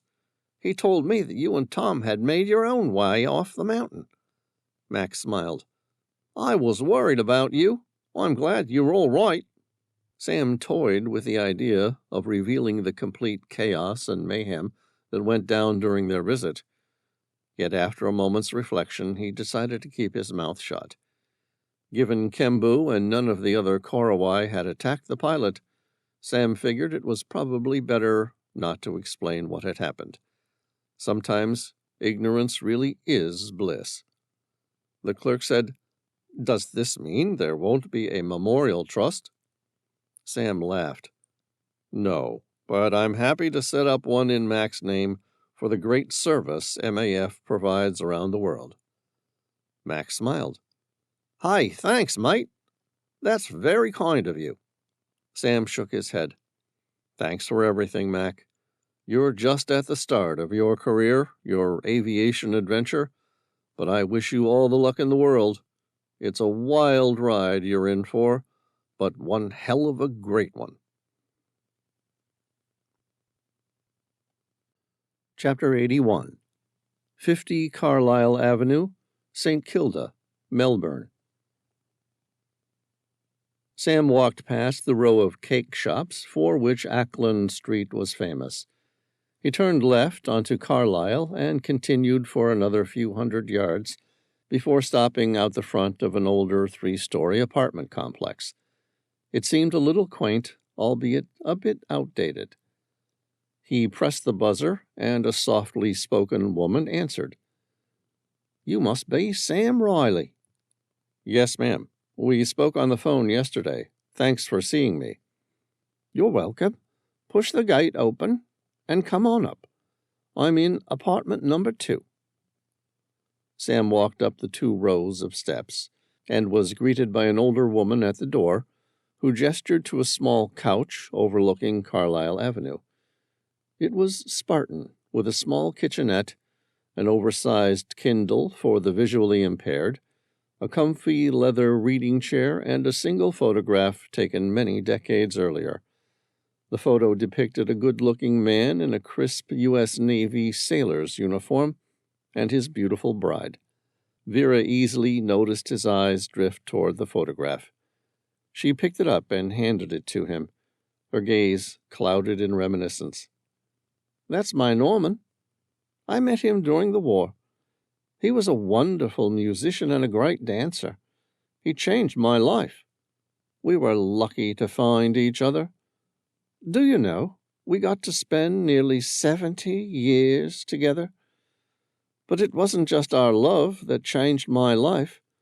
He was the one who recruited me into the code breakers at Frumel." Sam said, "Tell me about that." "It may sound horrible, given that we were in World War II. She gave a wistful smile.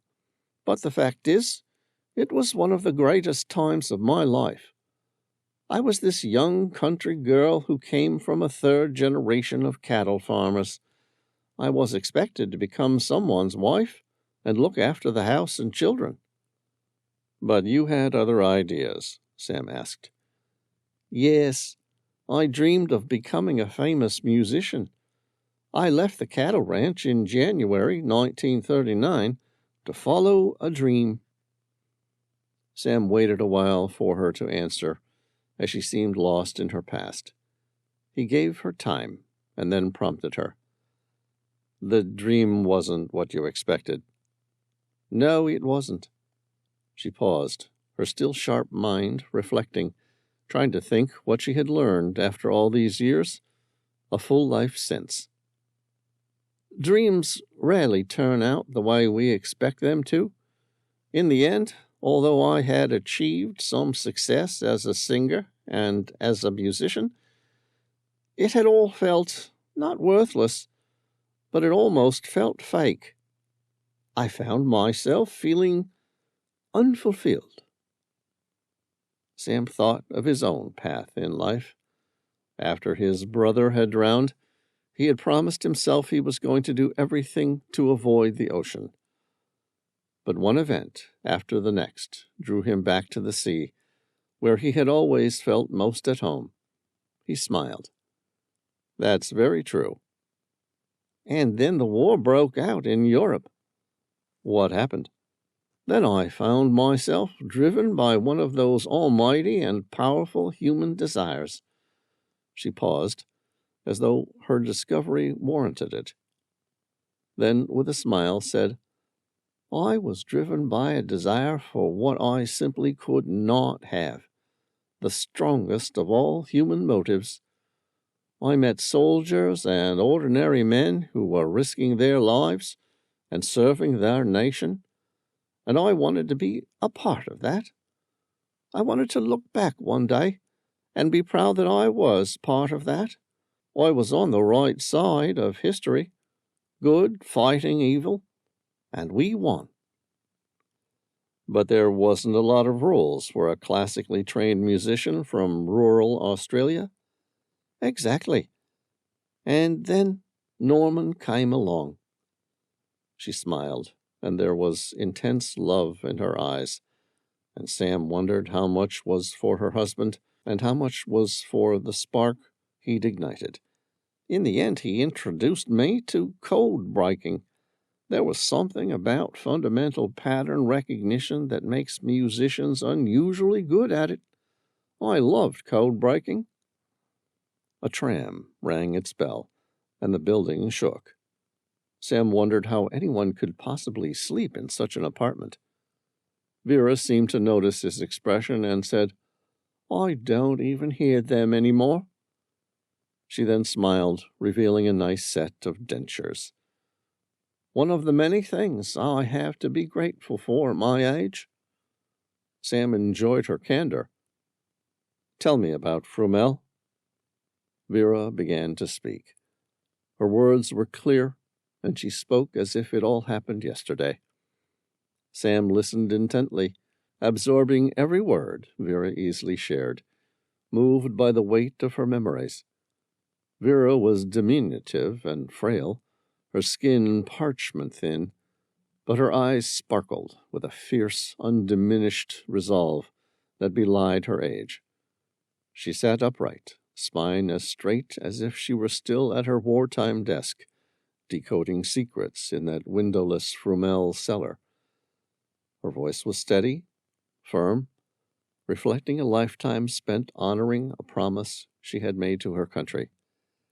We were absolutely sworn to secrecy, she said with unshakable pride, her hands folded neatly in her lap. Told that we mustn't tell anyone, not even our parents, what we were doing. A glint of sadness crept into her gaze. My mother and father died not knowing what I'd done during the war. Even my children didn't know. And I'm a little bit sad about that. But that's how it was. She recounted how, years later, in 2010, British Prime Minister David Cameron had finally acknowledged the work she and her colleagues did, awarding them a simple yet exquisite gold pin.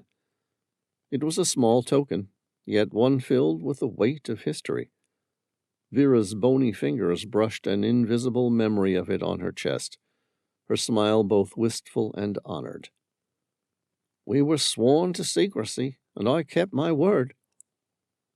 Sam marveled at her stoicism, her dedication.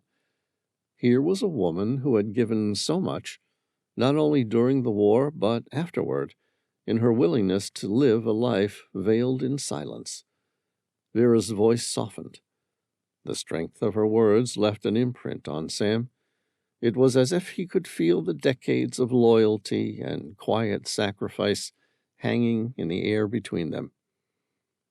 "I'm sorry your parents never found out," Sam said, "but glad you were finally recognized for your service, and your children got to learn of the depth of your heroism." "It's okay. Some gifts are so good they don't have to be shared."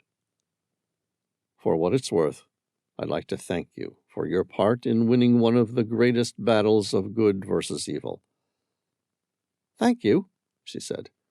Then, with a smile, she said, "Now, I'm sure you didn't come all this way to listen to an old lady speak about the past." Sam grinned.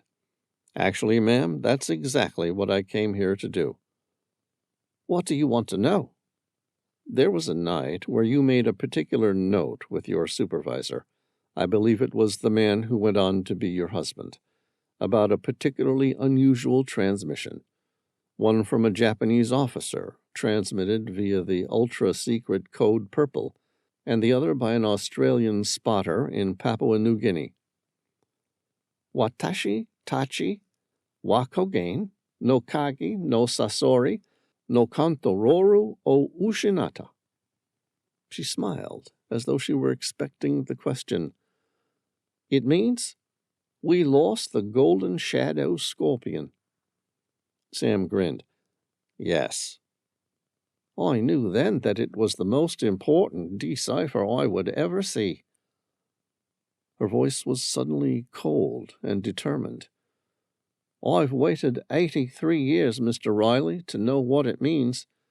The truth, I have found, no matter how deeply buried, has a way of eventually finding its way to the surface. I don't suppose you're going to finally reveal what it was all about?" Sam spent the next 15 minutes explaining the story of the immortal Dryococelus, the lost Japanese tunnels, the strange radio device he'd found inside, and the golden shadow scorpion that nearly killed him and Tom. He showed her the photos. When he was finished, there were tears of joy streaming down her face. She smiled. "Now, it makes sense." Sam held his breath. "I was hoping you would say that." "The Japanese must have had an army of these giant scorpions. They had the ability to manipulate them with this machine, the radio device you talked about. But during the Battle of Milne, they lost it." "Yes," Sam agreed. "I found a journal from one of the commanders whose vessel sunk after the Battle of Milne. He praised the device as being the most valuable of the war, but he was concerned that so much was entrusted to so few." "Fascinating." A curious grin formed on Vera's lips.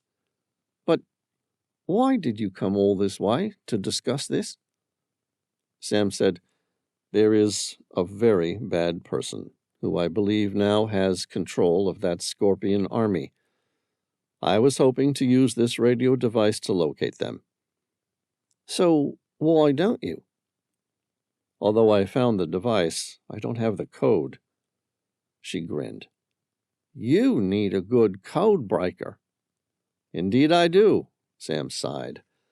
"What I really need is the last tank." There was a total of 6 Type 95 Hago light tanks equipped with this radio device, and 4 of them are now destroyed or lost. 2 are missing. If I could locate one, even if it no longer has the radio device, I might be able to find what setting the Japanese were using to control the Scorpion army. Vera said, "Well, that's different." "What is?" Sam asked. Vera grinned. "I never thought my secrets would be useful to the world again." "What do you know?" "Not much." "But—" Vera smiled. It was 1,000 wattage. "I know the Australian War Memorial has one of those Type 95 Hago light tanks lost during the Battle of Milne Bay on permanent display Chapter 82, Australian War Memorial, Canberra. Sam stared at the Type 95 Hago tank.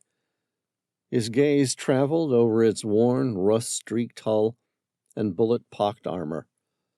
The tank was smaller than he'd expected, almost incongruous among the other larger artifacts of war displayed in the hall. Its faded olive-green paint bore the scars of battle, and he imagined how it must have looked bogged down in the thick, unforgiving mud of Milne Bay. Beside him, the curator, a silver-haired man with a quiet passion for preserving military history, explained how this tank had been left behind when the Japanese retreated in 1942. "It got stuck on the road to Milne Bay," he said, nodding at the tank as if it were an old friend. "After the battle, our soldiers scratched their names into the paint and started souveniring bits and pieces for keepsakes." Sam frowned at the tank. It seemed reasonably intact. "How did your people get the missing parts back again?" "Well, that's a funny story." The curator made a self-deprecating smile. "One of the things about Milne Bay is that it was the first time that Japanese material had been captured in quantity. Consequently, Allied military intelligence took the opportunity to draw it, test it, and distribute information in manuals. They particularly wanted the tank headlights because they were missing, and the rumors were that they were armored, that you could fire at them without effect."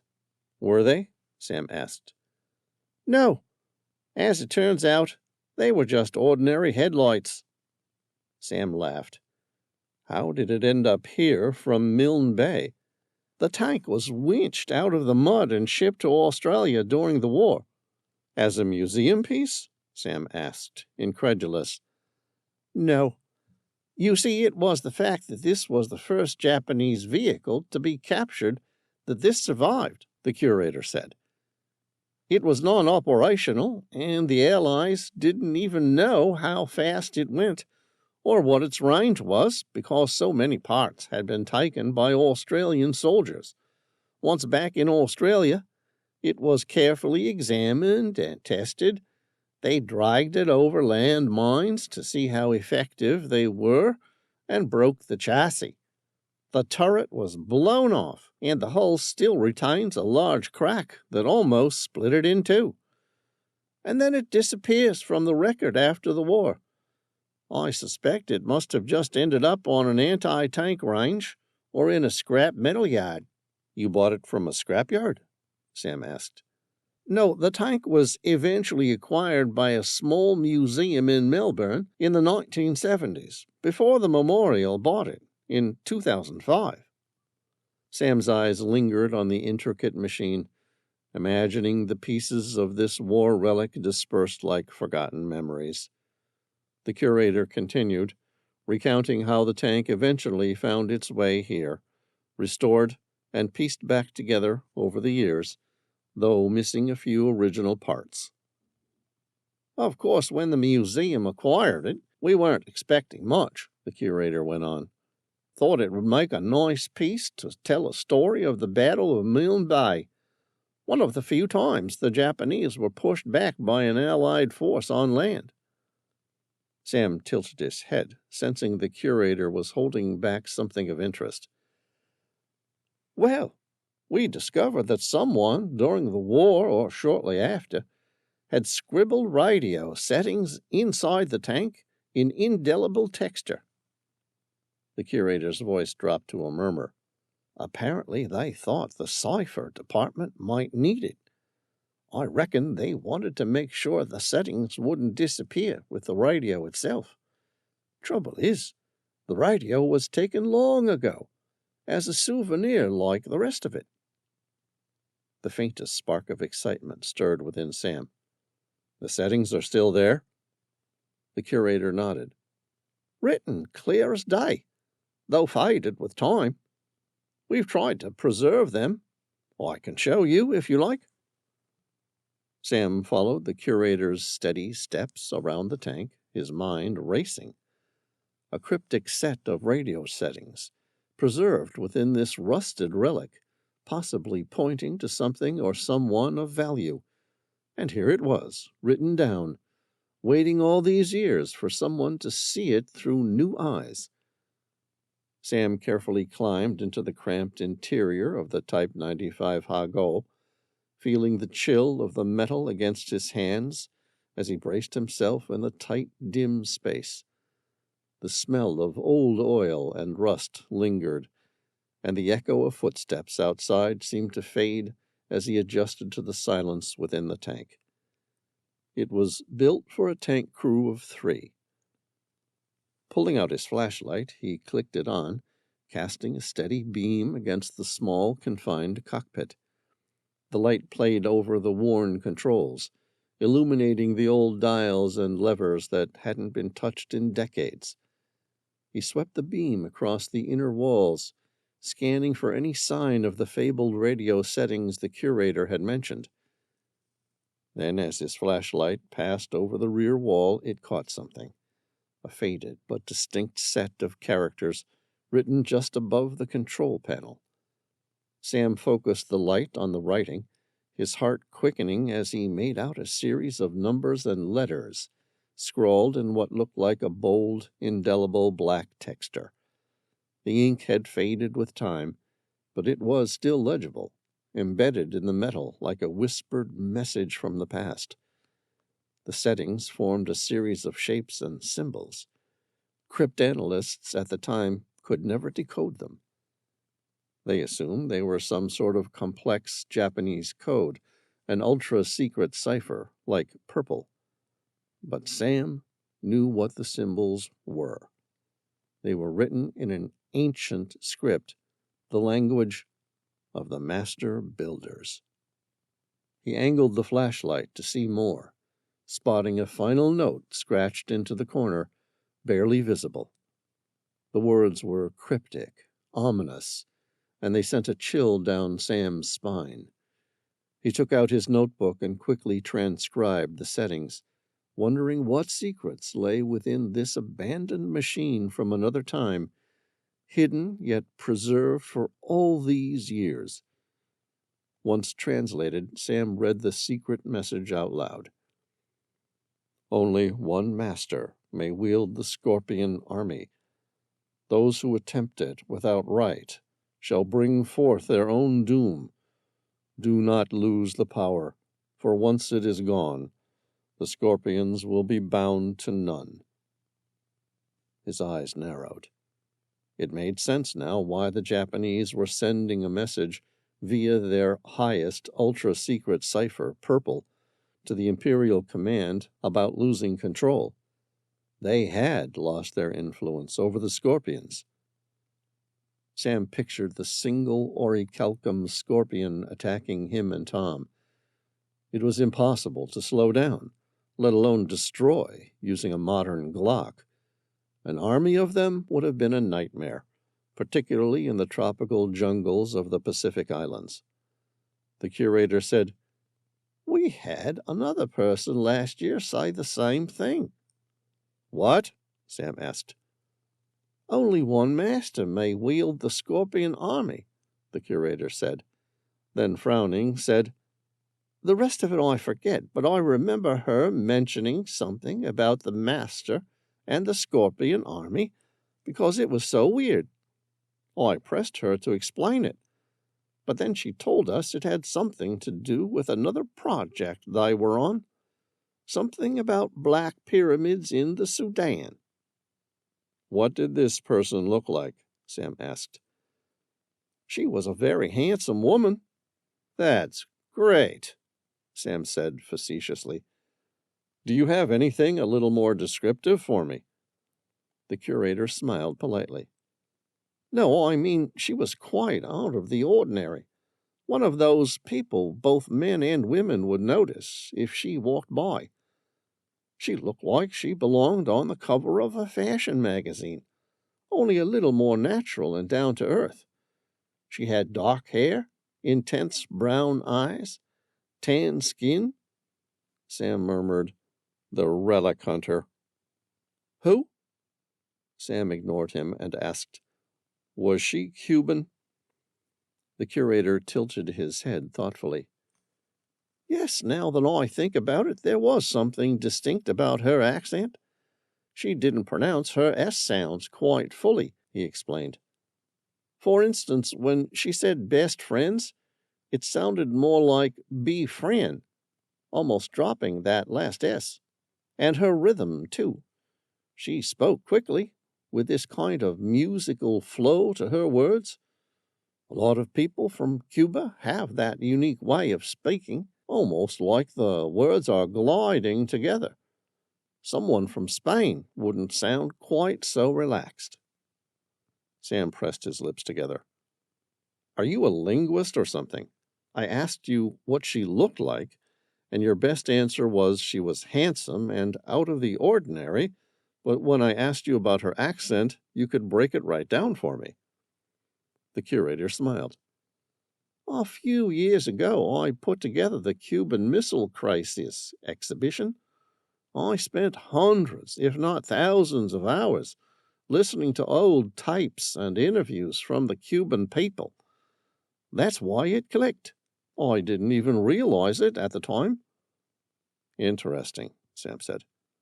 "Well, that explains that. It was the Relic Hunter who came to visit. How did she get a pass to search the Type 95 Hago tank?" "I think the man she was with, an American, had made a considerable donation to the Australian War Memorial. He had told a story about his grandfather being in the Pacific and seeing this very same tank on the road to Milne Bay." "I don't suppose you remember what this guy looked like?" Sam asked. "No, sorry." The curator shrugged and then suppressed a grin. "I can tell you he wasn't anywhere near as attractive as the woman." Sam handed him a photo of Darren Young. "Was it this guy?" The curator glanced at the photo and nodded. "Yeah, mate, that's him." Sam thanked the curator and left.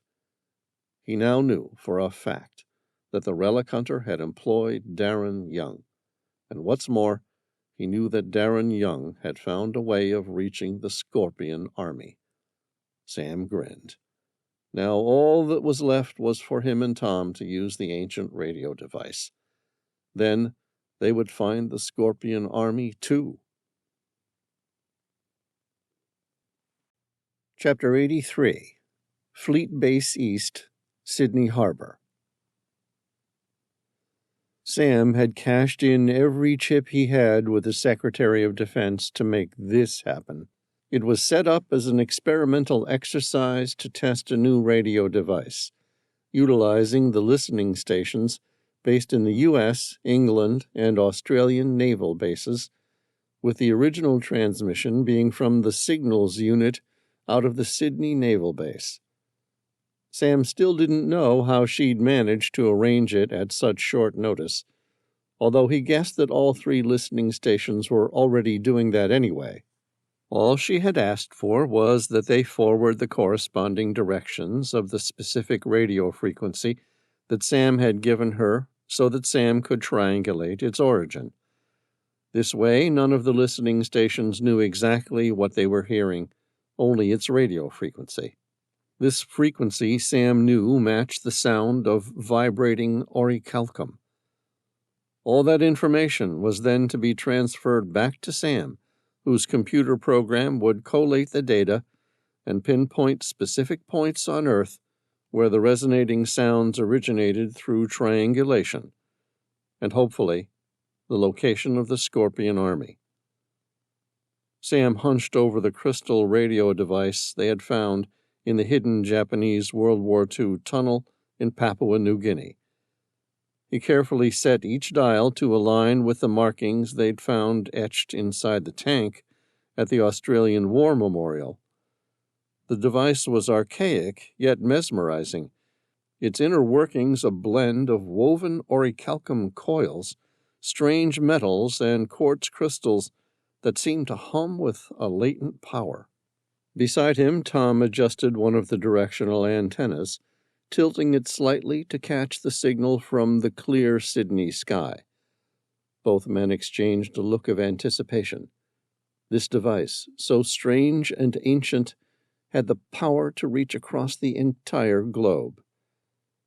Sam took a deep breath, steadying himself as he turned the main dial, aligning it precisely to the coordinates they'd recorded.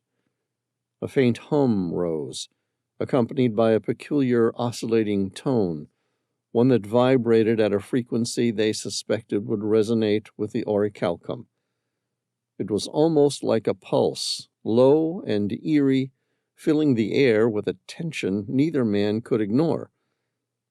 Far across the globe, in a darkened room deep within the United States, a military listening station crackled to life.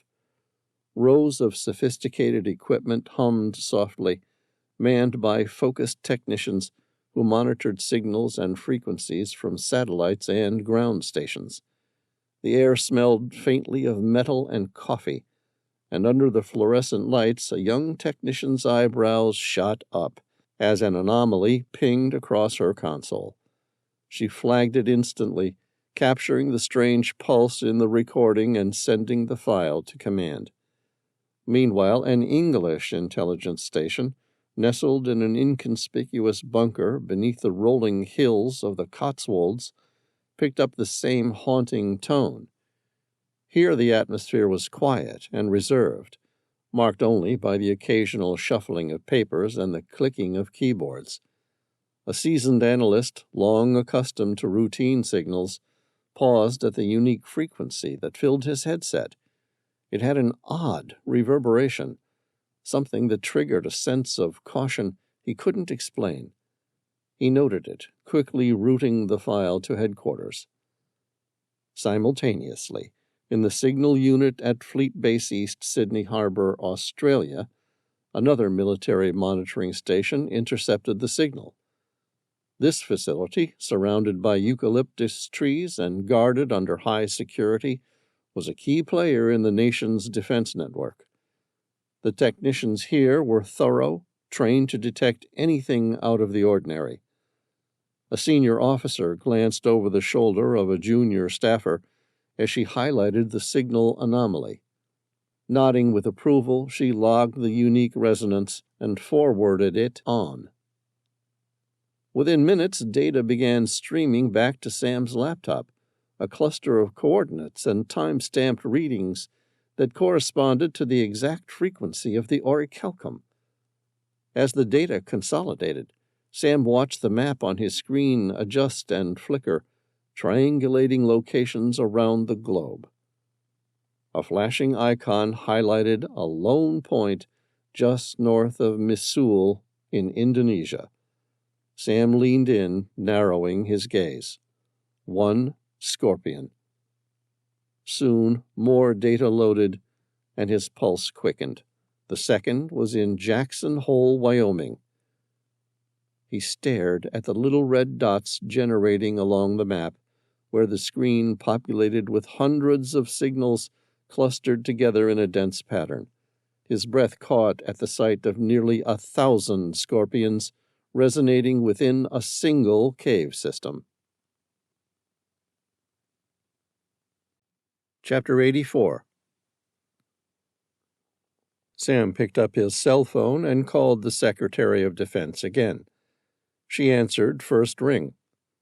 "Why, Sam Reilly, it's been a while." "Yes, Madam Secretary." "Did your experiment do what was needed?" "Yes, and thank you, ma'am." "You're welcome. I mean that. It's been a long time since I've heard from you, and I take that as a good thing. If I don't need you, it means the world is going through a period of relative security. The world is still safe, isn't it, Sam?" "I'll let you know." Returning to her normal, curt nature, the secretary said, "So, what disaster has befallen us now?" "It's a long story." "Do I need to know all about it?" Sam pressed his lips together.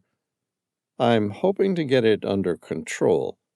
Quick to move to the purpose of the call, And knowing that they didn't have the sort of relationship where they called for social reasons, she said, "What do you need?" "I need you to arrange transport for someone from the Galapagos Islands through to Jackson Hole, Wyoming." "Do you want to tell me why?" "Not really. I'll let you know when I know more." "Okay. You want me to tell who?" "A woman named Lisa Clements." "Who is she?" the secretary asked. "A retired entomologist on a solo sailing trip around the world." "Obviously." Sam could picture the Secretary of Defense's surprise as she gave a bemused laugh at the other end of the line. "Have you taken up collecting insects?" "No."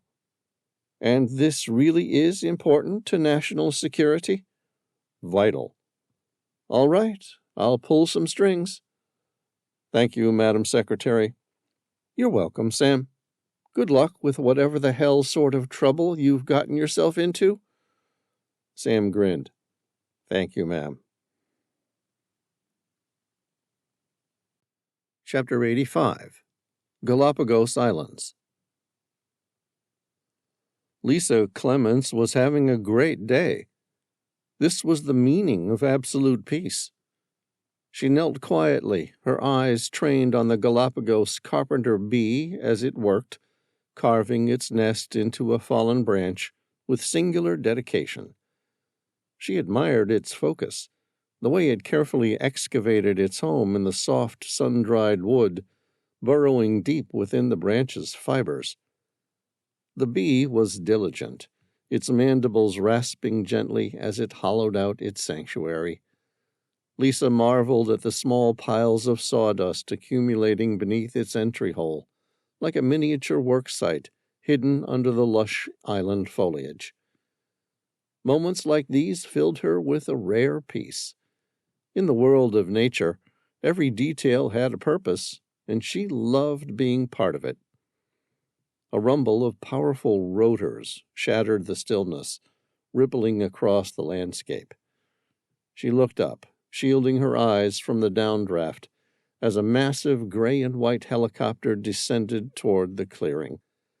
Painted with bold U.S. Navy insignia, the MH-60 Seahawk sent leaves and dust swirling around her, and she instinctively stepped back, watching as the powerful bird touched down with controlled precision. A uniformed officer stepped out and approached her, his posture straight and urgent. "Dr. Clements?" he asked, raising his voice above the rotor noise. "Yes, that's me," she replied, brushing stray hair from her face. "Can I help you?"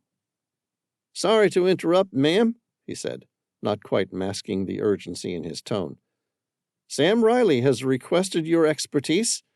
He's found a nest of immortal Dryococelus, ma'am, and he needs your help immediately."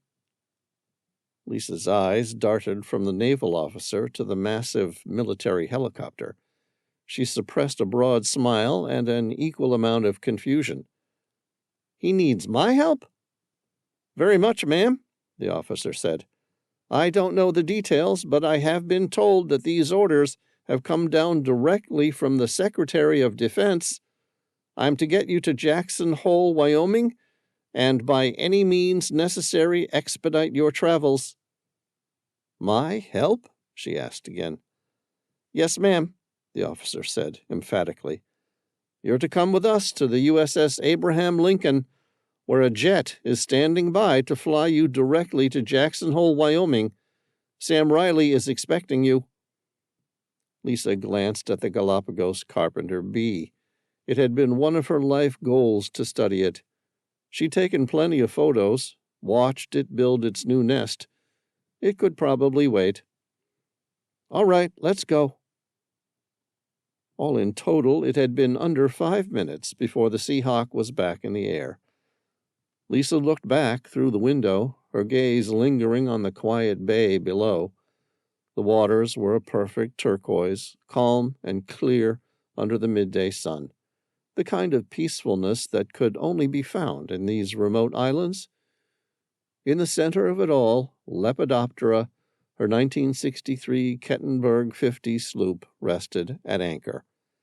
Its sleek hull and polished teak deck gleamed softly against the blue, a timeless piece of craftsmanship in an untouched paradise.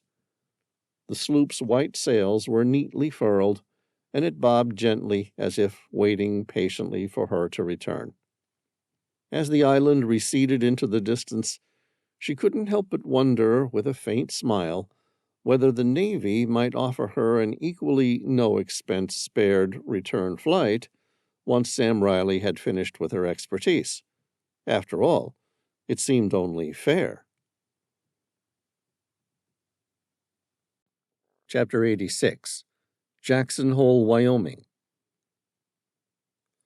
All three of them rode Kawasaki KLR 650 trail bikes. Sam slowed his motorcycle as they reached the edge of the thermal pool. Steam rose from the mineral-rich water, creating a thick haze that hung in the chilly morning air, veiling the landscape in a surreal mist. He peered at the jagged cliff face, searching for the entrance Tom had assured him was here. The river's level shifted with the seasons, concealing or revealing the cave. But now, at just the right height, the maw of the cave appeared, a dark gash in the rock, barely visible from any distance. They rode up, engines rumbling low, each with a Serbu BFG 50A rifle, loaded with armor-piercing rounds, 10-round magazines. Sam guided his bike forward and looked back at Tom and Lisa. They exchanged silent nods, acknowledging the danger lurking inside. All three dismounted from their motorcycles. They slowly turned their bikes around so that if the worst came to it, they could ride away quickly. Neither Sam or Tom had forgotten how close they had come to getting killed by the first orichalcum scorpion they had come across back in the Temple of the Immortals. They grabbed their weapons, double-checked they were ready to fire, and then approached the entrance. The maw of the cave swallowed them whole, an illusion of size deceiving the eye. What looked narrow from outside opened into a colossal cavern that spread out before them like an ancient cathedral. Inside, the air grew thick and humid, warmed by the thermal pool. "Look at that," Sam gestured toward the thermal pool, where rich mineral warm water fed into the cave system. Tom looked at the steaming water. "Looks lovely, but do you really think it's a good idea to relax with 1,000-strong scorpion army lingering nearby?" "No," Sam replied. "I mean, look at the thermal pool. The orichalcum insects must need humidity to breed or prosper. That's where Manu found the one in Rabaul, back in PNG, right next to the volcanic thermal pool and the beach. There was also one at the Temple of the Immortals, and now this." He glanced at Lisa. Lisa seemed to consider that. "I don't know much about these orichalcum scorpions or phasmids, but it isn't surprising if they are drawn to areas near thermal pools, where high levels of humidity create particularly favorable environments for their survival." "Why?" Sam asked. "I don't know." Lisa gave a curt smile. "If I had to guess, I'd say geothermal environments could possibly be used to support the orichalcum's latent thermoreactive or energy-storing properties. It's possible the ambient heat may help to activate or stabilize these functions, effectively charging the insects or keeping them in optimal conditions for movement or self-repair. What's more, it might set up a sort of hibernation cycle that allows the creatures to enter a state of dormancy for extended periods." "Interesting," Sam said. Lisa smiled. "Then again, maybe it has nothing to do with any of that." Sam looked at Tom and Lisa. "Shall we see what we have?" Tom lifted the barrel of his weapon, ready to shoot. "Yeah, I'm ready." Lisa glanced back at them. Then, gripping her Serbu BFG 50A rifle, she said, "If my dad were still alive, I could finally tell him there was a reason, as an entomologist, that I kept my hours up at the shooting range." All three of them stepped inside the chamber.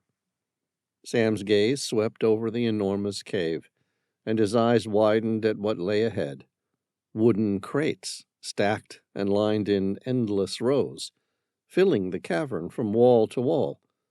Within each crate, 1,000 orichalcum scorpions lay dormant.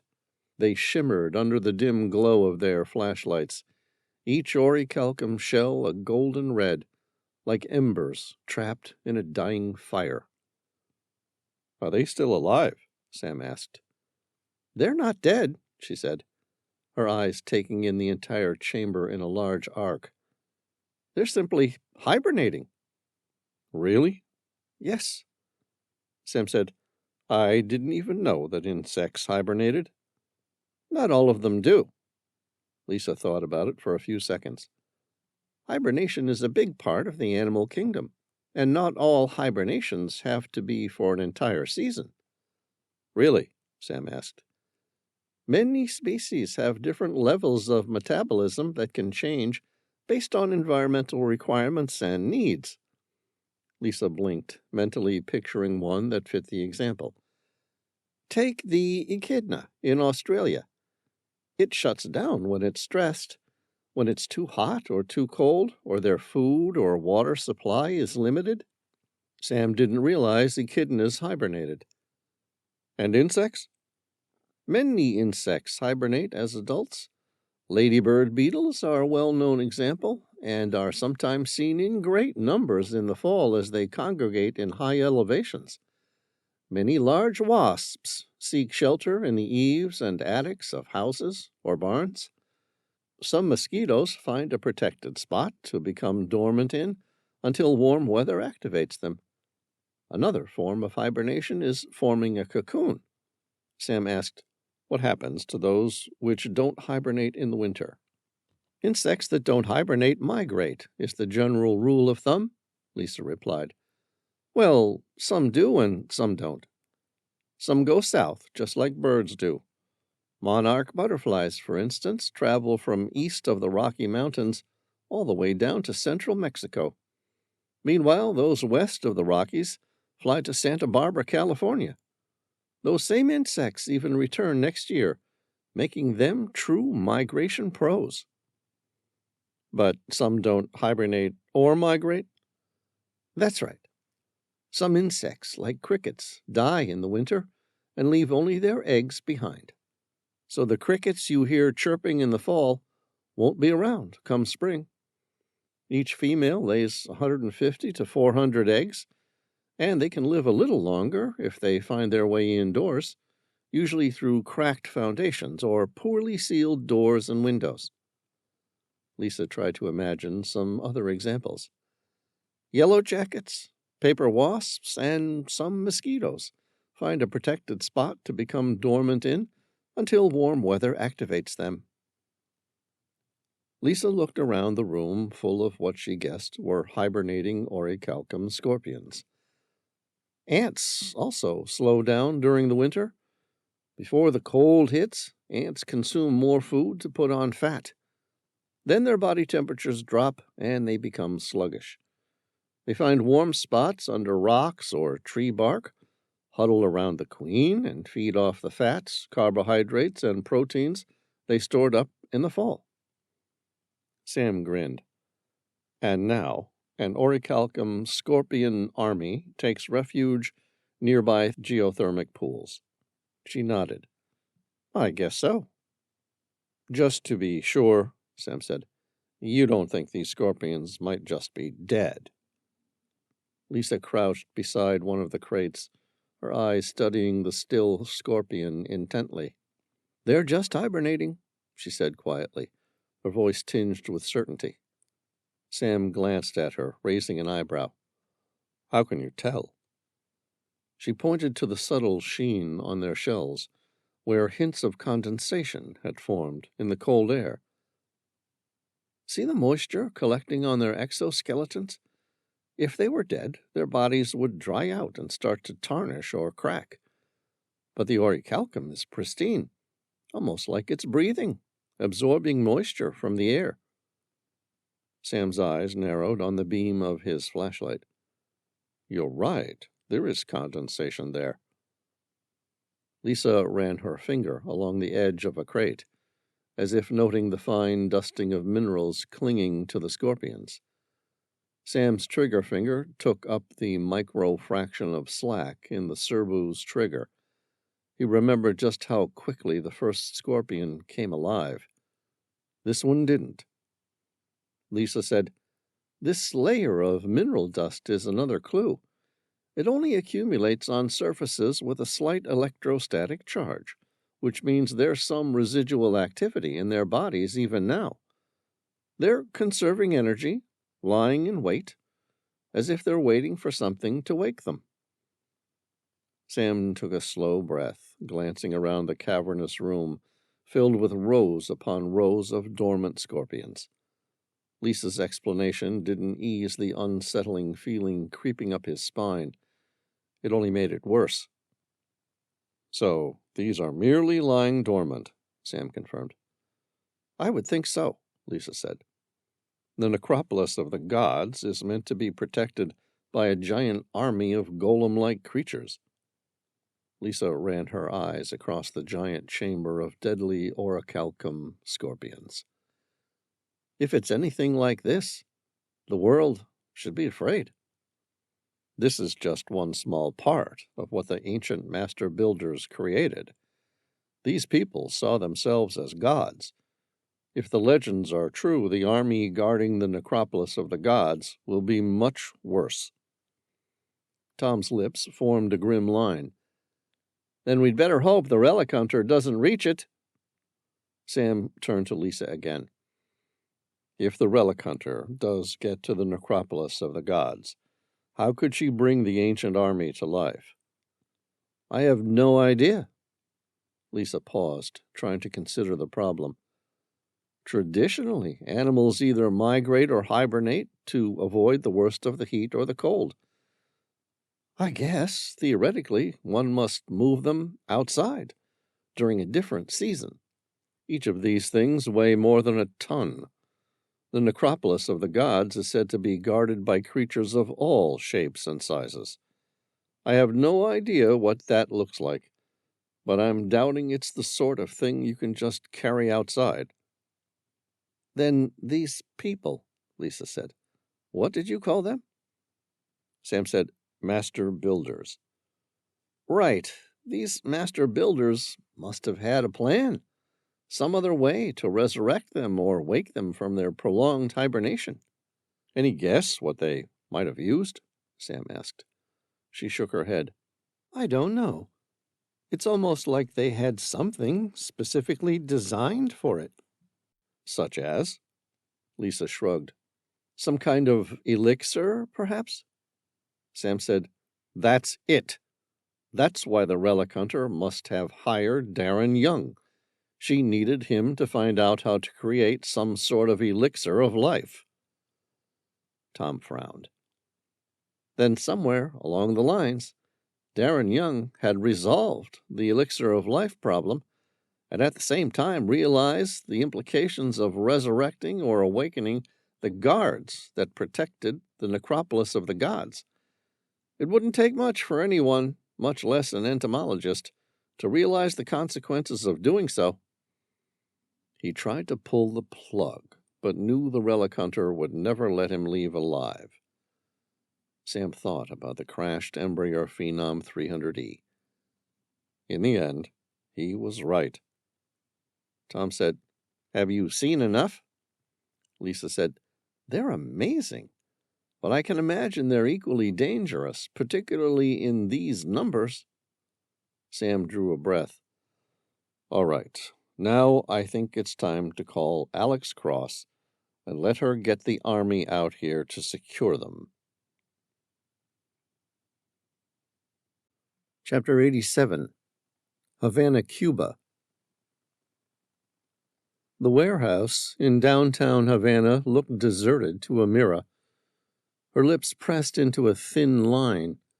Were they too late? She then felt inordinately guilty for the relief which washed over her. The last thing she needed now was for her friends to catch the Relic Hunter. Then she would never see her daughter again. 18 hours ago, the Tehillah was en route to its home harbor at Fort Lauderdale. Then Elise found something. The dark web was well known for its powers of anonymity. People who use it generally do so through a VPN, virtual private network, to encrypt their data and mask their IP address while using the Internet. This helps to protect their privacy and security by hiding browsing activity, identity, and location. Most people assume what gets posted on the dark web can't be traced. This is what makes it so alluring to drug dealers, illegal arms dealers, and the Relic Hunter. But Elise knew something most people didn't. Nothing connected to the Internet provided 100% anonymity. She spent weeks upon weeks meticulously analyzing fragments of data she'd intercepted from the Relic Hunter's various sales on the dark web and interactions while Sam was in Petra. Slowly but methodically, she had been piecing together a digital breadcrumb trail the Relic Hunter had left behind. Finally, she'd isolated a cookie from a recent Bitcoin transaction, a subtle marker embedded in the code, likely overlooked by even the most sophisticated security systems. This cookie hinted at a location in Havana, Cuba, with patterns suggesting it was linked to the Relic Hunter's encrypted computer station, and possibly the heart of her dark web operations. Elise was certain this was their best lead yet, so without hesitation the team mobilized. The Tehillah was diverted to Cuba, cutting through the waves with speed, carrying Elise, Genevieve, Veyron, Amira, Hu, Matthew, and Caliburn toward Havana. They were fueled by the anticipation of finally closing in on their elusive target, which brought them to this early morning's attack. Amira felt her stomach twist, a sense of dread settling heavily within her. They were ready to enter the warehouse. Genevieve was overseeing the raid. The entire crew of the Tehillah were there, with the exception of Sam and Tom, who were still securing the Orichalcum Scorpion army in Jackson Hole, and Caliburn, who they had left on board to guard the Tehillah. Genevieve looked at each member of the team, her expression a silent question as she nodded toward the warehouse. "Are we ready?" Amira met her gaze, her Glock steady in her hands, and gave a firm nod. Elise, gripping her Israeli Uzi with practiced ease, lifted her chin slightly, her eyes sharp and focused. Veyron shifted his Heckler & Koch MP5 submachine gun over his shoulder, readying the Halligan bar in his hands to break the door open, gave a quick affirmative glance. Hu's hand rested on his QSZ-92 semi-automatic, though a glint of his sheathed iridescent dragon's breath sword peeked from behind him. He acknowledged Genevieve with a subtle bow of his head. Finally, Matthew, with his Mossberg 590 shotgun poised at his side, looked her way and gave a quick nod, his expression resolute. Genevieve nodded and mouthed the silent words, "Go time." Veyron gently positioned the Halligan bar into the crook of the wooden door at the edge of the hinges. With a quick movement, he levered the pole backward, popping the door off. Matthew stepped in beside him, carefully pulling the door away so it didn't make a sound as it fell. Amira's heart hammered in her chest. One by one, they entered the warehouse, her gaze quickly sweeping the room. It seemed completely empty. Under her breath, Elise swore, "We're too late! The Relic Hunter must have left already." Amira looked at a half-finished espresso and the open Spanish copy of a Harlan Coben novel. The faint, lingering warmth of the drink suggested the Relic Hunter had only recently fled. Her eyes trailed upward, catching sight of a narrow access directly above the table, Instinctively, she knew it had been used for a quick exit. "Elise, the hatch!" she muttered. Genevieve looked at Veyron, who, reading her intent, climbed onto the desk. Once again, he used the Halligan bar to force it open with a metallic creak. Amira said, "Stay there, Veyron. If you give me a boost, I think I can climb up there." Veyron nodded, steepling his fingers together to form a makeshift platform for her to step on. Amira holstered her Glock and clambered up, lithely making short work of the climb. In the attic, she saw the Relic Hunter, clad in dark leather and a flash of silver around her wrist, clipped onto a zip line and launched herself toward the courtyard of the neighboring building. Amira ran to the edge of the attic. She looked out and watched the Relic Hunter sliding down the makeshift zip line. Amira aimed the Glock at her enemy. She squeezed 2 shots, but both missed by a fraction. The woman hit the ground, unhooked her carabiner with a swift motion, and threw herself onto a sleek black motorcycle, a Ducati Scrambler desert sled. Then she pressed the starter button and shot off down the distant alleyway. Amira's pulse pounded in her ears, every sound around her seeming magnified and sharp as she aimed again. She squeezed the trigger, but her shots echoed without landing a hit. A moment later, the Relic Hunter, maneuvering expertly, vanished into Havana's tangle of narrow alleyways, leaving only a cloud of dust and the fading hum of the engine in her wake. Amira turned around. Genevieve had climbed up after her and looked out the window. She said, "You missed her." "Yeah," Amira confirmed, feeling guilty. "How did you miss?" Genevieve asked. "I mean, I've seen you take aim at targets twice as far away, and you nearly always get a bullseye. You've put in more time than any one of us at the range." Amira turned her palms outward. "I don't know what to say. I stuffed up." "It's all right," Genevieve said, knowingly. "It's different when the pressure's on and you have the risk of killing someone." "Yeah, I guess that must have been it." They climbed back down. "We were so frustratingly close," Elise said. There was disappointment in Amira's eyes. She said, "Yeah, another couple seconds earlier, or if I had taken more time to focus, the Relic Hunter would be dead now." Matthew said, "Don't be hard on yourself. We all mess up sometimes. There are 100 reasons why, and it's not easy hitting a moving target despite what Hollywood might have us believe." "Thanks," Amira said. "Even so, I wish just one of those rounds had hit her." Veyron said, "We got close. She won't slip through the net a second time." "But she's too good," Elise frowned. "I'm not sure she'll make another mistake. Who knows when we'll get another chance?" "One day, I'll get another shot." Amira pressed her lips into a thin line. "And next time, I won't miss." Chapter 88. Scorpion Army Chamber, Jackson Hole. Alex Cross stopped out the front of the secret Scorpion Army Chamber. The 94th Troop Command out of Camp Guernsey had responded swiftly to her request, mobilizing their Humvees and military trucks to secure the area. The rumble of engines filled the air as vehicles formed a tight perimeter around the entrance to the cave.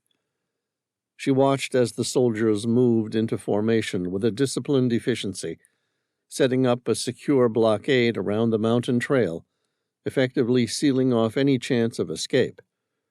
Heavy metal crates reinforced with steel mesh were being unloaded, each marked with biohazard symbols. Judging by the danger the scorpions could wreak on the community, based on Sam's story of just one attacking them, she figured the biohazard symbols were an understatement. It all made sense now. Dr. Theo Langford, a.k.a. Alastair Montague, the British speculator, had been breeding immortal Dryococelus. 9 months after the first spring, the newly hatched phasmids would reach maturity and be harvested for their gold. Then the precious metal would be melted down and sold at the local assay office in Jackson Hole. Somewhere along the line, the Relic Hunter had located the Scorpion army using an ancient radio device. With Darren Young's help, they had uncovered a sizable storage area, set on a thermal spring, in which to house the ancient army. And what better place to store such creatures as somewhere where another entomologist had set up specifically to breed the scorpion's nearest relative, the immortal Dryococelus. Sam greeted her warmly, introducing Alex to Lisa Clements, the retired entomologist. Alex looked at Sam with surprise. The man had come through with the goods. He'd said he would find out his own connection to Darren Young and locate his killer, the Relic Hunter. Well, he hadn't found her yet, but it was only a matter of time. Alex said, "Well done, Sam. You're okay." "Thank you, Detective Cross. Yeah, I'm fine." Lisa smiled. "Your name's Detective Alex Cross?" Alex said, "I'll let Sam Reilly explain the wonders of statistical math to you at a later date." Sam opened his mouth to explain, but shut it again when he saw an officer from the 94th Troop Command approach. The officer looked at the detective and said, "We're ready to start loading up, ma'am." "Very good. Your team are cleared to start the extraction." Alex looked at Sam. "Shall we step inside?" "Sure," Sam smiled. "I feel a hell of a lot better being here with a genuine army." Alex and Sam walked into the cave's small entrance. Sam then swore. Alex fixed her flashlight across the cathedral-like cavern. It was completely empty. "Where did they all go?" Sam pointed his flashlight toward the end of the chamber, where a tunnel seemed to extend deeper. Someone was pushing a trolley loaded with carts.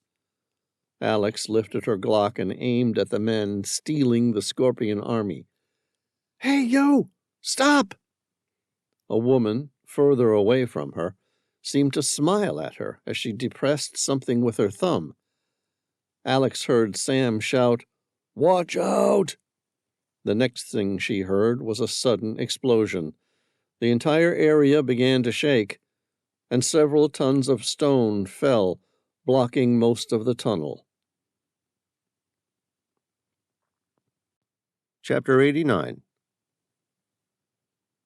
Sam barely had time to react as he heard the explosion.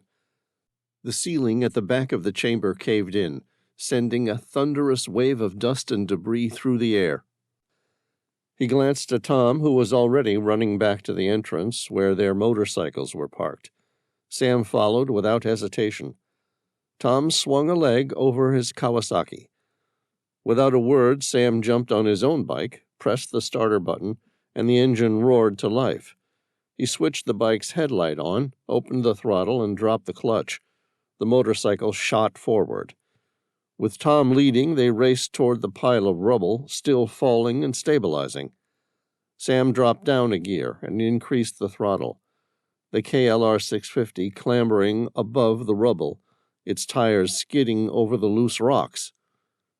They both had to duck down low to avoid hitting what was left of the chamber's ceiling.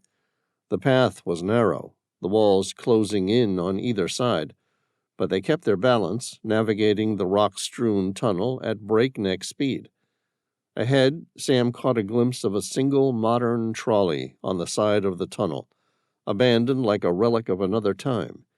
He barely spared it a thought as they surged past it, their eyes fixed on the distant glow of sunlight that spilled into the tunnel, marking their escape route. Daylight grew brighter as they neared the exit, the open mountain air calling them forward. They shot out of the tunnel, but the sudden jolt as their tires hit the ground was quickly followed by a sharp, jarring resistance. Sam looked down, realizing too late that they had run straight over a line of police-issue spike strips. His tires shredded instantly, grinding him to a halt. Sam struggled to steady himself as his bike skidded to a stop, dust rising around them. He steadied himself, his heart pounding with a mix of frustration and urgency. Looking up, he spotted the faint outline of a cargo train in the distance. It was just beginning to pull away along a set of tracks that curved out of sight beyond the mountainside. His mind raced, connecting the dots. The Relic Hunter or her team had set this up as her escape, using the tunnel collapse and spike strips to slow them down just long enough to vanish. Sam's jaw clenched as he watched the train picking up speed, slipping away from them. Chapter 90. Sam looked up at the rotary aircraft approaching. The Bluebell 407 police helicopter touched down, its rotors churning up dust and grass. A police pilot was at the controls, keeping the engine running, as Alex Cross, the detective who had orchestrated the operation, leaned out, urgently waving Sam and Tom inside. As they closed in, the pilot skillfully circled the helicopter over the train, signaling the driver to stop. Alex kept her eyes locked on the speeding locomotive, her hand resting on the frame of the open door as they hovered low. At last, the screech of brakes filled the air as the train came to a halt. The pilot guided the helicopter down, settling it directly on the tracks in front of the engine, effectively blocking any chance for the train to escape. As soon as the helicopter touched down, Sam and Tom leapt out, Alex close behind them. They approached the driver, who, with a resigned look, raised his hands. Sam quickly secured him, wasting no time on questions. Their focus was the cargo. He and Alex moved to the first cargo carriage, gripping the metal door and sliding it open. Sam's heart sank as he peered inside to see nothing but emptiness. He frowned, unwilling to believe it, and moved quickly to the next carriage, pulling it open with Tom's help. It, too, was hollow and vacant. One by one, they tore open the doors of each carriage, and one by one they were met with nothing but bare floors and cold, echoing spaces. The entire train was empty, a decoy to throw them off the trail. Sam felt a wave of frustration tighten his jaw as he looked at Alex, who mirrored his own disbelief.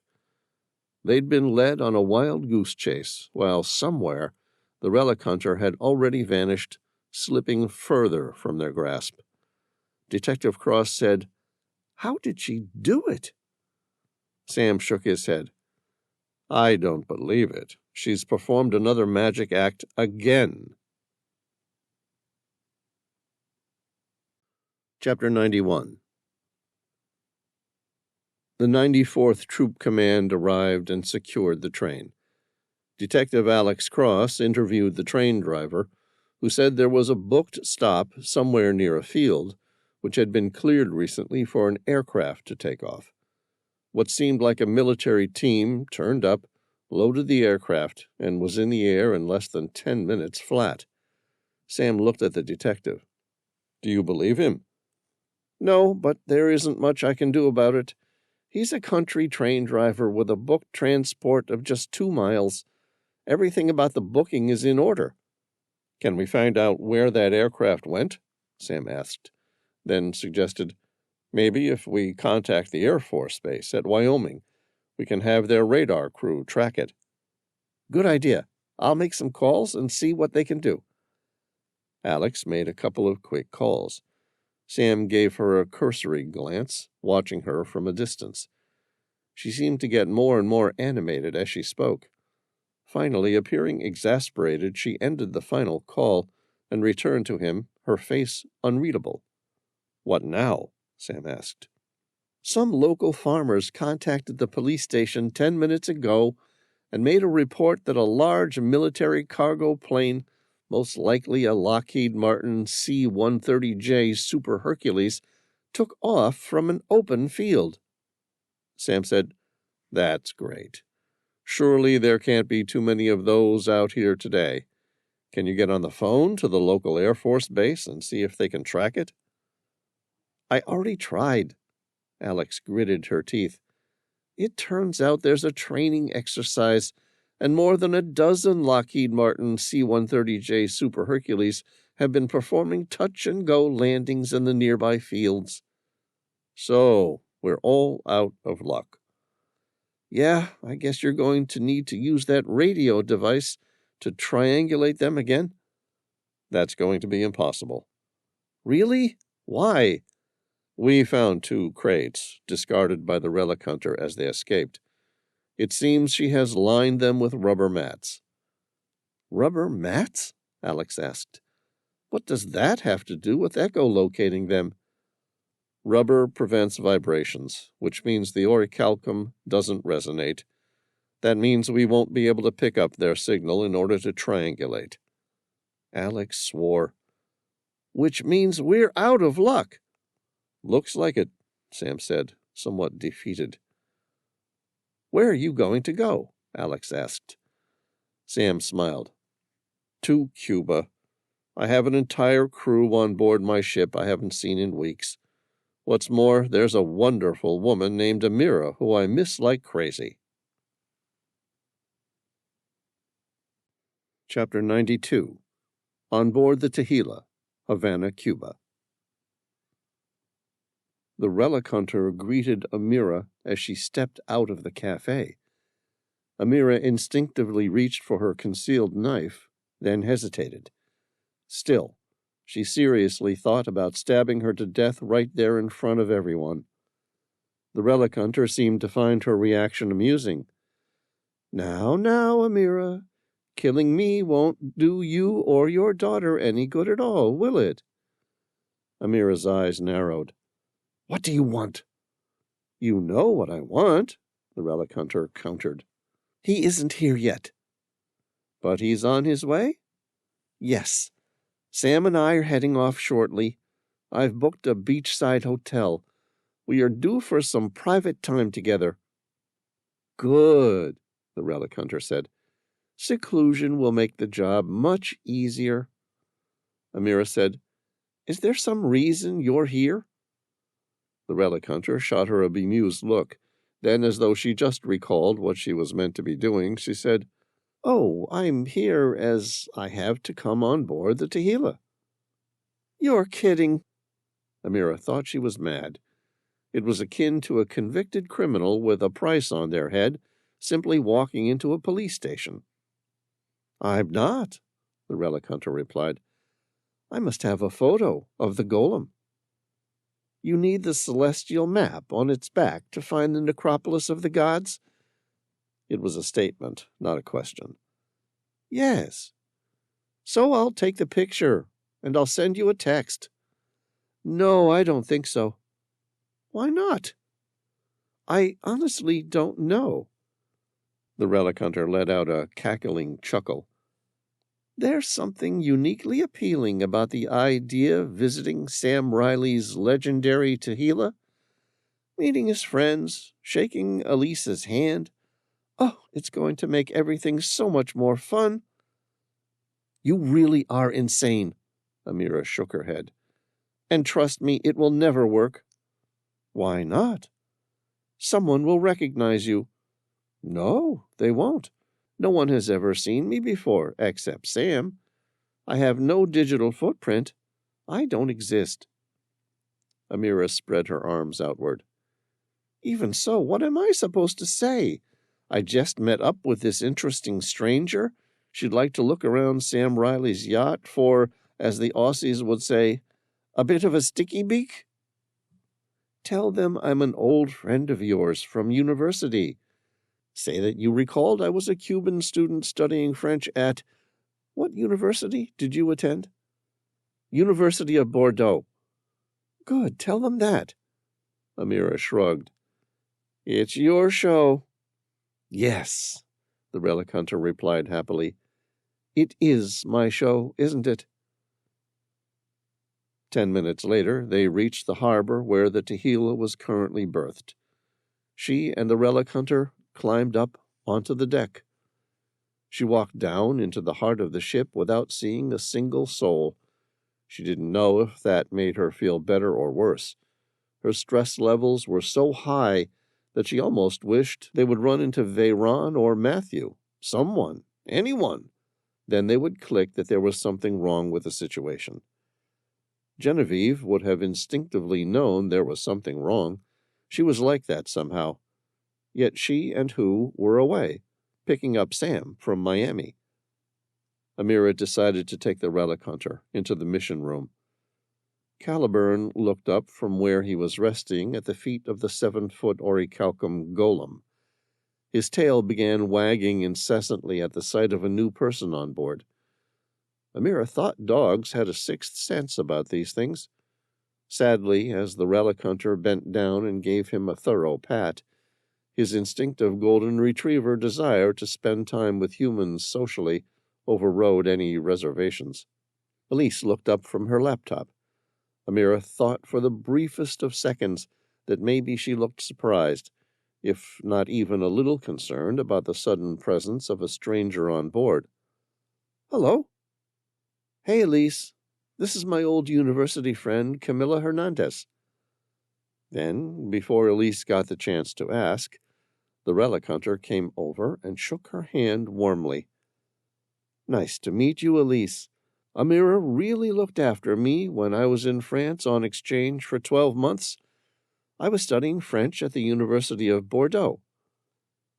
Amira thought she read doubt in Elise's eyes, but to her surprise, Elise said, "That's nice. How wonderful for Amira to meet up with someone from her past." "You don't mind if I show her around a bit?" Amira asked. "Go for it. This is your home as much as ours." Elise folded her laptop up. "I was just about to head off to get some lunch. You two want anything?" "No, thanks," Amira replied. The Relic Hunter said, "It was nice to meet you, Elise." A minute after Elise left, the Relic Hunter took a photo of the golem. The first one was taken like a selfie.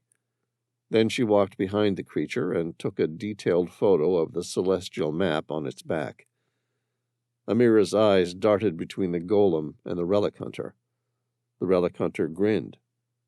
"You hoped the golem might kill me?" Amira nodded. "The thought had crossed my mind." The Relic Hunter shook her head.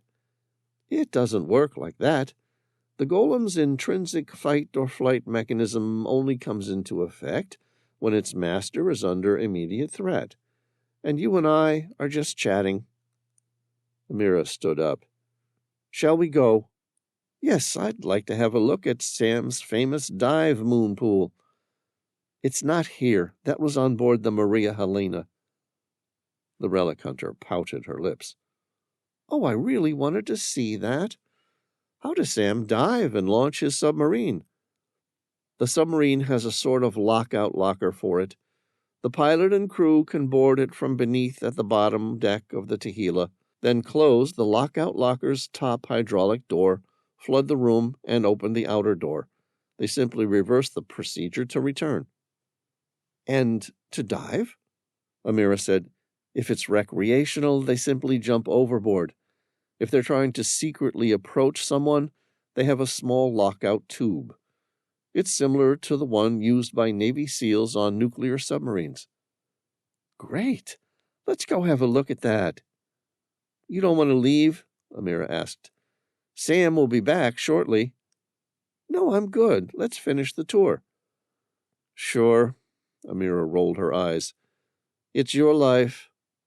"No, it's your daughter's." The color left Amira's face, but she just nodded and led the way.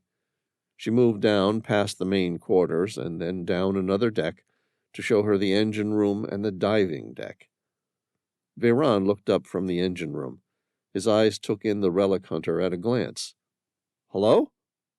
Amira said, "This is Camila Hernandez. She lives in Havana, but went to university with me in Bordeaux." "Nice to meet you, ma'am." "You too," the Relic Hunter asked. "Is there any news about when Sam Reilly will be back?" I haven't heard from Genevieve, who's flying him out here from Miami, but it should be soon, maybe in the next hour or so. How come? I read his dissertation on the master builders when I studied archaeology, and I'd just love to meet him." The relic hunter gushed. "A long time ago, I was obsessed with him. One of those celebrity crushes." "What sort of archaeology did you end up going into?" "Oh, I dropped out of the course after the first year." "Oh, so what do you do now?" The relic hunter said, "I work in sales and acquisitions." Viron's eyes narrowed. "Ah, as in ancient artifacts and relics?" "No, outside furniture for hotels. It's not exciting, but it pays. And everyone has to do something, right? Archaeology wasn't really for me in the end." Amira glanced at her cell phone. "I just got a message from Sam. He's going to be here shortly." The relic hunter said, "I should let you go." "Oh, really?" Amira replied. "He'll be here in a few minutes. Didn't you just say you wanted to meet him?" The relic hunter blushed. "I would, but I'd feel bad about it after he's been away so long. You deserve your time together." Amira accepted that and said, "I'll walk you out. It's been great to catch up."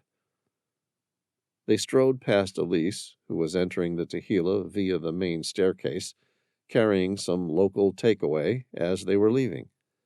The relic hunter said, "It was really nice to meet you, Elise." "Yeah, you too," Elise said, not bothering to hide the fact she found something off about Amira's friend. Amira stopped at the gangplank. The relic hunter gently wrapped her arms around her, giving her a slow, firm hug. "It's been so good to catch up in person, Amira." "Yeah, it was the best," she replied in a neutral tone. The relic hunter turned to leave. As they were alone, she stopped and asked in a soft voice, "Is everything set up?" "Yes." "Will you go through with it?" Amira said, "I said I would, didn't I?" It was an emphatic statement, not a question. "Yes, but can you do it?" Amira looked away. A helicopter approached from the distance. The relic hunter stepped away. There was the slightest, almost imperceptible sign of moisture in Amira's eyes. She covered it quickly. "You know I will. You haven't left me any choice, have you?" "Good." The relic hunter gave her a long, cold, hard look. "The trap is set. All you need to do is get him there." Chapter 93. Havana, Cuba. Sam liked the new helicopter. It was a sleek Airbus H-160 with twin engines that cut through the Cuban sky. Painted in a striking shade of deep gunmetal gray, the helicopter gleamed in the afternoon sun, with the name Cyclone stenciled just beneath the cockpit. Its aerodynamic design and unique rotor blades were engineered to reduce sound and vibration, giving it a quiet, stealthy profile. The flight across from Miami had been smooth and comfortable. With Genevieve at the controls, Tom took the front passenger seat, and Hu took the rear cabin along with him. Sam checked over the aircraft's modern interior. It was a big step up from the 2-decades-old Eurocopter he'd previously owned. The Cyclone sliced through the skies toward Havana, its rotor blades moving with a distinctive whisper that was nearly silent, even from within the cabin. Sam took in every detail as they soared across the open water. The H-160's design was all about efficiency and precision. He couldn't wait to take the controls himself when the time came. Up ahead, the Tehila came into view, tied onto the jetty of a finger berth. Sam glanced out the window and was delighted to see Amira waiting on the deck. A stranger hugged her and then disappeared. "That's odd," he thought. If Amira had a friend over, then he would have liked to meet her. Genevieve skillfully brought the Cyclone to a gentle landing, the chopper settling onto the pad with scarcely a tremor.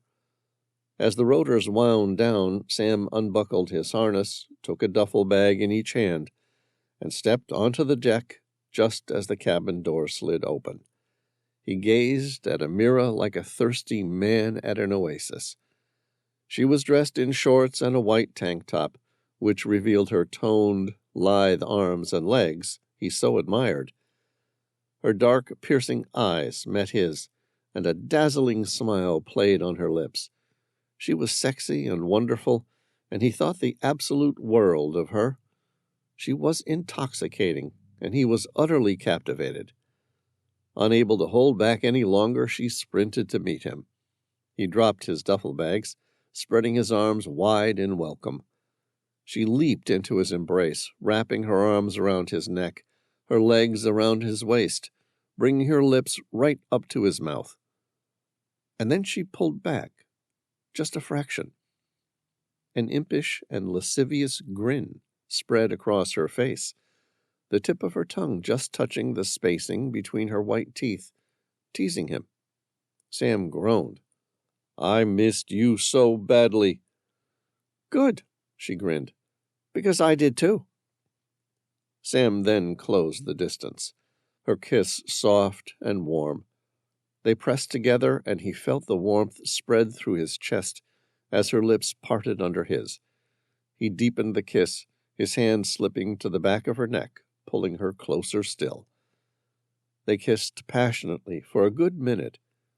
Sam didn't care who was watching. Let the world see their unrestrained enthusiasm. Everyone should experience this sort of uncontrolled, unbridled passion at least once in their lives. Yet Amira seemed not quite herself to him. She was always keen to kiss him, especially if they had been away from each other for some time. But today she seemed different. It was as though this was the last time she'd ever kiss him, and she didn't want to waste a split second of it. After a good minute, Sam drew back and paused. "Did you mention you grabbed an Airbnb for us?" "Yes, a private waterfront house. It's all ours for the weekend. How does that sound?" Sam sighed blissfully. "Absolutely divine." Chapter 94. Elise watched Sam and Amira drive away. It was just after 2 p.m., and after the whole crew had gone out to lunch together, including Caliburn. Those two were both finally off for some time to themselves. Elise thought it was a good thing. Amira needed that connection. Something had happened with her over the past few weeks. Ever since they had gotten to Bilbao, Spain, something had changed with her. It wasn't surprising, given Amira's history. She had lost her husband. The Relic Hunter had killed him. Then she had crossed the Sahara with Sam and become enslaved by corrupt people smugglers and forced to work in a gold mine deep in the Sahara Desert. She and Sam had bonded over the shared trauma and experience. At first she assumed their flame would burn out as rapidly as it had first ignited. But she was wrong. Elise had never seen anyone so suited to Sam and equally entirely unsuitable. Sam was the wealthy heir to a shipping mogul who grew up with every opportunity afforded to the ultra-rich. Amira grew up in a poor part of Chad. Who knew there was a particularly poor part? Before her mom moved to France to work at the University of Bordeaux. Amira was technically a refugee who had illegally escaped her country. She was currently being sponsored by Global Shipping as a consultant, so that she met the requirements for a French passport under its skilled worker refugee scheme. While Sam held multiple passports and would be welcome with open arms in any country on earth. They were one of those couples who are easy to dismiss at a glance, as clearly it was never going to work.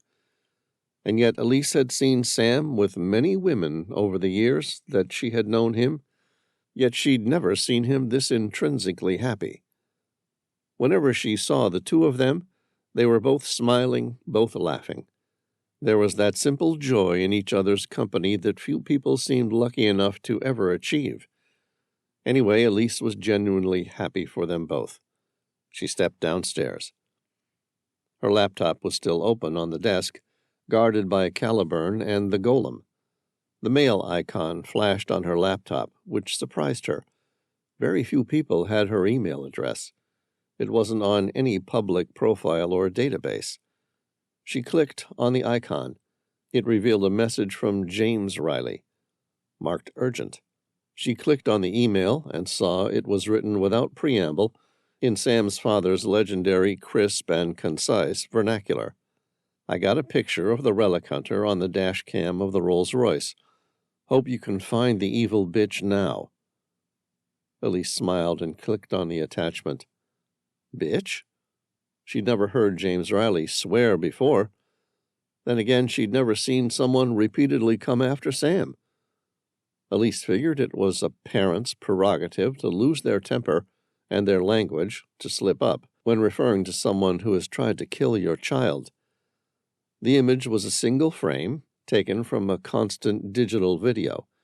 It was poor quality, but plenty good enough to work with. A split second later, the image unveiled. Elise cussed like a longshoreman who was docked pay. She found no problem with swearing when the circumstances warranted it, and right now, it sure as hell warranted it. The woman staring back at her in the photograph was instantly recognizable and equally unforgettable.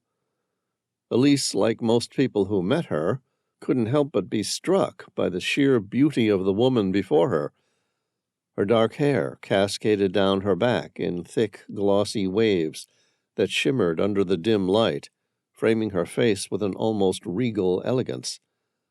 Then there were her eyes, deep hazel, flecked with hints of amber, that caught the light and sparkled with an intensity Elise found both unsettling and could easily imagine most people found alluring. Long curled lashes framed her gaze, giving it an almost magnetic quality. Elise took in the woman's features, each detail more striking than the last. High sculpted cheekbones created a graceful contour against her olive-toned skin, which had the unmistakable glow of sun-kissed warmth. Her nose was delicate, perfectly proportioned, adding balance and sophistication to her face. And then there was her smile, that was equal parts welcoming and enigmatic. It was the kind of smile that invited conversation while hiding secrets. Yes, Elise had seen that woman before. Even if it had been years earlier, she would have remembered that face. But it wasn't years. It wasn't even months or weeks. This was a woman with many names. Liliana Diaz, a.k.a. the Relic Hunter, and today she had called herself Camilla Hernandez. From her peripheral vision, Elise saw Veyron walking up the main passageway. She pushed to her feet, carrying her laptop, and showed the image to Veyron. "Tell me I'm not crazy?" "Sure, you're not crazy. What's this about?" He stared at the laptop monitor. "And why do you have a picture of Amira's friend from college, Camilla, on your laptop?" "James Reilly just sent me this image. He says it was taken from the dash cam off his Rolls-Royce. Says the woman is the Relic Hunter." Elise swallowed. "Please tell me I'm crazy." Veyron read the email and glanced at the photo again. Then he swore like a merchant seaman. "Please tell me this is a joke." Elise pressed her lips together. "Either there's some kind of incredibly unlikely coincidence, or much more probable, Sam has the worst taste in women of all time." Genevieve and Tom stepped into the mission room, their fingers intertwined, as though they too had been missing human connection. Elise quickly brought them up to speed. Tom called Sam's number. It went straight through to voicemail. Sam never let it go through to voicemail unless he was underground. Tom tried his cell again, but got the same result. Tom acted quickly. He ran to the armory, grabbed his Glock and MP5 submachine gun, and headed to the car. It was a Soviet Lada, a remnant of the Soviet support of communism on the island. Genevieve, Hu, and Veyron all did the same. They were all armed. Caliburn barked and jumped in, squishing in the middle seat of the small sedan. Elise and Matthew stayed on the Tehila and started making phone calls. Genevieve fixed her cell phone on its modern holder, which had been glued to the car's windshield. She brought up Sam's tracking device. It showed his current GPS location superimposed on the current road maps of Havana. Tom studied the location. He was tracking south, toward the Gulf of Batabano. He said to Elise, "Did Amira mention where this beach house is they were going to for the weekend?" "No. I'm going to contact Airbnb and see if I can find anything." His face fell. "That is, if she even booked an Airbnb at all." Tom didn't wait for any further answers. He adjusted the Lada's flimsy gear stick, grinding it into first gear, released the clutch, and floored the accelerator hard. Elise watched them go, and hoped to hell they reached Sam in time. Chapter 95. Sam liked the car she'd hired. Amira knew he would. The 1955 Chevrolet Bel Air was a classic relic of Cuba's past. Its body was a deep shade of turquoise that had faded with time, its pale color almost blending into the dusty road that stretched ahead.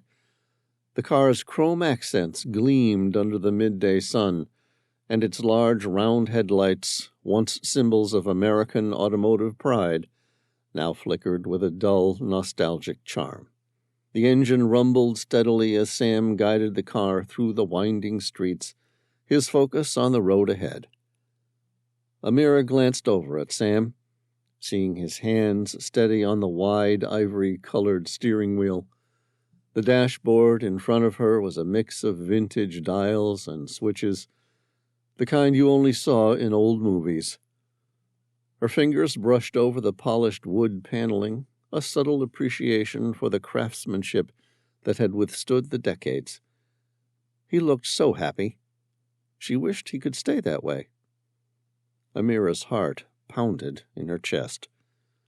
Hidden in the small handbag on her lap was a device the Relic Hunter had given her, and she knew she needed to activate it. The cell phone jammer was small, about the size of a pack of cigarettes, its black matte finish designed to avoid attention. It was unassuming, with a single switch on the side and a row of tiny LEDs that would light up once it was activated. She waited for a moment when Sam was focused on navigating a particularly tight turn. He was working the old wheel like a sailor worked the helm. The boat-sized Chevrolet Bel Air slowly sailed around the corner, turning east on A1 National Highway. She watched Sam out of the corner of her eye as he reached for his phone, a casual gesture he might make while waiting for a message. The phone's screen remained dark, unresponsive. He frowned, tapping it again, but there was no signal, no connection to the outside world. He frowned. "My cell's broken?" "It's not broken. It's just that Cuba doesn't have the best cell phone towers." "I doubt it," Sam said, holding the cell out toward her and giving it a shake. "This is satellite-equipped. In other words, this handsome devil will work anywhere on Earth that has a direct line of sight with the sky." Amira shot him a sexy smile. "Okay, so it's broken. Now I have you all to myself. There is no chance of anyone contacting you this weekend to take you away from me on some wild adventure. You're all mine." He relaxed back into the 1950s-era bench seat that ran the width of the car. He lifted his arm, and Amira cuddled up into him as he drove, resting her head on his chest. Guilt burned her, but she couldn't think of that now. It was so safe and comfortable in Sam's arms. Amira wished she could stay there forever. Sam pulled her into him tightly, increasing his affectionate embrace. Then he threw the unworking cell phone into the glove box. "That's right. I'm all yours." Chapter 96. Tom drove the Soviet-era Lada at its top speed. The fragile Relic shuddered with strain, its engine groaning under the weight of 4 adults and a dog. The vibe inside the car was a mixture of doubt mixed with fear, as though nobody could believe Amira had been working with the Relic Hunter all this time. Even that didn't make sense. Amira, of all people, had the most reason to loathe the Relic Hunter, given she'd killed her husband back in Chad in her attempt to locate the 3 golems and their celestial maps. It could have been faked, but Tom just didn't think Amira was that good an actor. He'd seen the way she raged against the Relic Hunter. She'd learned to shoot and spent so much time in at the range that she now rivaled Genevieve as the best shot on board the Tehila. In direct contrast to that hatred was the love that Tom was certain Amira and Sam shared. They had the magic there for anyone to see. There was no way either of them could fake that. So if Amira hadn't always been in cahoots with the Relic Hunter, what had changed? "What the hell does the Relic Hunter have over Amira?" Tom asked aloud. Genevieve said, "Do you think she really attended the University of Bordeaux with her? And you think the Relic Hunter's taken the opportunity of a past college friend to convince her to betray the man she loves?" Tom countered. Genevieve pressed her lips together. "No, you're right. That seems pretty far-fetched, even when I hear it spoken." Tom took a sharp dogleg, and the Lada's rack and pinion steering made a disgruntled noise. "So then what else could she have on her now that's so important?" Who said, "Something from her past. She's never had a past, not that she's been forthcoming with. It's like she just woke up in the middle of Chad after her husband died and started a new life with Sam," Veyron said. "Secrets," Genevieve said. Tom asked, "What?" "Shameful secrets. People are more likely to murder to protect secrets than for any other reason. Statistically, your spouse is the most dangerous person to know. He or she is the one most likely to murder you, although some kill each other because they don't like each other. Some murder for money, or to fund gambling, or drug and alcohol addictions. Yet of all these unknown causes, they all share the same underlying need, a need that people are willing to kill to protect." "And what's that?" Tom asked. "Secrets," Genevieve said. "Think about it. Think of the numerous vices that wreak havoc against humanity. Most of them could be resolved by people coming clean and admitting they have a problem with the said vice. People only tend to get murdered when someone attempts to cover it up, or when someone tries to let the secret out." "Interesting," Tom said, feeling as though he'd started to use Sam's favorite word. "Anyone have any idea what sort of secret Amira might be keeping?" "Not a clue." Veyron, who was the oldest and sometimes wisest on board the ship, said, "There's one other thing people will kill for above secrets." "What's that?" Genevieve asked. "They'll kill to protect the ones they love." "But Amira loves Sam," Tom argued. "Sure, but who else is more important to a woman?" Veyron gave a half shrug. "Or man, for that matter?" Genevieve grinned with sudden satisfaction. "A child!" Tom said, James wasn't simply willing to break rules to find the Relic Hunter to save his child. When I watched him discuss his fears for Sam, I saw a side of him I had never seen. As a father of a child threatened, I think he'd be willing to destroy anyone and everyone, do anything as needed to protect his son, who said Elise even mentioned that James used the word bitch to describe her. There's no way that man has ever used a cuss word in his life until that moment. One problem with your otherwise excellent theory, Genevieve said. What's that? Veyron asked. Amira's never had children. Caliburn barked. They didn't have a Scrabble board, but Tom made the mental note to draw something in the sand when they got to the beach. Tom asked, What is it, Caliburn? The golden retriever barked again. Do you know something about Amira's past? Another bark. Tom overtook a broken-down Chevrolet. Care to share? Caliburn's eyes lit up, his tail starting wagging incessantly. Tom took a wild guess.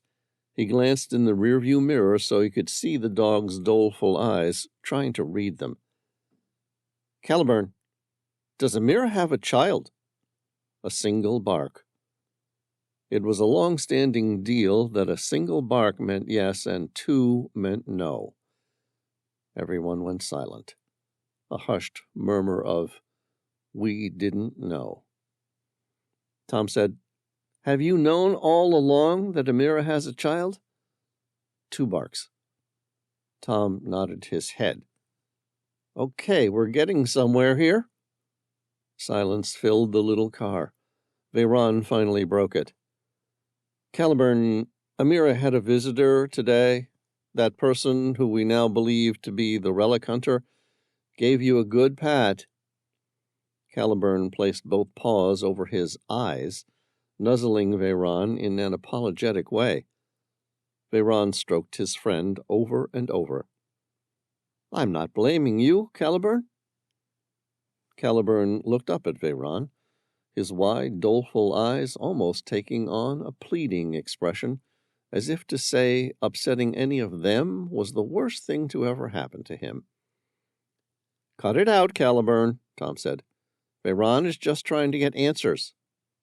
Then, looking at Veyron, he said, What did you want to ask, Veyron? Veyron said, Could you smell some sort of family relation to Amira on the Relic Hunter? A single bark. Tom said, All right. Does that mean the Relic Hunter is related to Amira? Two barks.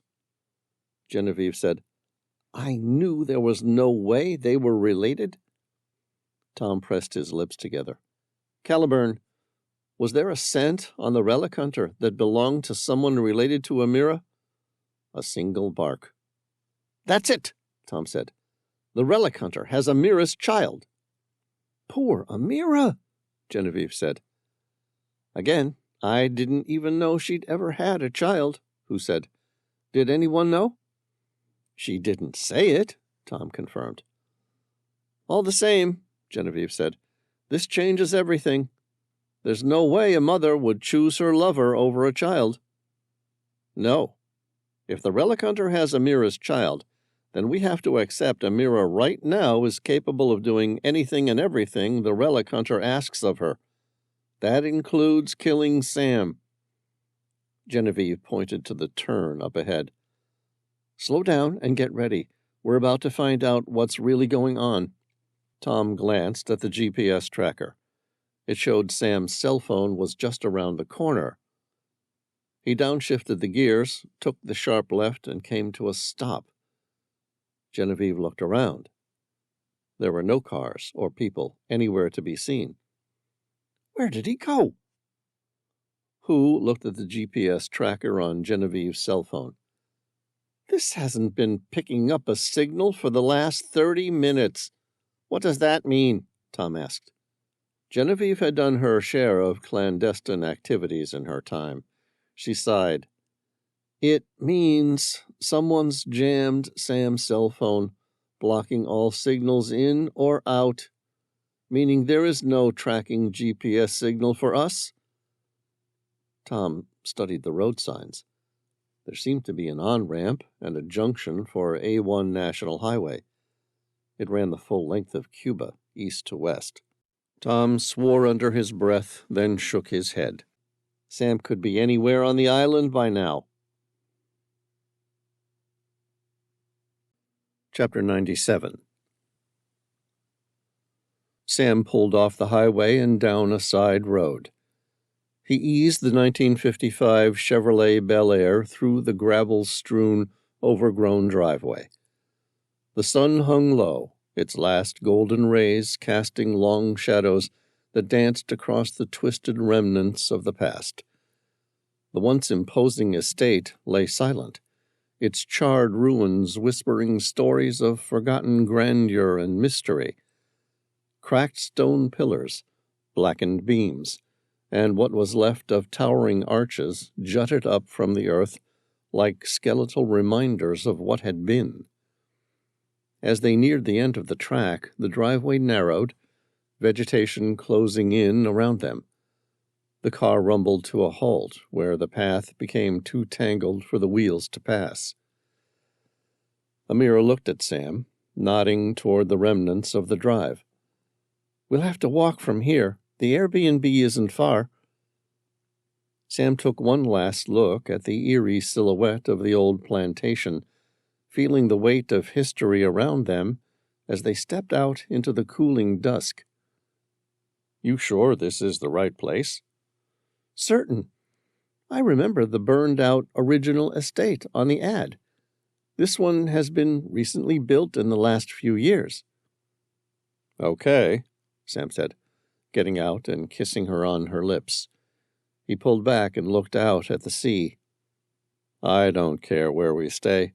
I'm just happy to have you all to myself for the next 2 days." Something had caught his attention. The estate overlooked the ocean, where a natural rock arch formed. In the center was a unique jagged rock formation, a dragon, curled up like it was sleeping beneath the arch. The arch formed an almost ethereal portal to a fantasy world. His eyes narrowed as a feeling of déjà vu came over him. Where had he seen this before, he wondered.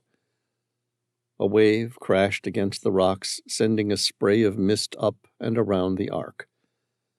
For a moment, precisely as the sun was in its death throes, and the mist suddenly made the dragon appear to be breathing fire.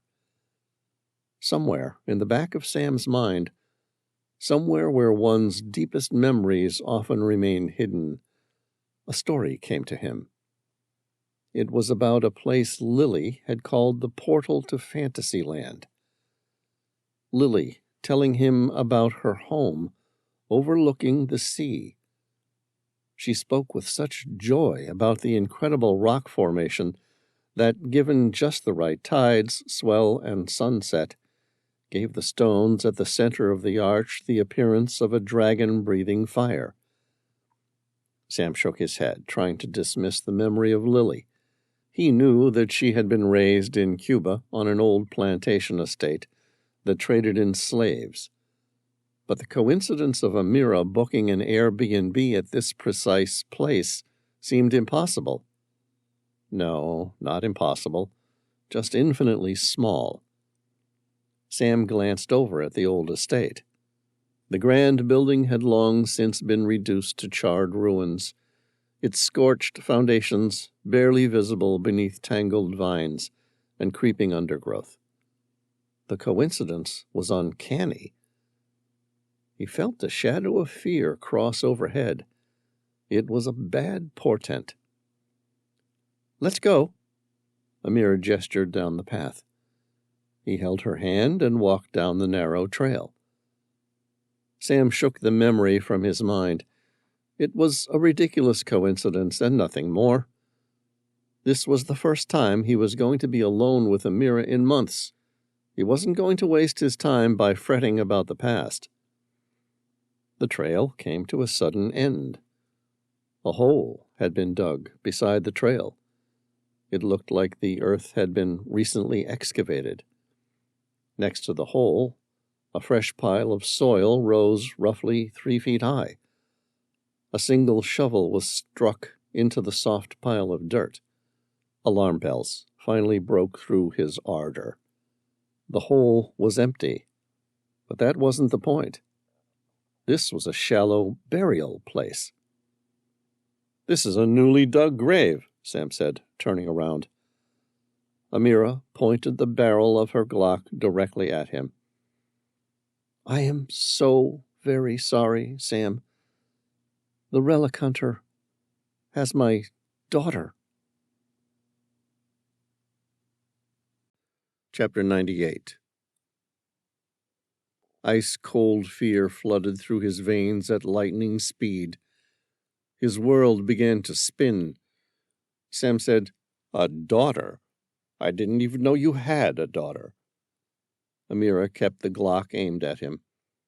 "Neither did I, until recently.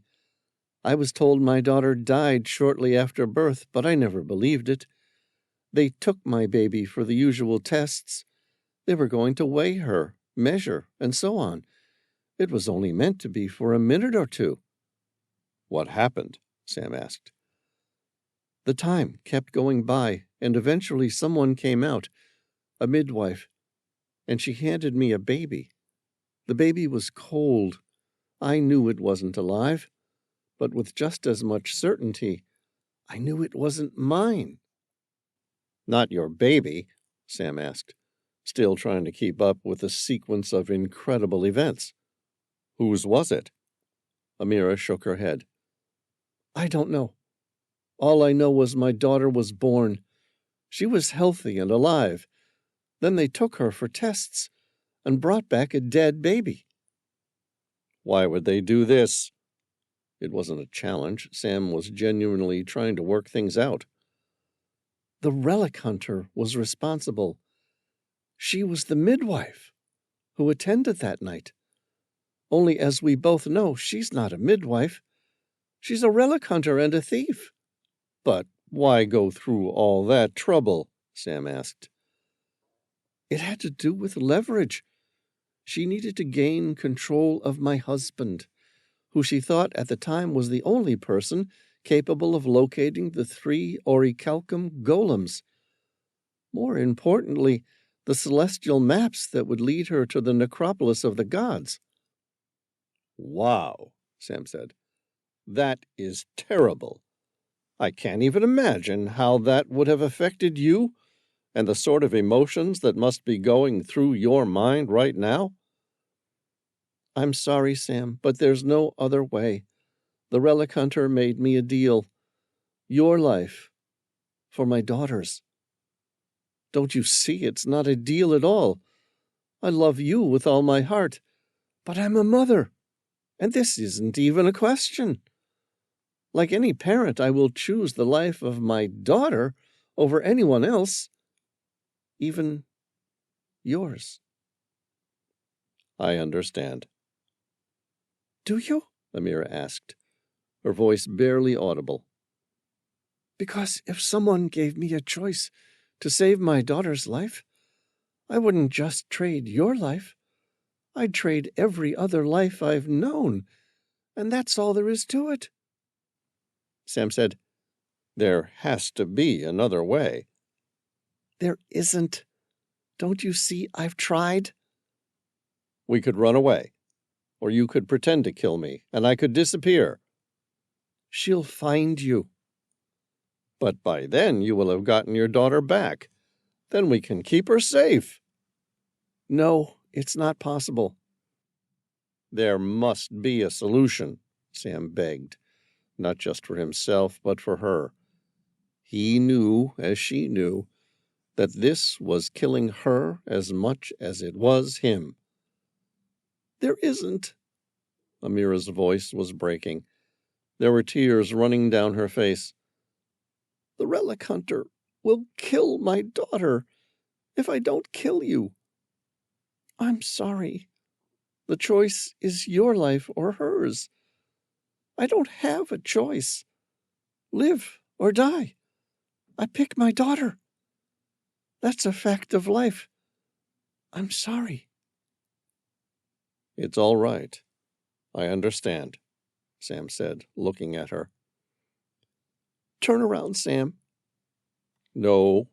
If you're going to kill me, the least you can do is look me in the eye. Sam, please, I'm begging you.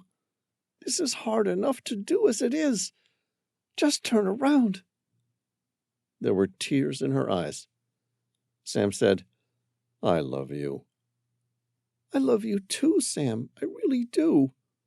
There were now tears streaming down his eyes. I could have happily spent the rest of my life with you. Sam, she said. Then with a forced laugh, she said, Is that meant to be some sort of proposal? Sam pressed his lips together. Sure. You want to marry me? Yes. A response came out emphatically and without hesitation. Then maybe put the gun down. Amira frowned. You know I can't do that, Sam. Sam said, I know. Please, can you just turn around? Amira begged. For me, it will be easier. Please. Okay, I'm turning around. Sam looked at her one last time. Know that I understand why you had to do this. I'm so sorry. Please forgive me. There's nothing to forgive, Sam said. As you said, a mother doesn't have a choice in something like this. He then slowly turned around. His eyes stared out at the sea rocks. A large wave struck the stone dragon, sending a mist of burning fire far into the distance. I love you, Amira. I love you, Sam. Strangely, in the primitive part of his brain, the clicking sound of the Glock's trigger being squeezed registered. A split second later, a single 9mm parabellum struck him in the back of the head. Blood, scalp, and bone sprayed everywhere. He fell forward into the shallow grave, his entire body still as death. Chapter 99. The Relic Hunter clapped gleefully. Amira's eyes clouded and stung with the salty tears which now streamed freely down her face. I would count that as a proposal. The Relic Hunter shook her head decisively. When a man only has a few minutes to live, does asking to spend the rest of his life with you really mean much? It's hardly a big commitment, is it? Amira said, I hate you. The Relic Hunter seemed to ignore that. Oh, and then that whole touching tribute? That whole, I love you, Amira. And I love you too, Sam. It was beautiful. Amira had had enough of the Relic Hunter's rants and reached for the shovel. She took one last look at the man she loved and then began burying him. The end. This has been The Relic Hunter, Sam Reilly, Book 30. Written by Christopher Cartwright. Narrated by David Gilmore. Copyright 2024 by Christopher Cartwright. Production copyright 2024 by Christopher Cartwright. This is David Gilmore. Thank you for listening.